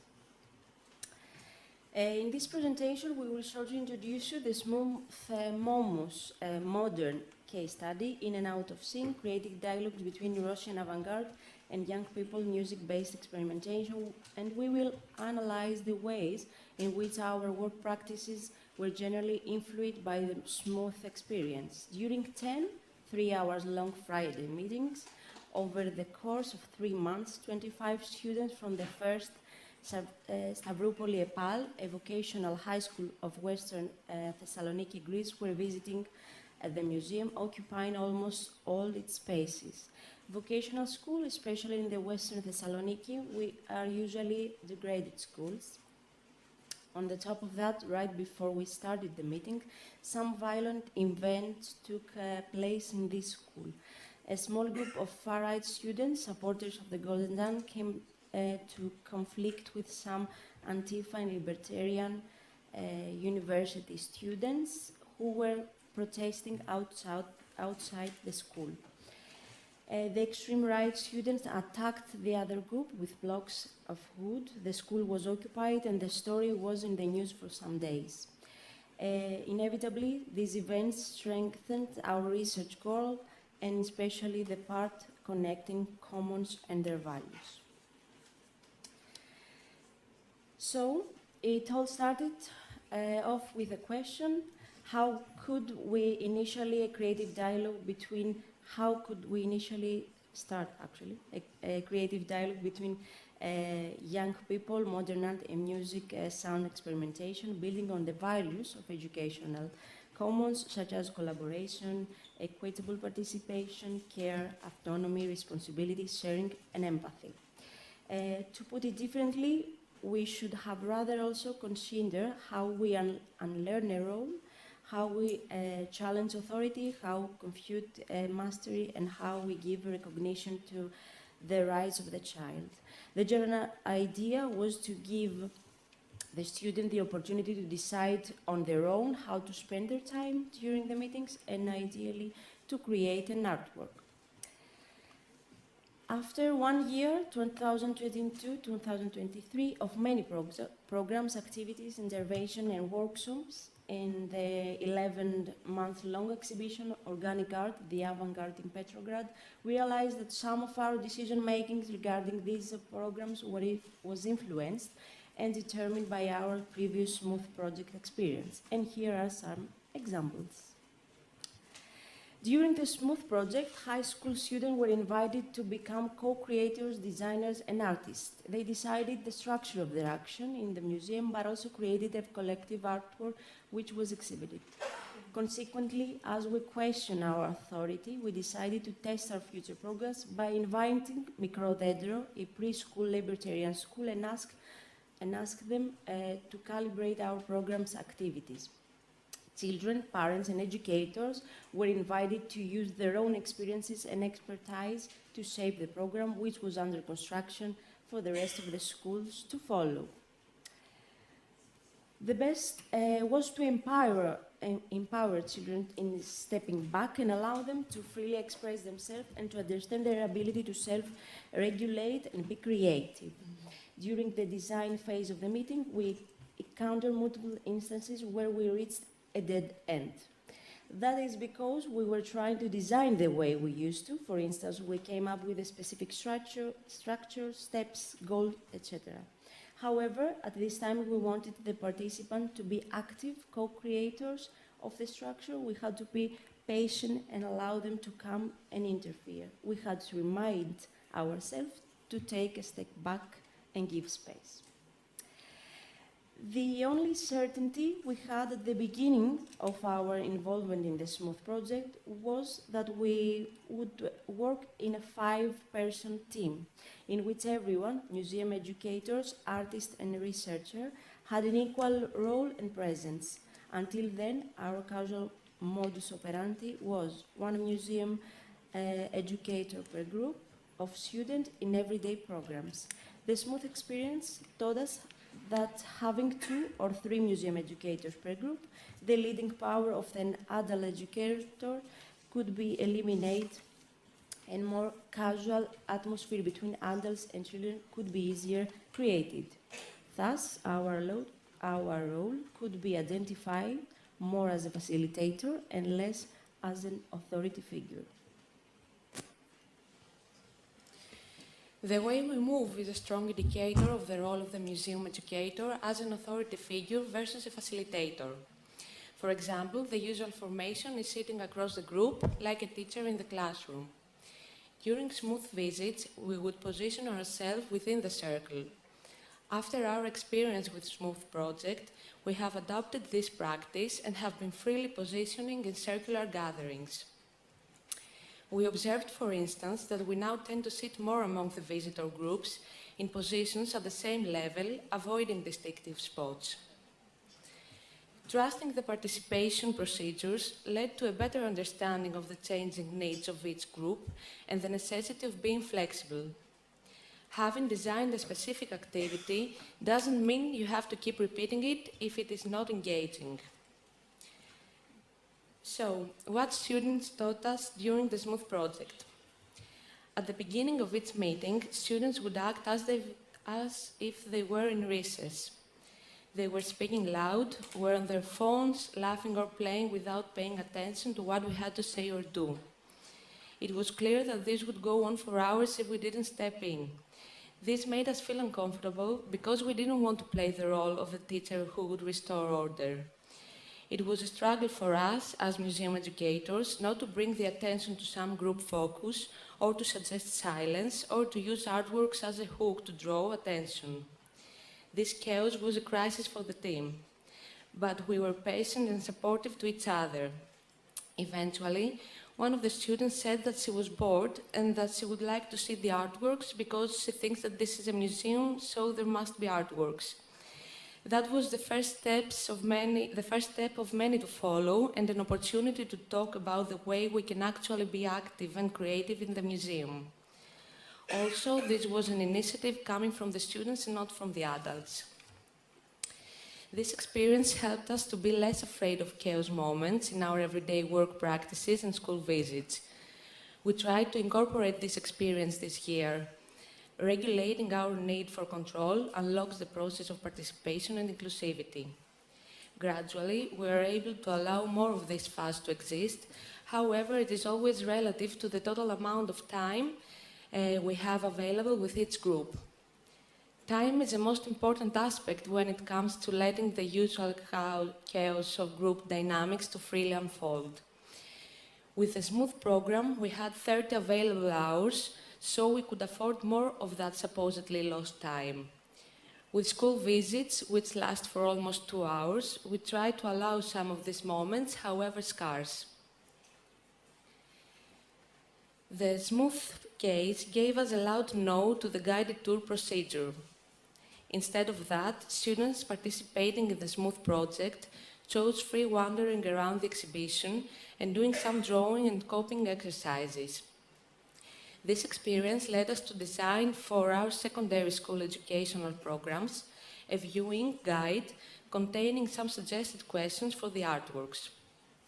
This viewing guide suggested standing in front of some artworks in the exhibition in a random order and answer questions like what is the first thing that comes to your mind when you see the artwork, or if it was a smell, what would it be, or name 3 things that you find in the painting but one that is absent, etc. It had to be done within 15 to 20 minutes, and then each participant would return to a circle in order to discuss the answers. Due to the fact that all the answers were subjective and imaginative, everyone was comfortable to talk, and then we would share some more insight about the exhibition and the artists. The success of this intervention encouraged us to use this alternative to the classic guided tour process during actual guided tours with adult participants.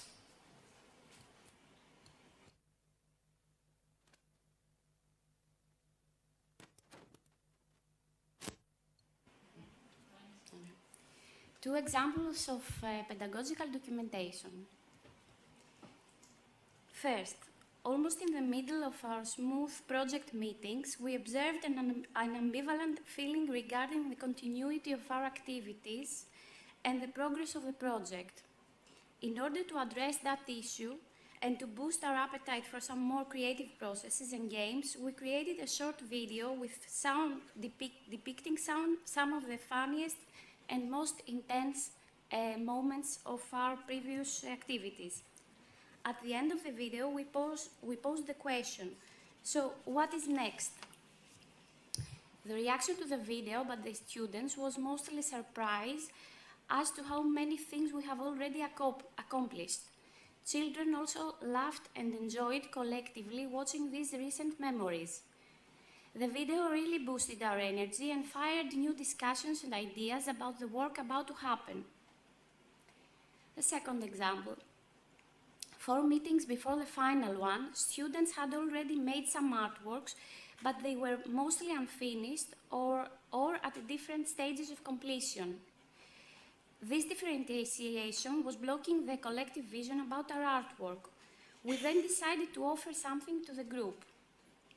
We printed out all the artworks, sketches, exercises in good paper, good quality print and same size, and exhibited the result on the floor for the group to observe, reflect, discuss and enjoy.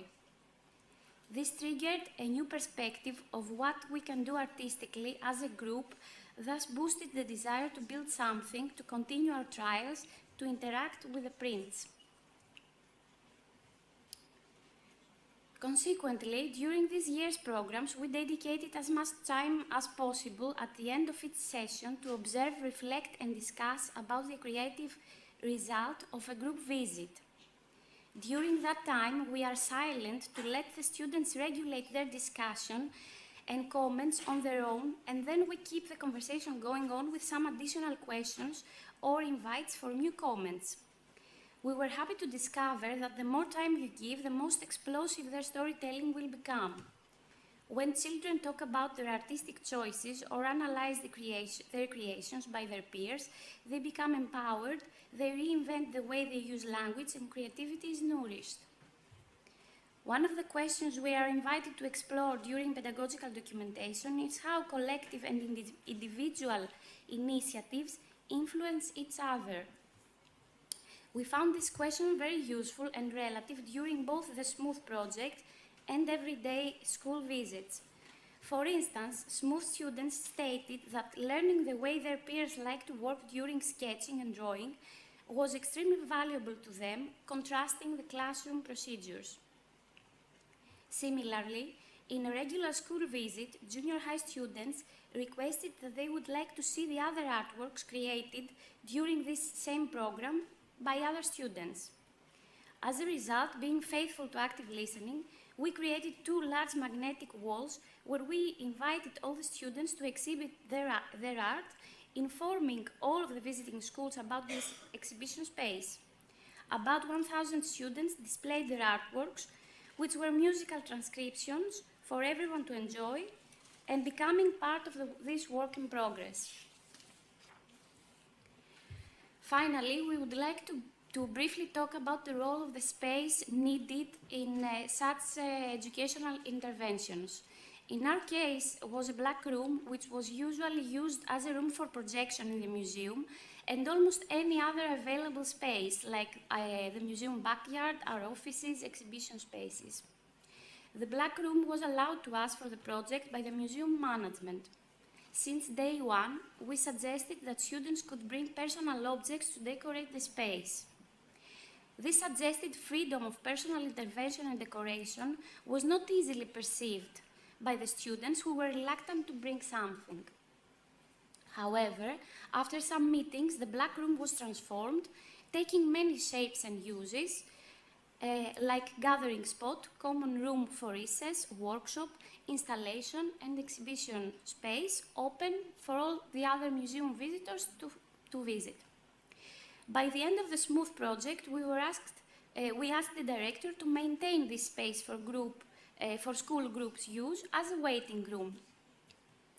We placed large beanbag chairs, colorful lights, books, colors and papers, and a board for free use. Even though we invited students and teachers to use the space freely, most of the time we realized that the teachers would not allow students to move freely or teenagers to use the free Wi-Fi. The moment we left the room, it was transformed to a silent classroom due to almost all of the times teachers' anxiety of the free of rules transit space.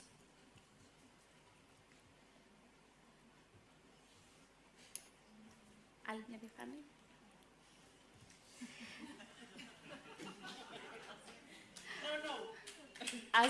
No.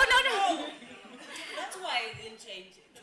As a closing argument, We would like to express both our joy and pride for being part of this smooth project, and also for managing to unlearn some of our usual professional habits.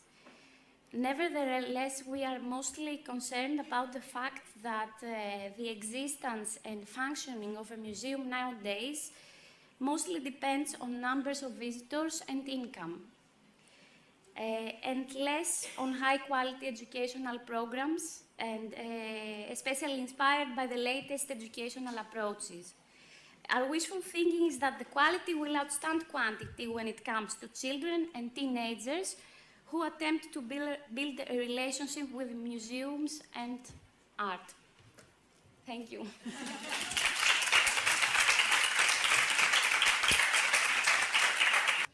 Hi to all. Good afternoon. Nice to see you again in this wonderful conference. And since what brings us here and what we have in common is the educational commons, let's now see, wow, has opened. Let's now see about the collective governance of the commons by the peers. And I would like to welcome Cristina Servan Melero, that together with Beatriz Gallego Noce and Lucia del Morel Espin, they're going to present us words that weave community, creating space for students' participation in the school educational community.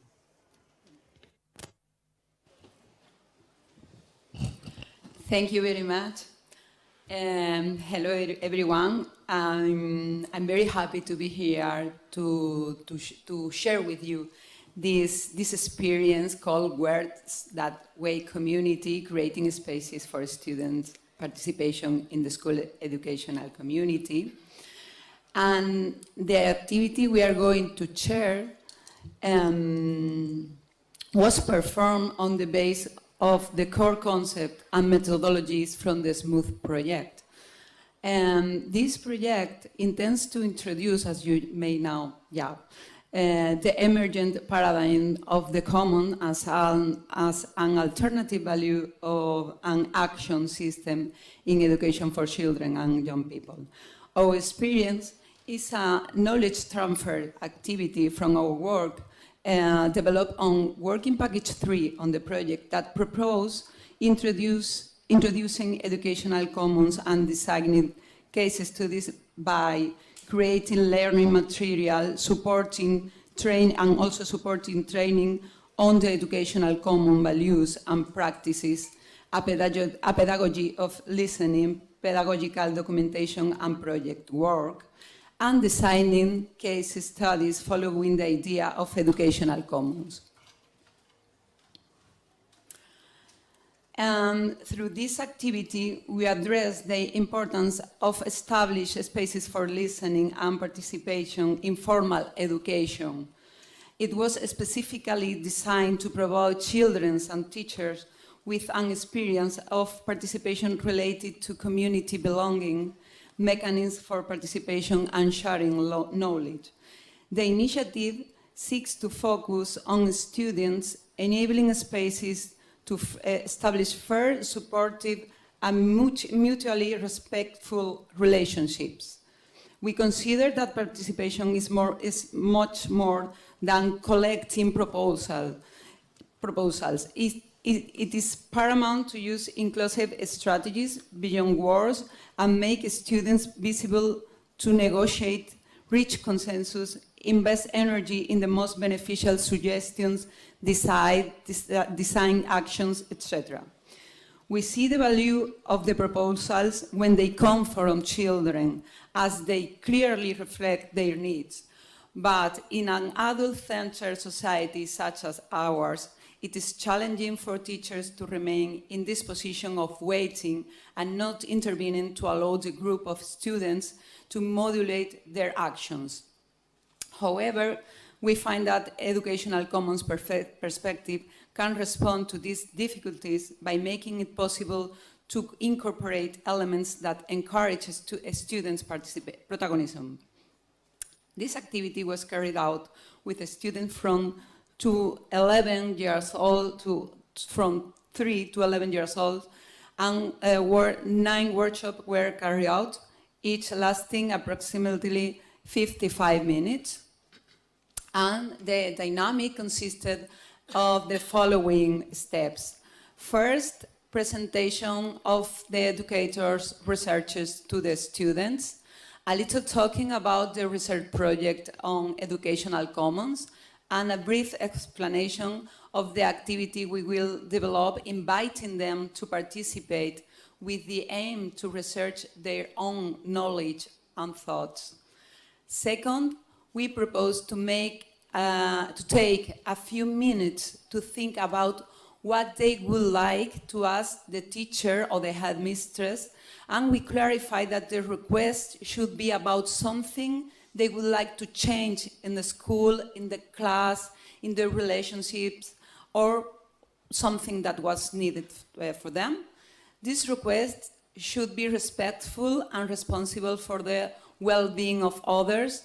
We will speak in the same way that we like to be spoken to. Third, we ask for 2 volunteers from the group of students. We try to choose those 2 who seem to be more participative or extroverted, to put a soft bandage over their mouths and then explain to the group that those 2 would not be able to speak during the dynamic.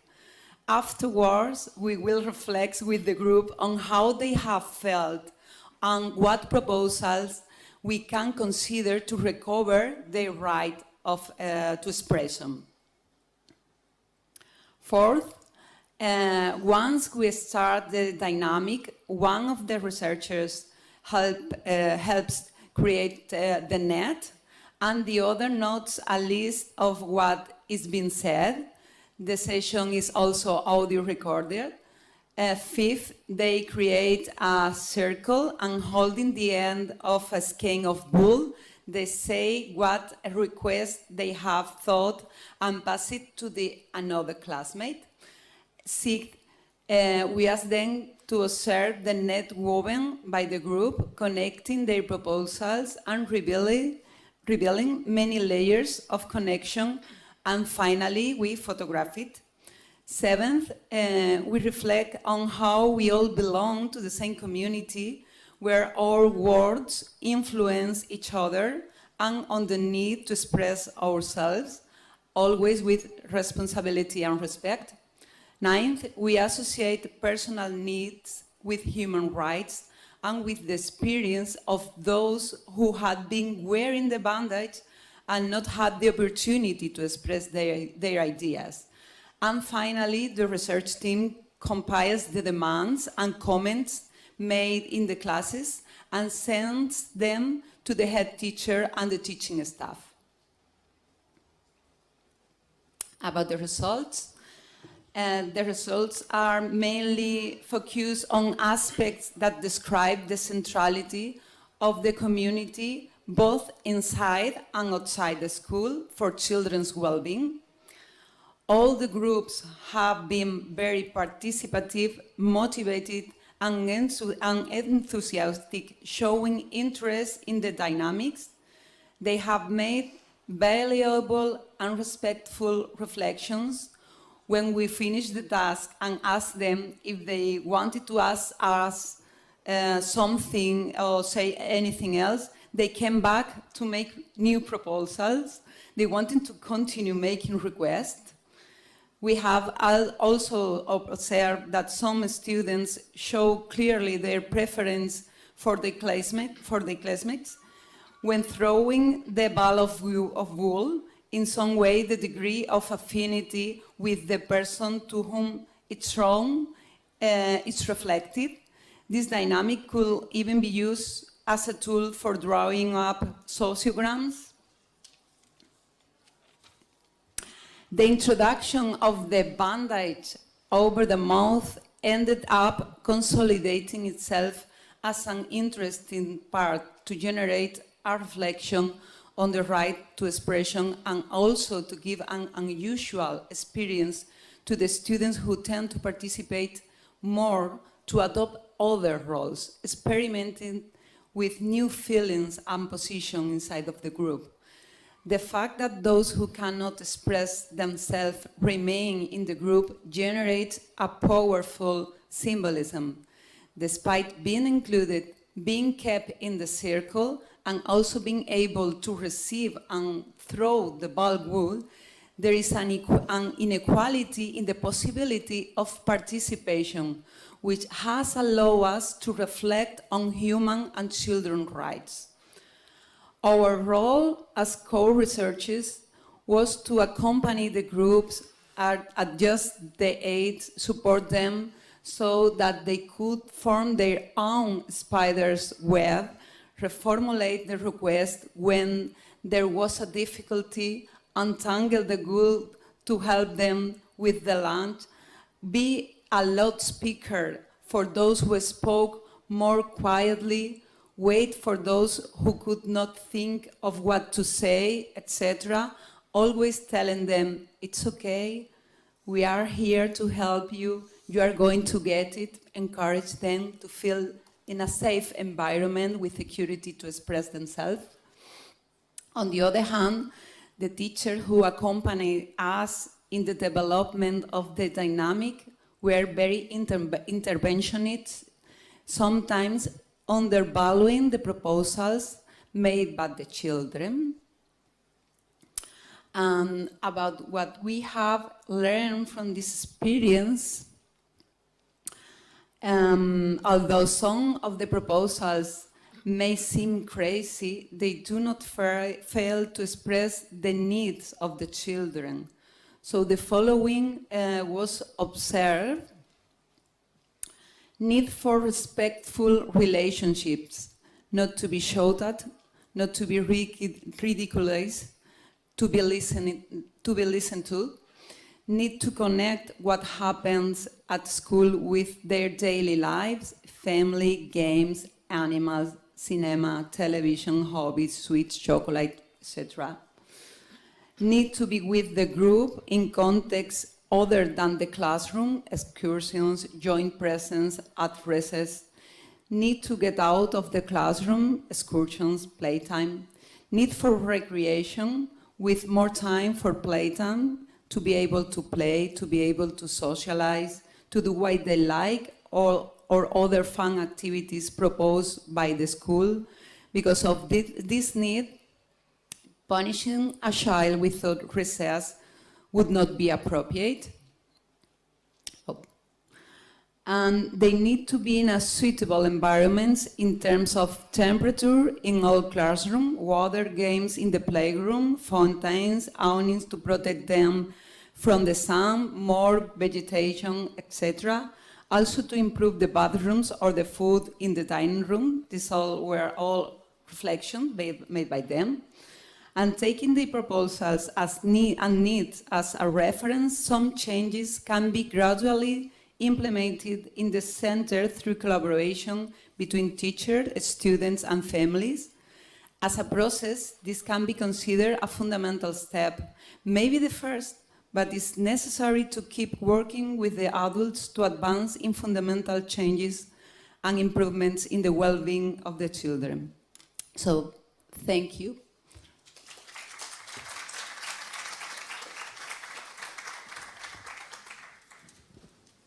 Thank you very much, Christina, for the interesting presentation and for being in time.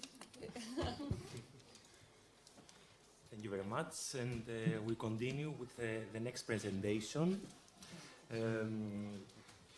So, welcome the team with Juno Turn, Johan, Rudy Ruz, and Liv Brad. And the topic is about the commons in secondary education, thresholds, and opportunities. Yes, thank you.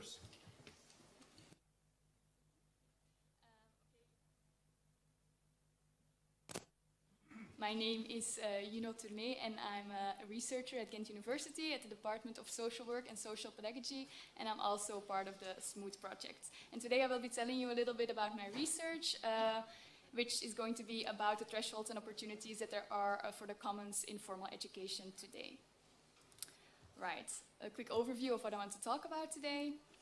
I'm going to start with explaining a bit about my theoretical framework. I think a lot has already been said, so I won't go into too much detail, but I will give you a bit of an overview because I think we have a little bit of difference with what has already been said. Right. So we start our research from the belief that the educational commons may provide an answer to questions of educational inequality. Because even though a lot of people claim or believe that current educational systems are democratic and meritocratic, research shows us time and time again that strong social inequalities persist in education. And this is the case all over the world, but especially in Flanders, where we're doing our research. We really are at the bottom of the class regarding educational inequality. We really are not doing so well. We see that youngsters from a vulnerable background achieve lower academic results, but they're also overrepresented in grade retention rates, in vocational education, special education, early school leaving rates. So really it's woven all throughout our educational system. So we see that a lot of young people experience social exclusion. What do we mean by social exclusion? Not only the physical absence of these youngsters in education, but also their exclusion from meaning-making processes in education and the fact that they lack a connection with education. So we see that there's an apparent misfit between vulnerable youngsters and the education system. And of course, this misfit is not so easy to explain or to explain away. And there are a lot of models trying to explain it. But we argue that a big part of it, at least, can be explained by the current dominant view on education. And this is how we conceptualize the current dominant view on education. I'll go into a little bit of detail, but not too much, because time won't let me. So basically, we state that neoliberalism leads to a human capital perspective in education, which then leads to strong education, which is a concept that's defined by BISTA, which then in turn leads to greater inequality. So neoliberalism, I think we've mentioned it enough. I'll just go into what it means in our research. So we claim that it has an impact on education, but in two ways. So the first way is that it leads to privatization and marketization of education, which we have talked about. But this is not really the case yet, hopefully never, but today not yet in Flanders. We really don't have these trends in Flanders, but we do have a second trend in which we see neoliberalism working in education, and that is the fact that education is being further and further narrowed down in a human capital and seen in a human capital perspective. What does that mean? From a human capital perspective, we see education solely as an investment in human capital in our current knowledge economy. So education is seen as an economic strategy. It's a tool to obtain more economic growth. And this is really present in our current Flemish policy note. Our minister describes our youngsters as capital and teachers as asset managers. So really it's ever increasing in Flanders. This focus on human capital perspective in education, we argue, and BISTA also argues, then leads to a strong education, which means that, of course, if we see education only as a tool, we want to make sure that the tool is working. So we're going to be focused on input that should result in output. We want to make sure that it's working. So we're going to see an increased focus on efficiency and effectivity in education, which then, of course, leads to an increased focus on the measurement of education. And that's also something we see in Flanders. We're now introducing standardized tests, or we're planning to introduce them, something that we hadn't really seen before in Flanders.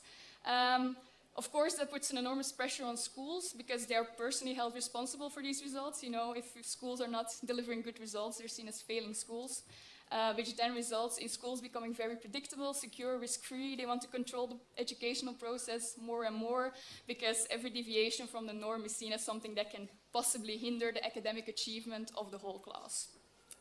Which then, of course, results in exclusionary and punitive approaches to deviations from the norm, which we know from other research are mainly at the expense of youngsters with low socioeconomic status. Bourdieu has his theory of cultural capital that also refers to this. Right, so I come to the problem of the dominant view on education, which is that it leads to greater social and economic polarization in education. And it works in both ways because students who cannot fulfill these expectations, who are not behaving accordingly, or are not doing what they're being expected to do, they are excluded by the school, either directly or indirectly because of discipline policies or other things, but also because students who feel that they are not seen in education, they don't belong in education, they don't feel connected to education, are also themselves making increasingly the decision that education is not for me. So they are also choosing to leave education themselves. So just to give a quick overview of what where we are coming from. And then, of course, we're looking for an alternative framework, which, unsurprisingly, is, of course, the Educational Commons, which we see as a possible alternative to deal with this problem. Again, I'm going to go very quickly. I just want to say that in our interpretation of the Commons, it's really democracy that we focus on. We see democracy as both the ends and the means of education, the purpose and the practice. So it's the goal of education, but it's also the way we should organize education.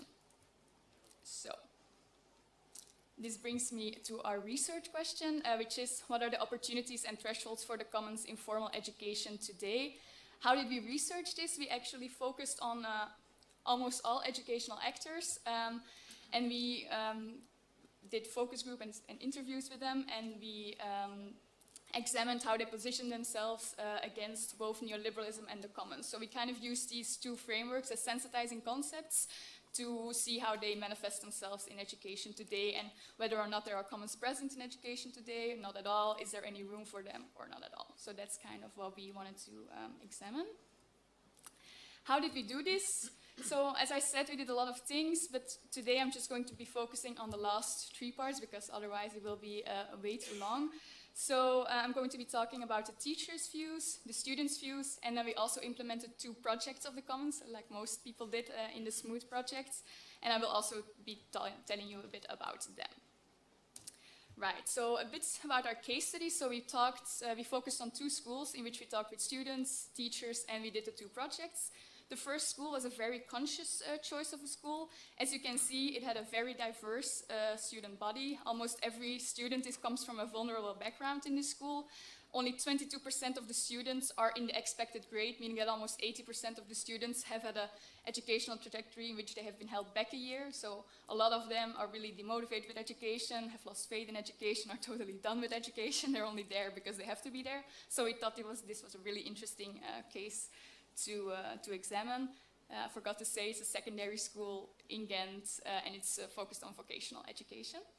And what we did there, so our project there, was that we followed the implementation of the Student Council. So it's a school, it had it previously, but it had not been active for quite some time because it didn't work. And the school leaders and some teachers had the idea if we want to re-implement the Student Council. And I was just an observer. I followed this process as an observer to see how does this now work, how does this take shape, and which kind of things do we see happening here. So that's the first school. Then the second one, just to give you an idea, is a more typical school in Ghent, still quite diverse, but more of a typical profile. Also a secondary school, also in Ghent, but this is a school for technical education. And here we did the challenge, or we didn't do it, we followed it. It was an external organization that implemented it in the school. And the challenge works with a class group. It focuses on one class group in the school, and it works together for a whole school year with this class group towards a challenge.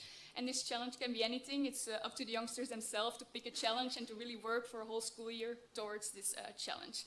And it's focusing on letting them work together, having them take up responsibilities, having them make decisions, etc. So, and also working together with teachers. And in this case, they chose to organize an escape room for each other, and that's going to be happening next week. So we're not yet at the end of our project, so some studies have been finished, some are still preliminary results, but we have been doing it since September, so we have a good idea of some of the points we want to make. Okay, then I come to the most important part, the results. What did we now see? I'm going to start with the teachers' view. So we interviewed teachers individually about their views on education and about how they shape education, which actors they find important in education, how they look at participation in education, and then we saw what came out of that. So we saw that teachers really view and organize education largely in line with a neoliberal perspective. They have a really narrow view on education, really controlling logic that comes out in education, and there really wasn't a culture of participation to be found. They really wanted to hang on to these classical hierarchies and unequal power relations, like teachers were really not willing to give those up at all. And throughout their narratives, because we had long talks with teachers, we did find several reasons as to why they are not open to it or they weren't so interested in it. First of all, a lot of teachers claim that it's just not necessary, not part of their educational task. Not our job unless that better ensures obtaining a degree, really showing the narrow way in which teachers define their own role. Also a teacher saying, if you're going to compare with the private sector, that's talking about parental involvement, by the way. Few clients have a say in the firm they hire, how that firm should do its work. Yes, I compare very much to the private sector, which works efficiently, right? They may be involved towards their own product, the students, but we should not start including them in all kinds of councils or decisions. So you can also really see the neoliberal language that is also being used by teachers. A fear of a loss of control or an erosion of power is a really big one. They fear that if we give students power or parents power, then everything will be chaos, it will not work. So we have a citation about that. They really see it as something dangerous sometimes, afraid that students will bring up things that they don't want to talk about, so really a big fear of it. A low regard for other educational actors, so both parents mainly and students, they really have some negative views about them. Some teachers saying they can't do it, I'm just going to say something harsher, they're not brought up like that. Sometimes they're not brought up at all. Or one teacher saying, everyone has the right to speak. I say that's not true. You have your duties to do first, and when your duties are done, then you have a right to speak. For example, I have a pupil today that says, it's sugar feast today, I'm not coming to school, I'm staying at home because my aunt is married to a Muslim. And then a guy like that would be allowed to say what would happen at school.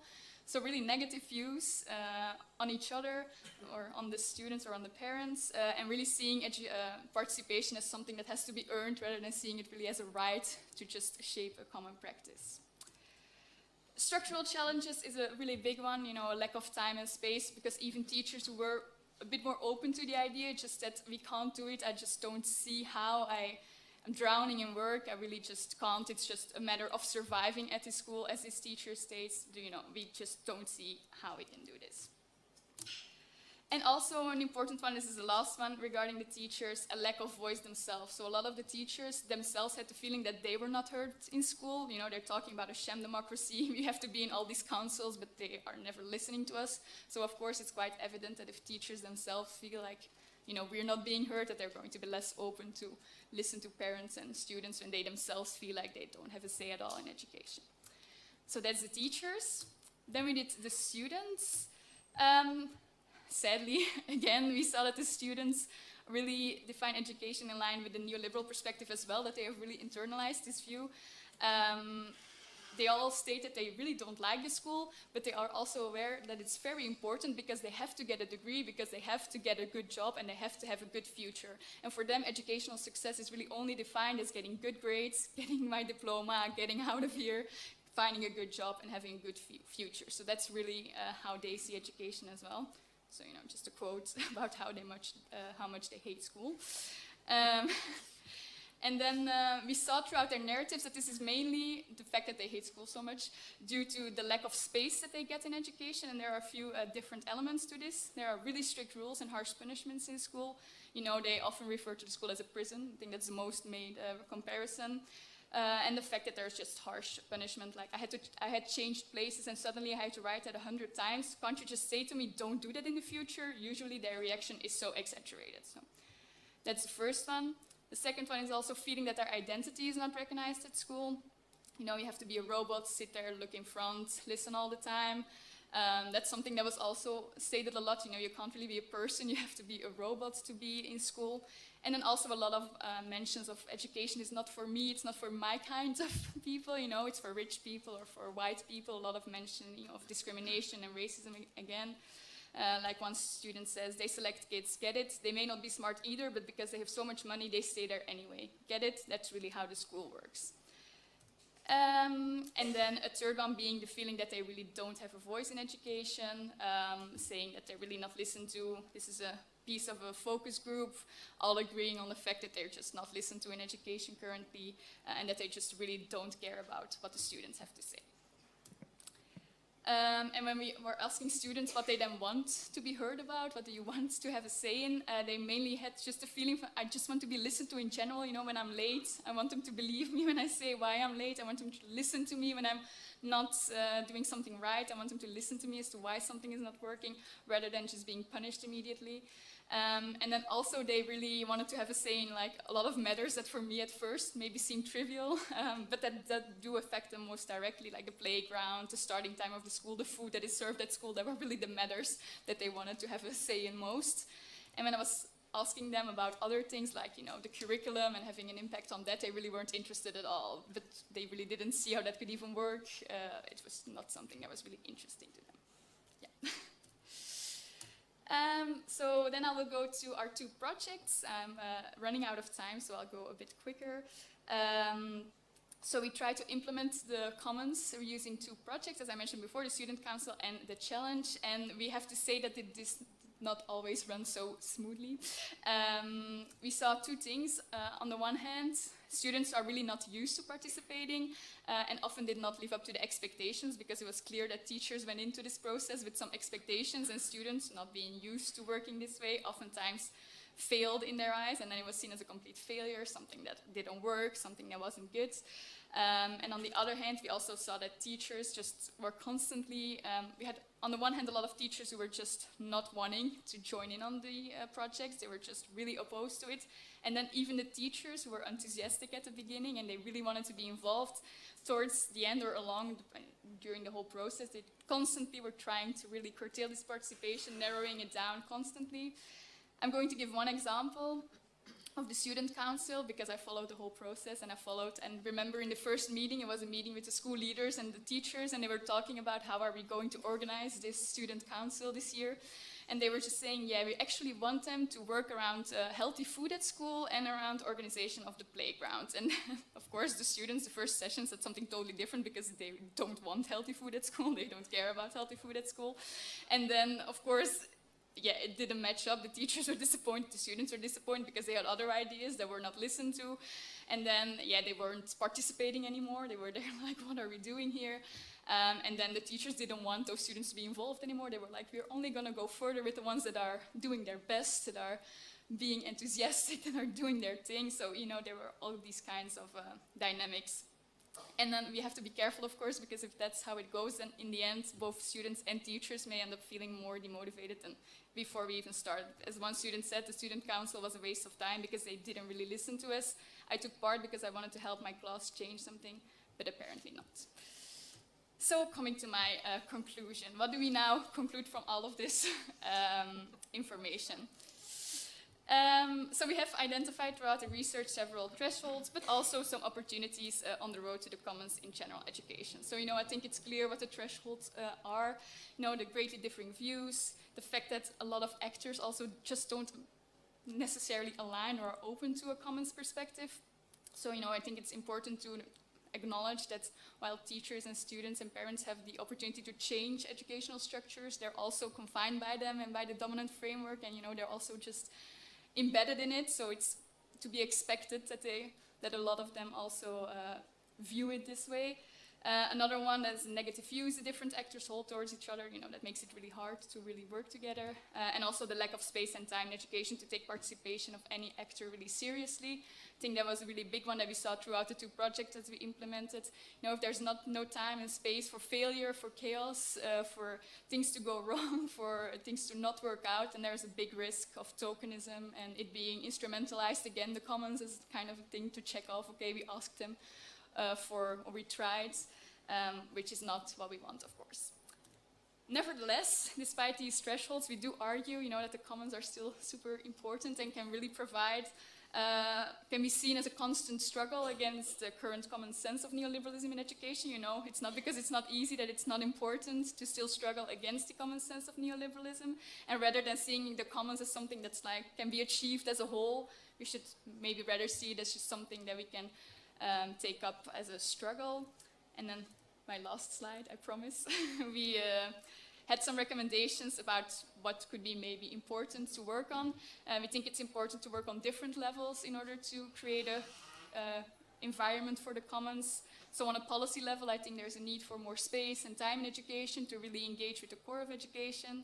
At the level of school policy, I think it's important that democracy is practiced throughout the whole school, so not only given to students, but also to teachers, to parents, you know, that everybody is involved in this.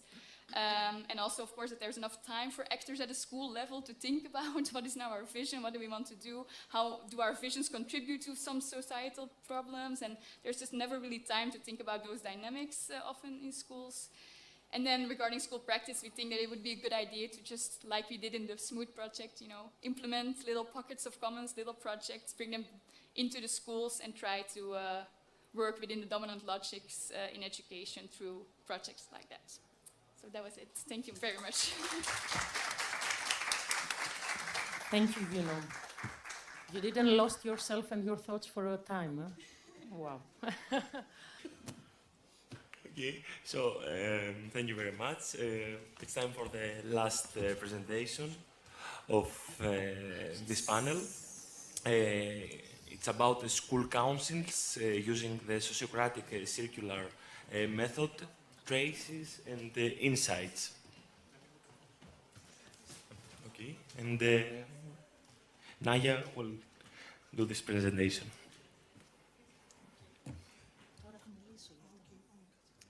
Hi again to all. My name is Naya Tselepi, and I'm a postdoc researcher in the Smooth project. I'm a PhD human geographer, and that's all from my CV. I don't want to say more. Today I'm going to present two school councils where the Sociocratic circular method was introduced. Both councils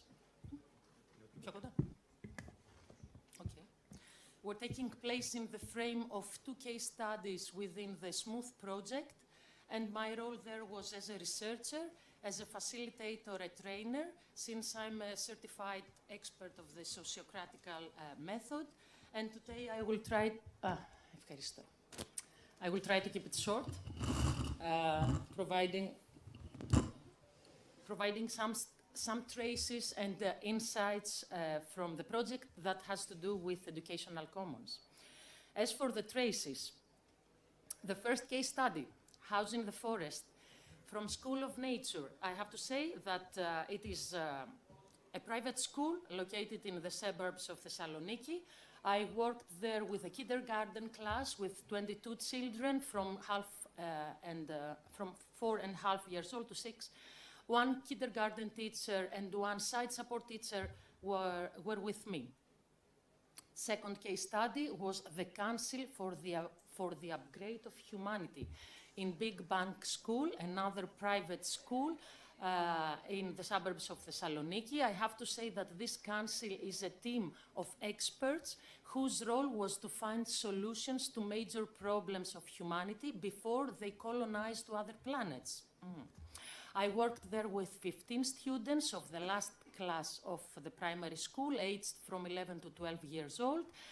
One teacher was participating there, was Angelos Patsias, maybe many of you know him, and many other teachers like music teachers, theatrical teacher was there with me. Both case studies started on November 22, and they are now almost completed. As for the House in the Forest, I have to start with the Smooth project's overall goal as to promote commoning practices and to configure education as a common good, which is collectively governed by its community. As for the case study, The House in the Forest, we aimed through the collective creation of the House in the Forest to support children in learning and experiencing peer governance, how to be autonomous and collective beings, and also diversity, interdependence, adaptability, unity, etc. In the Council for the Upgrade of Humanity, the goals was through this council to support children in learning and experiencing their learning activities without the assistance of the teachers, how to work as autonomous beings and self-organized groups, peer governance, how they can organize their council meetings, make decisions together, and put their words into practice. But maybe you don't know about sociocracy and the Sociocratic circular method. So I would like to make a parenthesis in my presentation and say a few things, believe me, about sociocracy. Let's begin with the etymology. Socius, Latin partner, and kratos, the Greek power, okay? Positive meanings of powers. I chose two quotes that are linked with, let's say, with the philosophy of sociocracy. Human beings are making relationships and are oriented less on competition and more on cooperation, and that the source of every conflict between me and my fellow is because I'm not saying what I'm thinking and I don't do what I say. And I add another level to what Martin Buber said, that I don't think what I want. So what I want, what I think, what I say, what I do are not connected. Okay, some definitions in short. Is a methodology, a participatory one, a methodology of dynamic governance, of organizing efficient meetings, of equal participation and decision-making. And as Kees Buyke said, is as democracy should be, or some say that is a post-democratic methodology. If we had to draw sociocracy, we could use this kind of symbols and we could use these concepts: the circle, equity, and 4 stages of implementing a project: learn, evolve, self-repair, and prepare. It's the first one, in a spiral arrangement, okay? So, what about sociocracy in schools? I would like to put some snapshots of the history here, starting with Kees Buyke in the Netherlands this year. He founded this kindergarten, I cannot pronounce it, where teachers and students were communicating, discussing, and solving issues that has to do with the school equally. One of their students was Gerard Endeburg, the one that's shown in the picture there. I don't want to say more. He's said to be the father of sociocracy as implemented in organization. He put sociocracy in practice, and he founded the first sociocratic center. What about school circle? I would like to make a short link to this School Circles documentary. When I need to explain to friends on what kind of school I am, it's so difficult because they always have an image in their mind of what it looks like, but it's totally different. I don't want to take more time and space of this. I just wanted to do this connection with the documentary. You can find it online.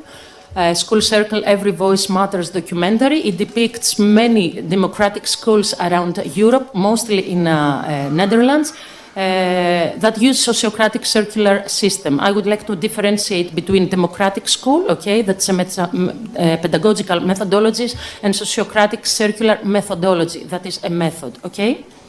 So, I would like just to pinpoint from the documentary and from the work and the experience done in schools with sociocracy that we use discussion in circles under facilitation. We always use a visual agenda, either in a flip chart or in Google Meetings presentation in a slide. Decision is made only with consent. We have open election, I will talk about it a little bit later, and roles, a roles distribution system. And I would like to mention that it's a structure and methodology for the organization of the entire school community. And when we say school community, as you know, it's students, teachers, parents, and of course the local community or society. Some maps about the schools that use sociocracy in the world and in Europe. And as for the case studies, I close the parenthesis of sociocracy, I go back to the case studies. Let's go to the first principle of sociocracy. It is the circle. Well, both schools, the School of Nature and Big Bang School, had already experimented with councils within their classes. However, both of them, within this specific case study, were needing more support and more empowerment, okay, for the council. So I introduced the sociocratic circular method according to the scopes of the educational commons, and I began with a circle. I asked the children to, from the very beginning, to create a circle. What is a circle? How we make it? To look each other in the eyes, okay, to pose their bodies towards to whom it speaks. And this created a culture of listening, of active listening, okay, to each other, and also to wait for their turns.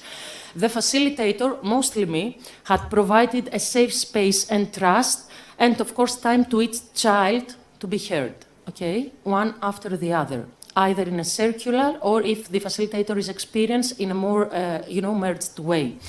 Of course, it has to respect the right of the children not to want to speak. And this promotes respect, okay? And as I said before, active listening. And at the same time, children have experimented to expose themselves in groups by speaking and speaking in front of a group, and to wait for their turn, and to listen to the others, and to take in their mind what the others said, okay? And to let themselves change from what they have heard. A tool to work on the circle and to this way to facilitate was the totem, the magic stick, we said, within both groups. In the toddlers especially, facilitation, as I said, was mostly done by me or the other teacher, but at the same time, in the students in the primary school wanted to experiment from the very, very beginning with facilitations. They like it at all, so they elected with open elections for their own facilitators.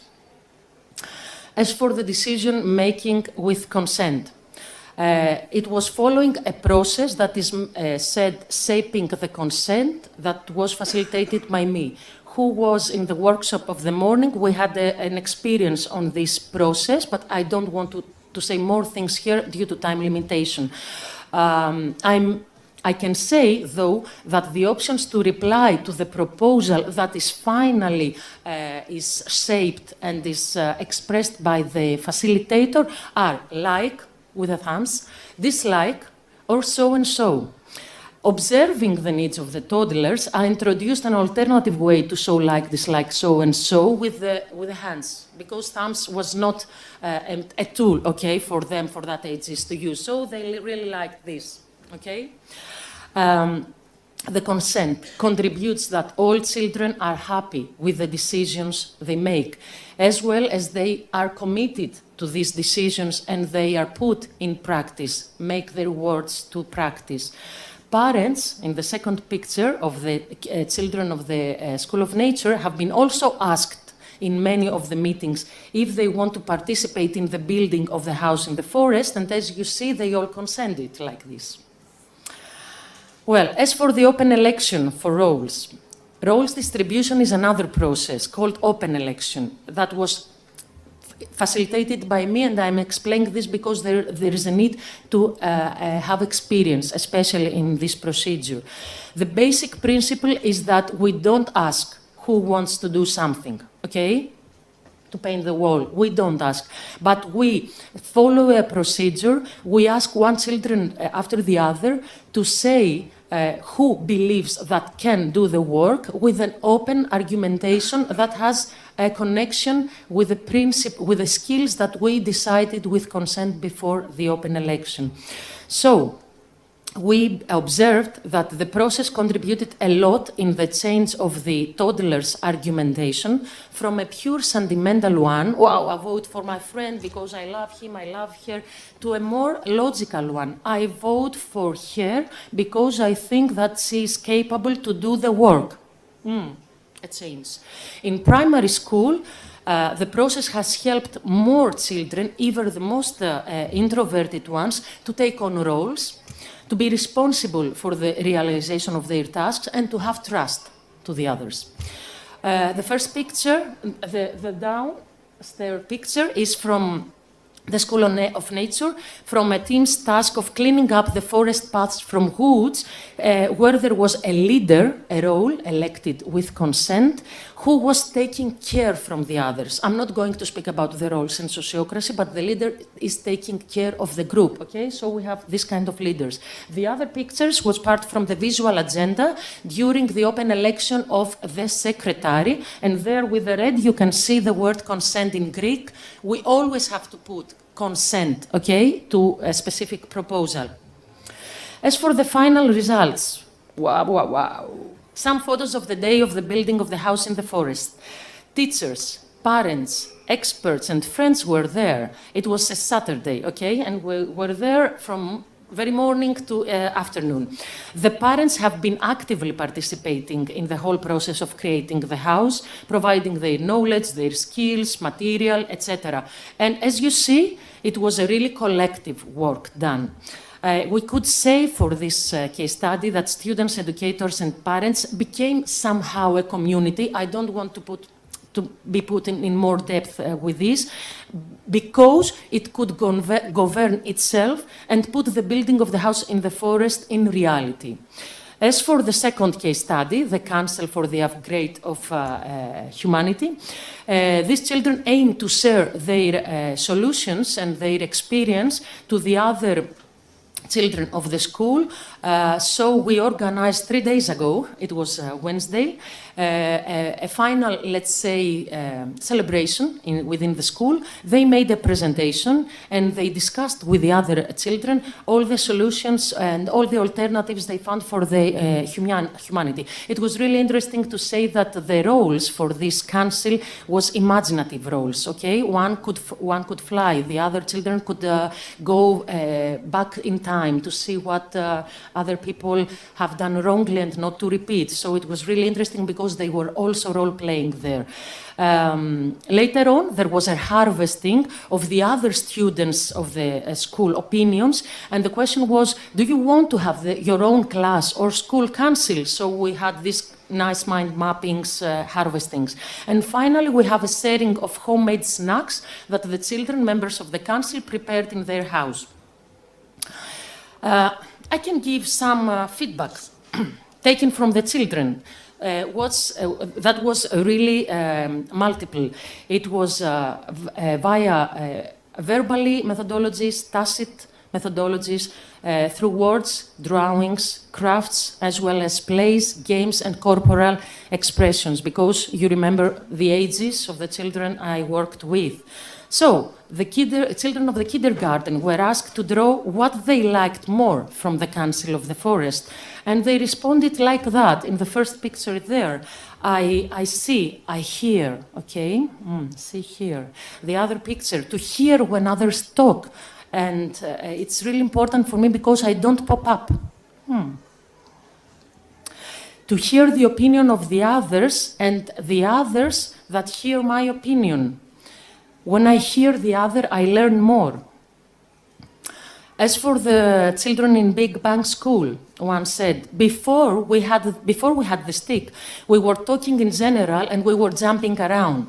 When we had it, we realized we had nothing to say unless it was something important. Let's say, if we were blurting, it wasn't important, and we should say the important things. The kindergarten class made a valuable present to me, a booklet with drawings. It's here. You can take a look if you want.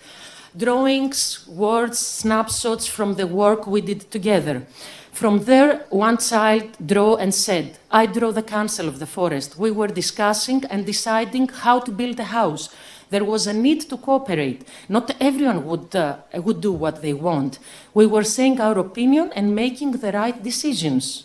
And the girl there, among others, said, I learned the circle, to hear and not to interrupt the others. And another girl, I draw that we carry the wood in order to clean up the paths in the forest. There was a leader who was responsible and taking care for the team. And as for the role distribution and open election in the primary school, I asked them, how did you feel in the roles you took on? A child said, that we can, that we know, that, for example, the other child is the facilitator. She knows what to do, and we trust her. And how do you feel, you, child, that you are the facilitator? I feel the same, that everyone who has a role, it suits them, and that there will be trust. Another one, if you picked a moment that you like or not, which would it be? I liked when we did the council. Most when it was to choose a minute keeper or a facilitator, because you realize that we were all influencing everyone's opinion.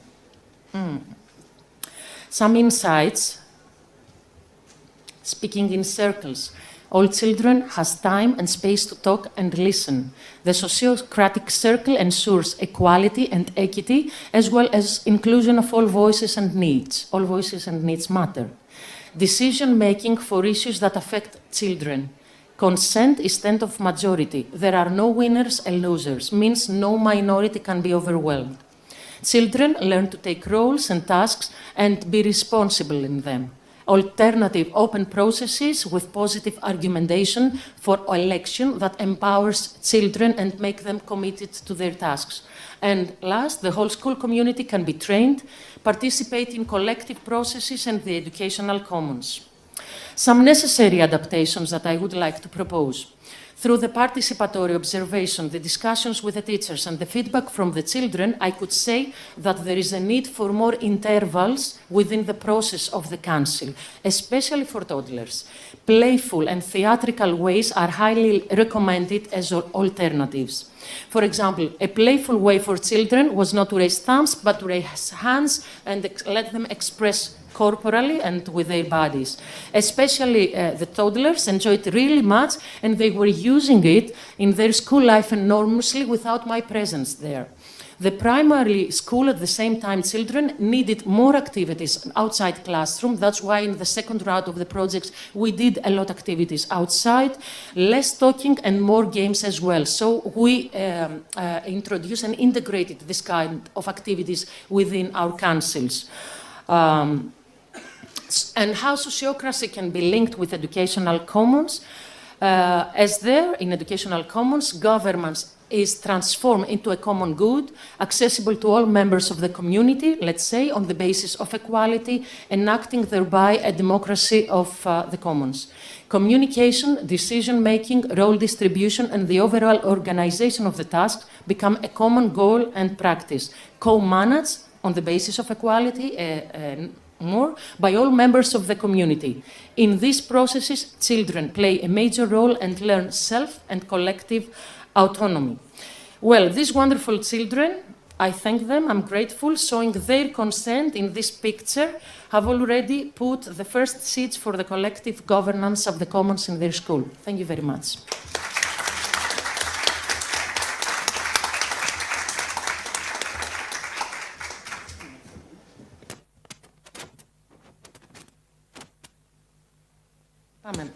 We have some minutes, so I ask you if there are questions to this great panel of speakers.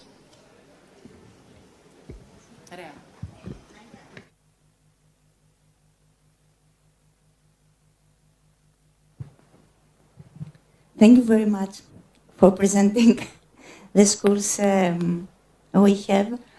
Tomorrow morning at 9 o'clock, 9:30, we're going to present what's about behind your intervention, because I can check now how these two schools must have curricula very good adapted before you come, and how we can work with the teachers and the parents and the students before we can speak about the commons. And thank you very much, because this is a proof that we are in the same road. So tomorrow, if you wanted to see some videos and some photos and the principals of two schools, it's very welcome. Thank you very much, Rea. Yes, please.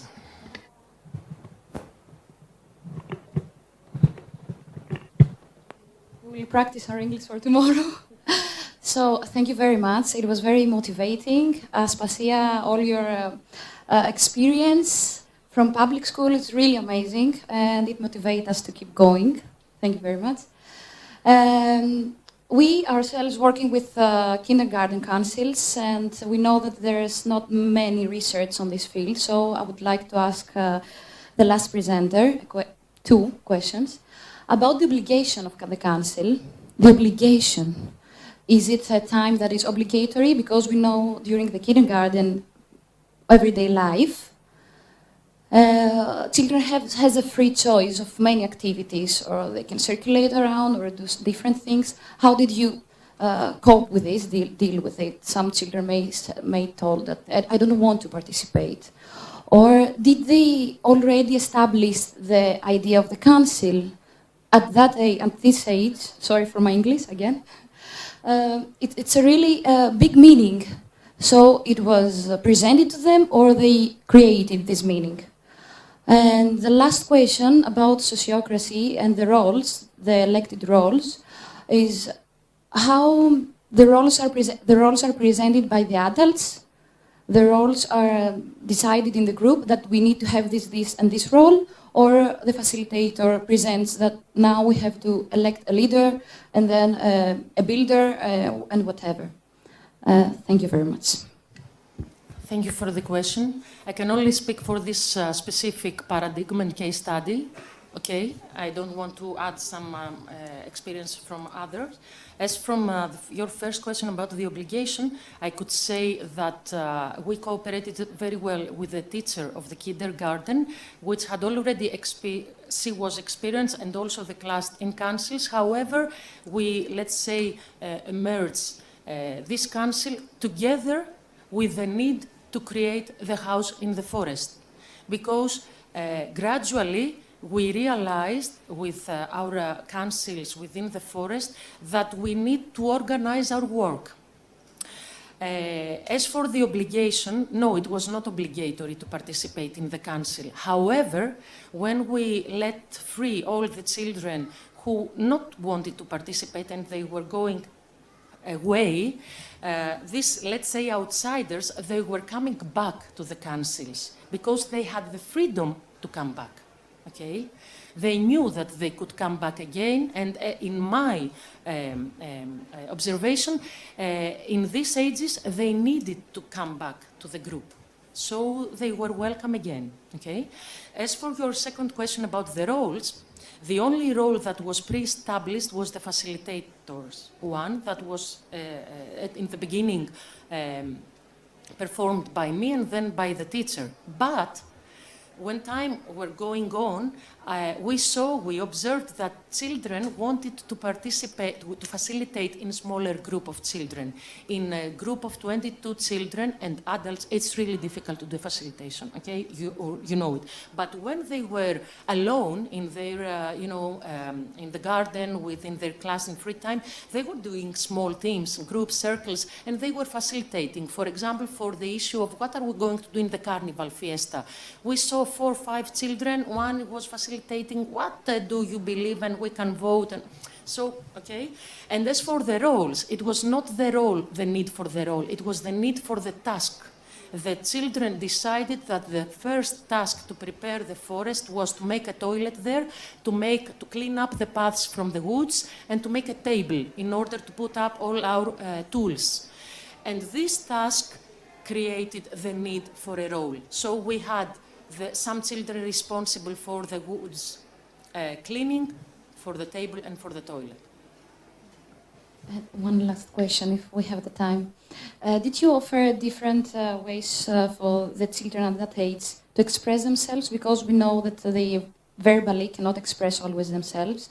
They cannot, you said that they had the right not to speak, but some of them did you offer them other ways to express themselves? For me, it was really challenging, this, because I only was experienced with verbal, let's say, paths. But the kindergarten teacher helped me a lot in order also for me to introduce non-verbally ways in order to make these circles, the evaluation, the role election. So we integrate drawings, we integrate a lot theatrical play. The children loved theatrical play to express themselves through there. And we were discussing a lot with the teacher in the feedback meetings we had together, how we can put all this in, let's say, the documentary way and text. Thank you.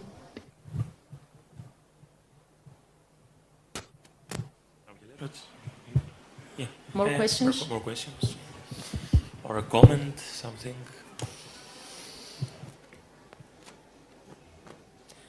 So thank you very much for your patience and for being there, and let's enjoy the night.